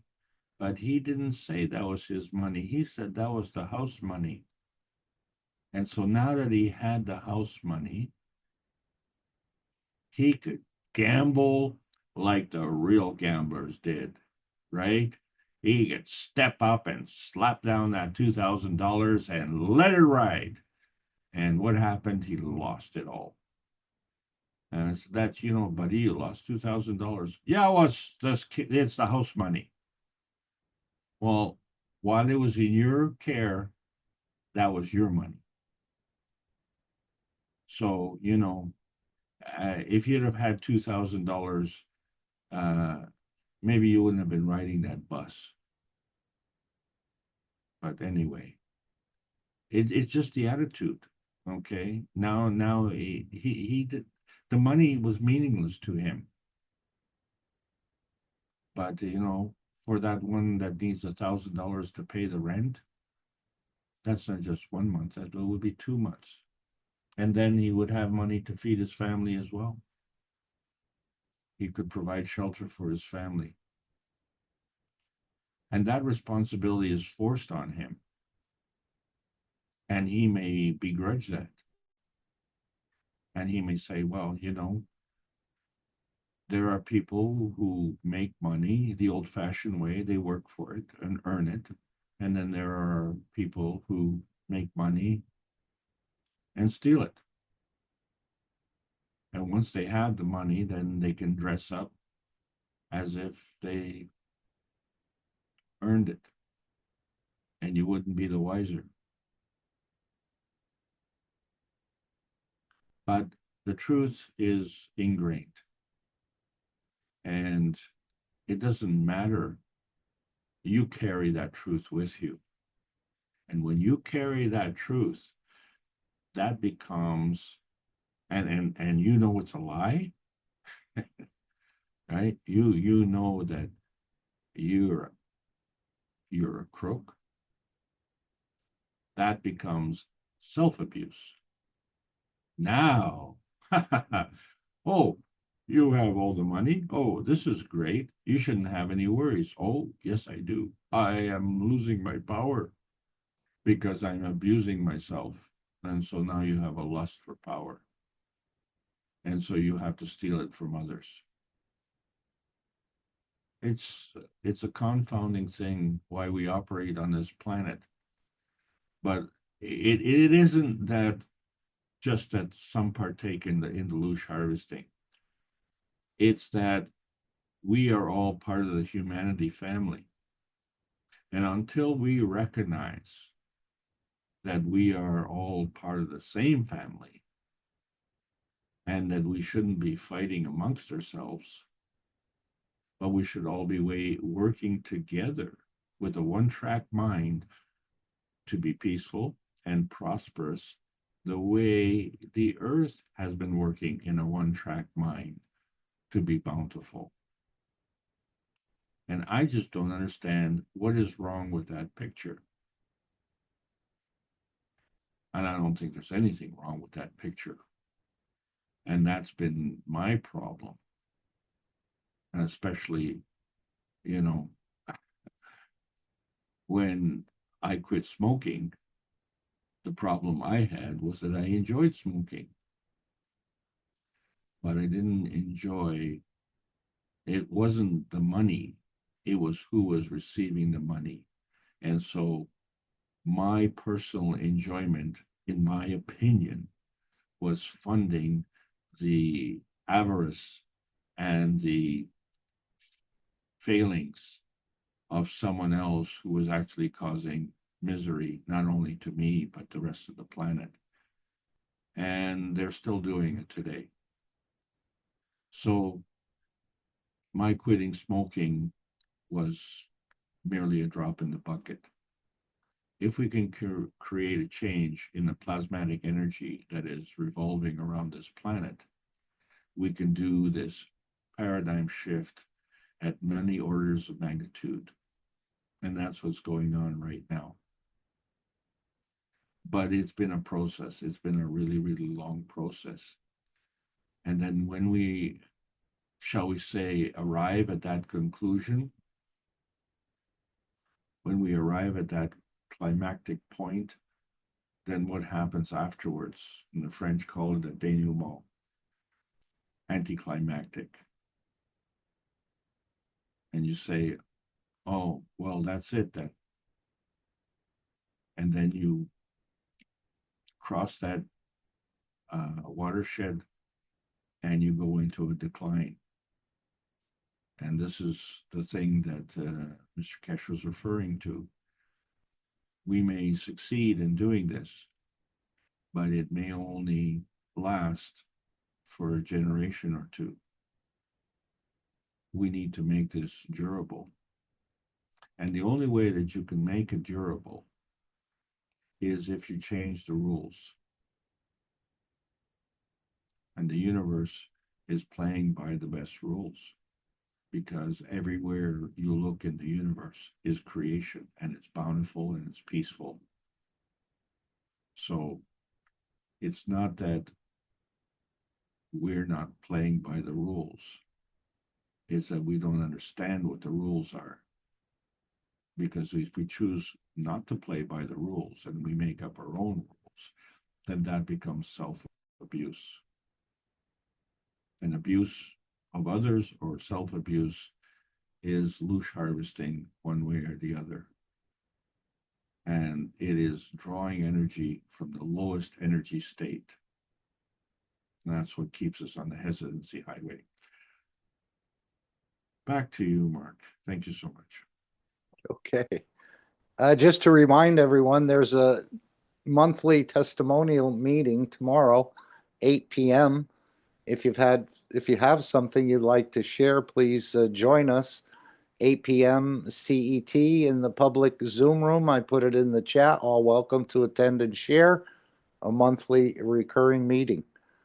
So if you've benefited or you'd like to share something, or just to be there, to be present, please join us at that time.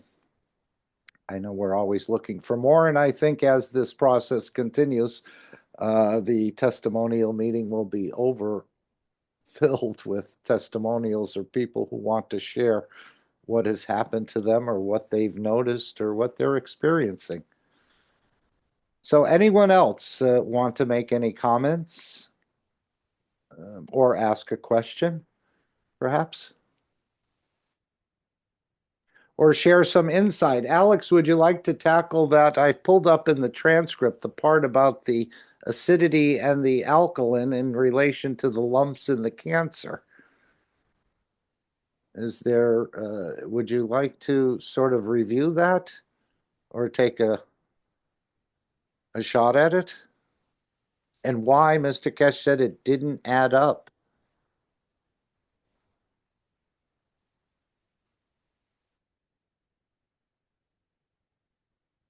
The binding field is a Magravs condition.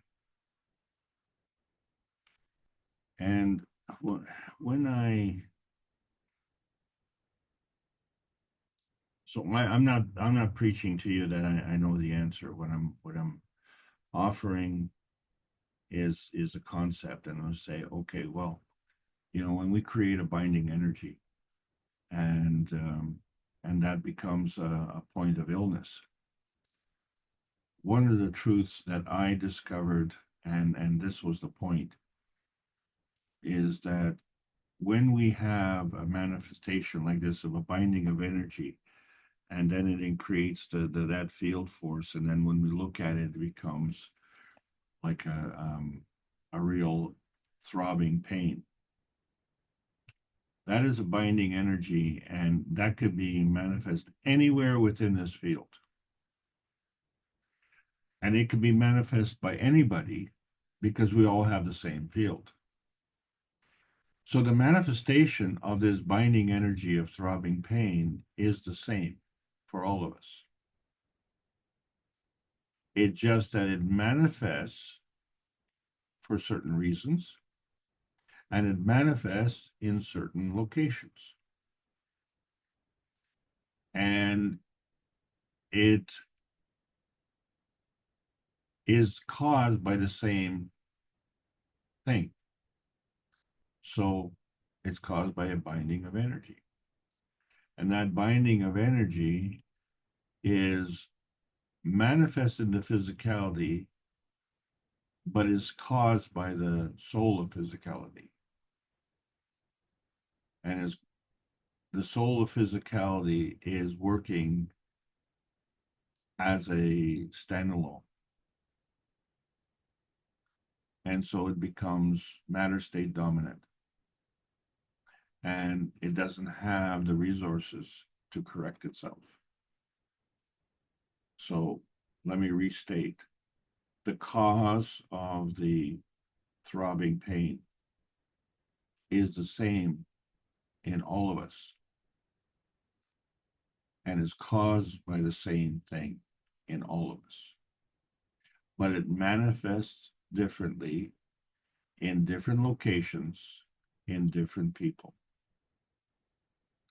So therefore, the cause of whatever is happening does not determine the location.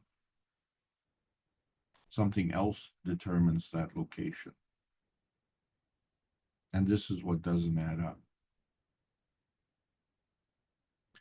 Because the manifestation of the physicality in its purest form would maintain a healthy body. And since there is a weakness and a tendency to unhealthiness, what is it that's lacking? How do we deliver that?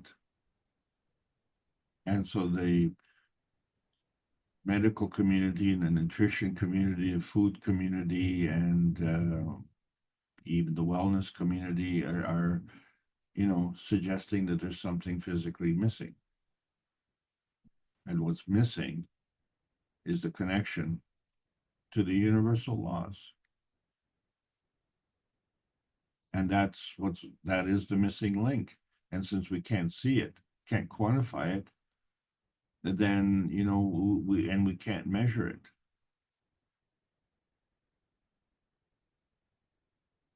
So the laws of conservation don't balance.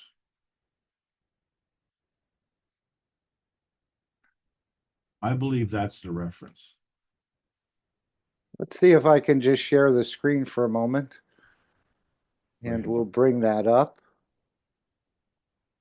And let's see, here I have the transcript.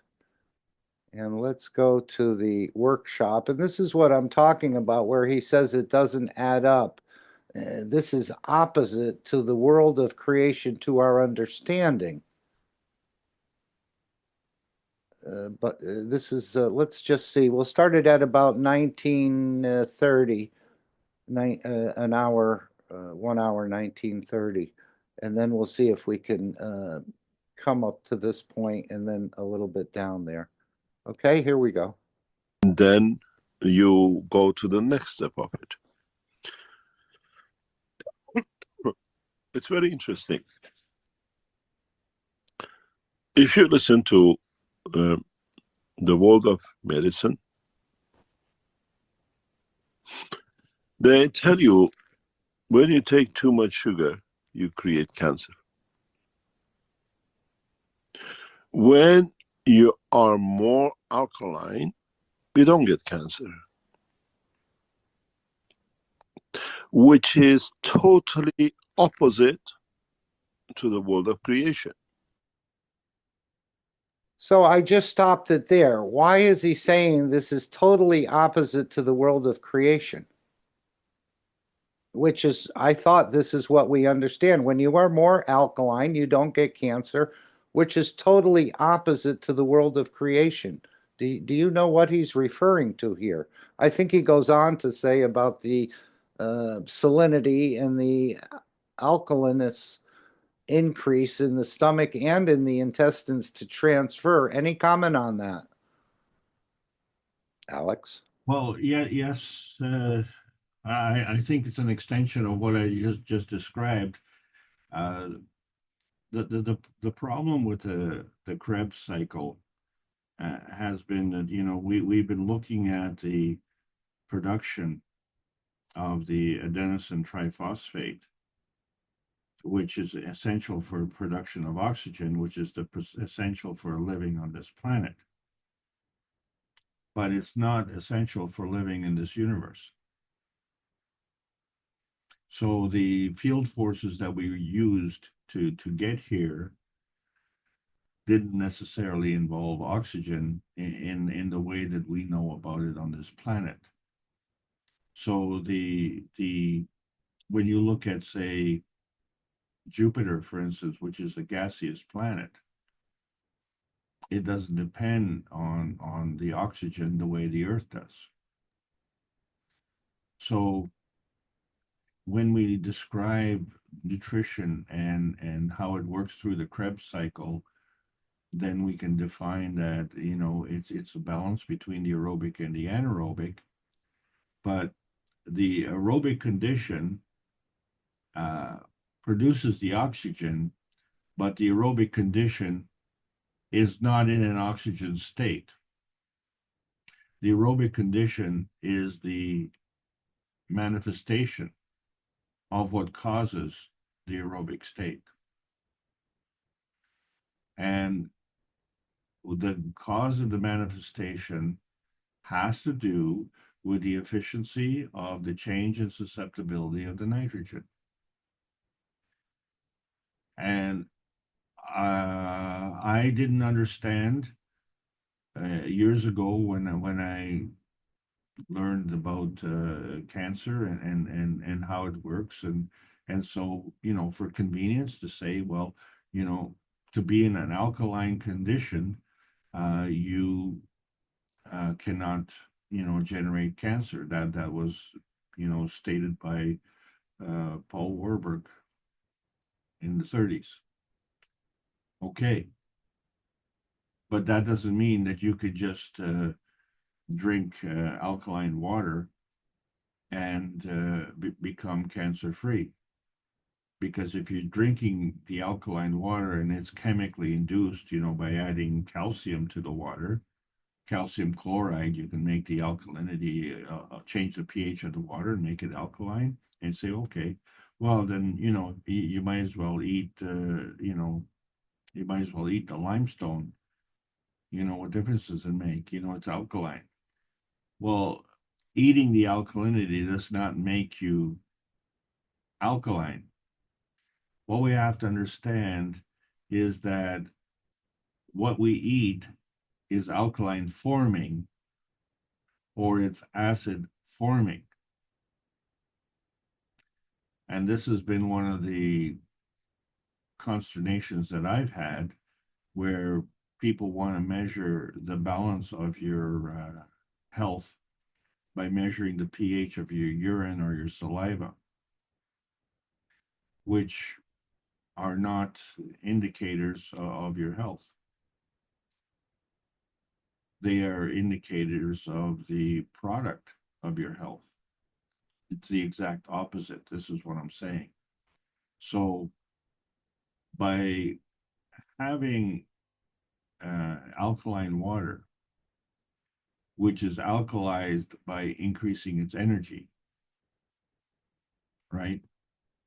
So what do you know that can alkalize the water and increase its energy without chemically inducing it or inducing it through electrolysis? That's plasma water. So plasma water becomes alkaline. However, it also is carrying energy. So the gravitational nature of the plasma water is now in a position of giving. And what it is giving is the energy that we need. So then when you get that energy, then that energy has to manifest itself into something that we can use. And that what we can use is the breakdown of nitrogen in the Krebs cycle, where it produces the carbon, which is essential for the production of amino acids, and it's very essential for the production of water, of oxygen, which is essential for the production of water. And so you have your two extremes. You have your oil and you have your water, and they don't mix. And this is why we can have cellular structure, which segregates the oil and the water. And also you have the various cells, and they maintain a boundary, and the cells link up together. And they create organs. Well, they create organelles, and then they create organs, and then these organs are all part of the body. So when we look at the structure of the body, it's an amalgamation of all of these organs. And each of these organs have manifested together by the same rules. And so if we change the condition where the body itself is not conducive to alkaline forming or acid forming, then you can't have the proper manifestation. That's why it's opposite. Right. He mentions it twice here, which is totally opposite to the world of creation, and he does it again down here. This is also totally is opposite to the world of creation. No, it's not opposite to creation. Our interpretation is opposite to creation. So, in other words, we don't understand the cancer. Exactly. Exactly. So what you can see is when the body itself is in an alkaline state, okay, then the DNA is structured in a certain way which facilitates communication. The DNA is nothing more than a blueprint. And so by getting that energy, it manifests from that blueprint into our physical construct. But that becomes a forming activity. And when the body is acidic, then the DNA extends and disrupts the cellular signal. And many of us who, grew up with AM radio, we were frustrated the farther we moved away from the station, the poorer the signal got. Well, that's exactly what happens to our DNA. So if the change in the conformity of the DNA is affecting the signal transmission, then clearly the DNA is not the factor that causes the change in the health, because the DNA remains the same. It's the fact that the DNA is a facilitator for energy transfer. And so the plasma science is fundamentally based on plasma transfer. It's not based on manifestation. Back to you, sir. Yeah, let's play it through. Let's just continue to play it through. So apparently something is not adding up here. We create inertia and gravity to confirm manifestation. We create a condition of giving energy to what we call create atmosphere, which is a separation. But in the body of the man works totally the opposite. And world of science has not understood why. Why salinity or alkalineness, increase of it to a given level, doesn't allow manifestation or collection, what we call cancer. But what we call the acidic side, which is more connected to the sugar line energy side, creates cancer or collection of cells. This is opposite to the world of creation.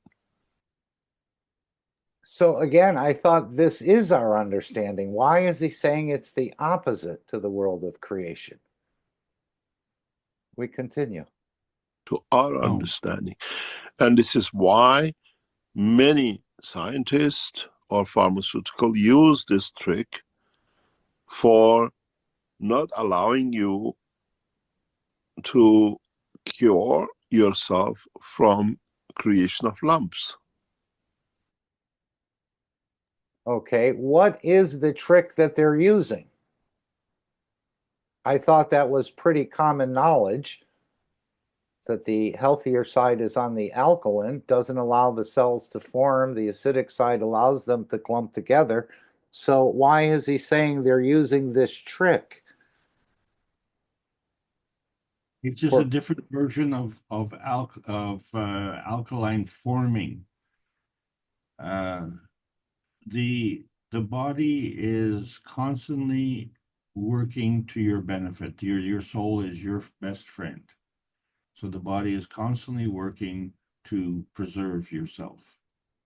And when you have some kind of boo-boo, some kind of toxicity, there are two ways that the body can purge the system. Either it can deplete the energy, or it can converge the energy and then purge it through the skin, or converge it in an area where it can be depleted. So the lump, if you will, is an action that is generated by the body as a self-defense mechanism. And we treat that as a deviation from standard.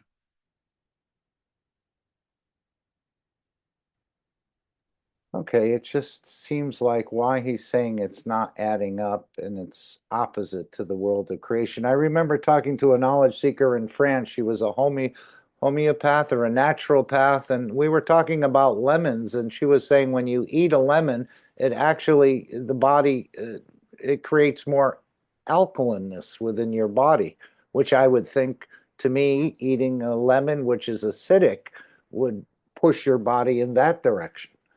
But she was saying, no, just the opposite. That's exactly what I've been saying. So yes, so it's alkalinity or acidity, but you add the word forming, which means it's the opposite to it. So by having an alkaline diet becomes acid forming, and by having an acidic diet, alkaline. Gotcha. Okay. Maybe we should leave this for now. But there's something in here that he's saying doesn't add up and doesn't compute in a way. Anyone else want to make a comment on this acid alkalinity combination?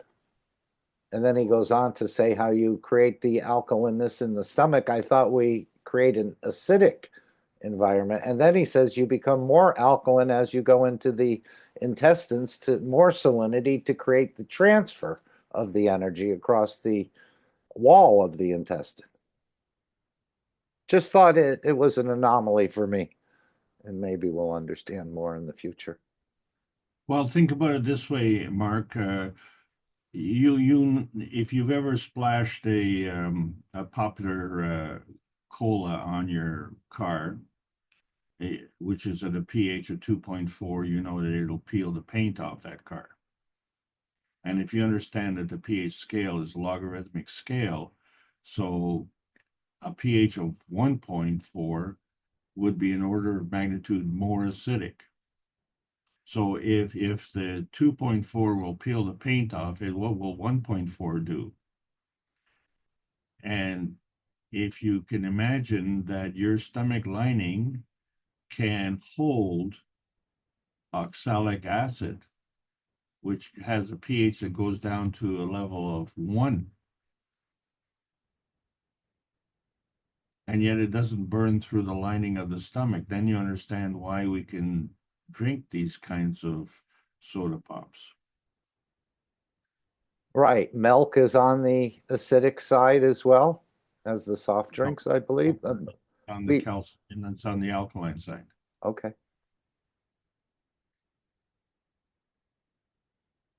So, it is the opposite of the way that we've been conducting ourselves. This is what he's saying. It's not so much the opposite in terms of creation. It's our understanding of the creation that is opposite.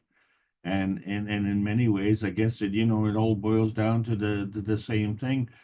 When I first learned about the advanced science, negative was the giver, and then everybody piled on me. It was like a rugby game, and I was at the bottom of the pile. And I said, well, yeah, but if you understand the rules, how the negative is the giver, and what it means to be negative, then you understand how the game is played. So,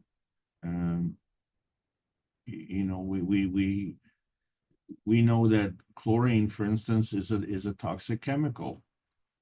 and yet it's part of salt. So, Right, and we have some chlor in our blood for purification and other reasons. yeah. So, you cannot just summarize and say, oh, that's bad, and that's good. We have to understand that, first of all, every time you create something else. So there's always a balancing that comes out. And unlike a factory, you don't create garbage and then you just throw it out, or a restaurant. Well, what do you do with the stuff that you don't, put on the plate? Well, you throw that in the garbage. Well, in the universe, there is no garbage can to throw it away to. There's no planet called away. Oh, I'm going to throw it away, put it in one of those rockets, that burn fuel, and we're going to send it to the planet, and we're going to throw away all the garbage and the rocket and the fuel and everything else that goes along with it. So that's just not the way the universe works. God did not create, and I'm saying God in context of the universe, did not create garbage. Everything he created was good. But, if you abuse what was created, and then you say, well, what was created is not good. Well, you don't use a computer to hammer in a nail. If you know the value of a computer. And if you know the value of the computer, then you know the value of a hammer. And it may be possible, but have you ever had some scrap metal in your yard and someone says to you, what are you doing with that car? And you say, well, it looks like a car. It has wheels, it has doors, it has a windshield, but it doesn't have a motor that works. So if it doesn't have a motor, is it still a car, or is it a hunk of junk? So we have to be very, specific when we're talking. So one of the common things that was brought up to me, someone says, oh, before the nameplate goes on, we have to put the quality in. Well, what kind of quality? Did you know that there's poor quality? There's good quality and there's poor quality. So, when you say quality, that's just an attribute. That's just saying, oh, well, she's beautiful. Oh, well, I know exactly what she looks like. Do you? The image that you would create would be different from the image someone else would create. I seen a couple that, were in my prejudicial environment, I would say was an ugly couple. And I did say that they were an ugly couple. Except that they were fabulous lovebirds, got along well together, and they prospered. And I thought, I'm part of a lovely couple, but I wasn't prospering. So I don't think my lovely couple was as lovely as their ugly couple. Their ugly couple was more beautiful than mine. And that's the way the universe works. So it's your point of view. And I want to thank everybody for allowing me to continue to present. I hope you're having fun. I'm trying to have fun with this because life is not meant to be work. We all know that we use less energy to smile than we do to frown. And, hopefully the situation will be shining on all of us and we all smile. Thanks so much, Mark, for everything that you're doing. And please don't insult the Canadian crowd. It looks like they're the majority of this meeting. I mean, quite a turnout based on your membership. No, we're highly magnetical. Yes, I'm seeing that. We were insulting the gravitational aspect because Okay. they're ignorant. You can't insult ignorant people. But that's amazing that 10% or so of your membership is appearing. That's quite a high percentage. Well, So I have news thank for you, you. I think this is Canadians. going to, I think I predict that the Canadian contingent will go through blossoming like a flower. I predict that now. So let's see how good I can predict. I'd like to see Canada stay as Canada, United States as United States, but let's just dissolve the border and forget all this passports and the rest of it. Let's just, again, when you're in Canada, you follow the Canadian rules, and when you're here, but not allow people to move back and forth as far as trade and travel. So I think this there may be something to this. I'm not sure. We'll see. But again, we're not land people. We're more universal people. So again, we're not going to argue or fight. But I think the borders are going to be coming down more and more. As a Canadian, I could say God bless America, and God bless Mexico as well, because we are all part of the Keshe American Knowledge Team meeting. And you know, when we say America, and you know, poor Christopher Columbus looking for India, he discovered America, and that includes... He had the maps, don't worry.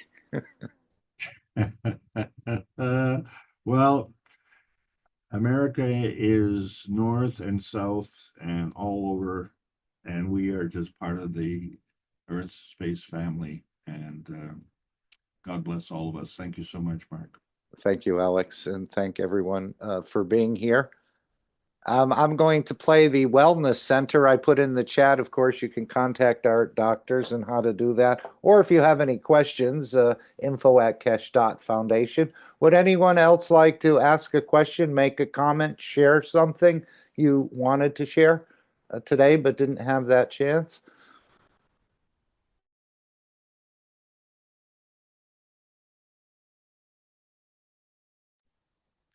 Okay, very well. Have an amazing rest of your day. Try to hook up with the X platform and more exciting things. This will be a very good year for knowledge seekers.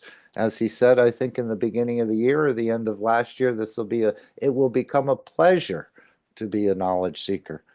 So let's all hope and wish that this comes true. And as I say, the best way to support the Keshe Foundation is through our energies. I don't think I'll impress any world leaders with systems I've made or top level scientists, but Mr. Keshe certainly has technology that's out of reach of most of the top level scientists on this planet. But he's opening it up little by little, and we want to support through our energy channel, which is the easiest and the best tool I think we have to bring the change and support on that dimension. And of course, the store, as he said, we want to keep the Keshe Foundation free without the interference of governments and so on and so forth, or certain fundings that would again tie your hands, as we hear in the Keep Keshe Foundation Free for Humanity. Okay, so I'm going to play the Wellness Center and the final disclaimer. Meeting will come to an end. Any other comments or thoughts?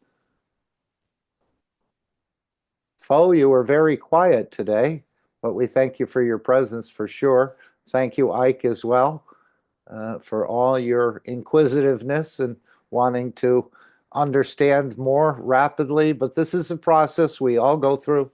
We're all growing at different speeds and different understanding into this knowledge, and no one is above anyone else or no one is below anyone else, as I understand it. So thank you all. Have an amazing rest of your day, and hopefully we'll see you tomorrow in the testimonial meeting. So let me share this Wellness Center. I think I'll turn it down because that first is a little bit loud coming in. But this is a view from again, 2023, where we got to see one of the first Keshe Foundation wellness centers on this planet, and they still are in use, as I understand it, and have been developed even further than 2023. So what we put to contact the doctors, it's info@de.kfwellness.center to contact our doctors and to see if this sort of technology may befit you. Again, all under the supervision of doctors, as you'll hear in this short clip. Thank you all.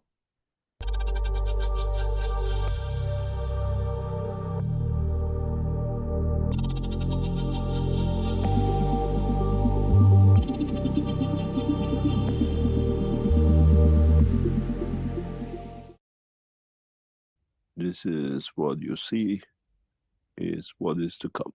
It's the first time you see the Space Center Wellness Center. These systems can reach man in the deepest part of the universe.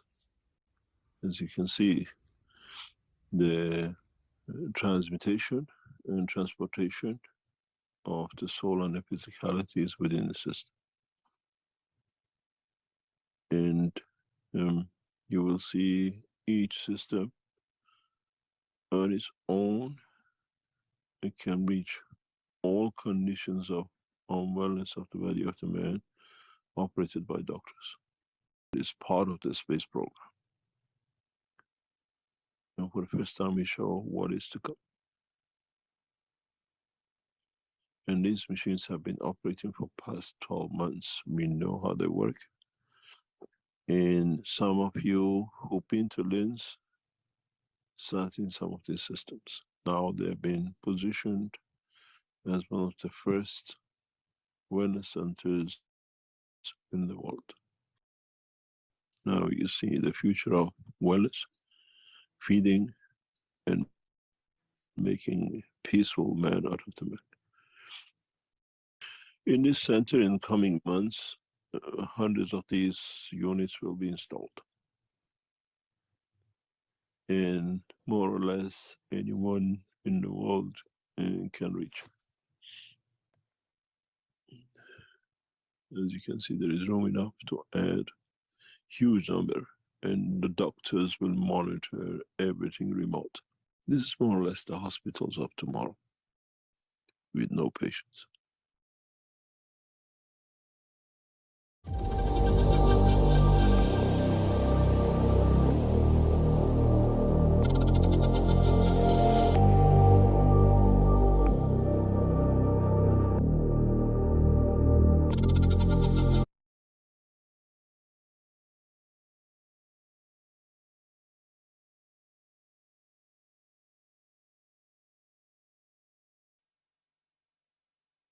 Disclaimer. The information and education material contained herein is meant to promote the general understanding and dialogue of GAN's processing. Such information is not meant or intended to serve as a substitute for a healthcare professional's clinical training, experience, or judgment. For patients and individuals, such information is not to be a substitute for professional medical, therapeutic, or healthcare advice or counseling. For medical issues or concerns, including decisions about medications and other treatments, readers, viewers, listeners should always consult their physician or, in serious cases, seek immediate assistance from emergency personnel. Prescription information, procedures, and use of medical devices information should be undertaken only by properly trained and certified medical personnel. We specifically disclaim any warranties, express or implied, including implied warranties of merchantability or fitness for a particular purpose. Such information is provided, as is, and is believed to be accurate at the time of its publishing, but it is the viewer's job to evaluate the accuracy of any information found in this presentation. Every case presented is of their own experience, applied by themselves for themselves, and it applies to their case only. Every person experiencing health problems should seek professional medical advice and consult their course of treatment with a doctor.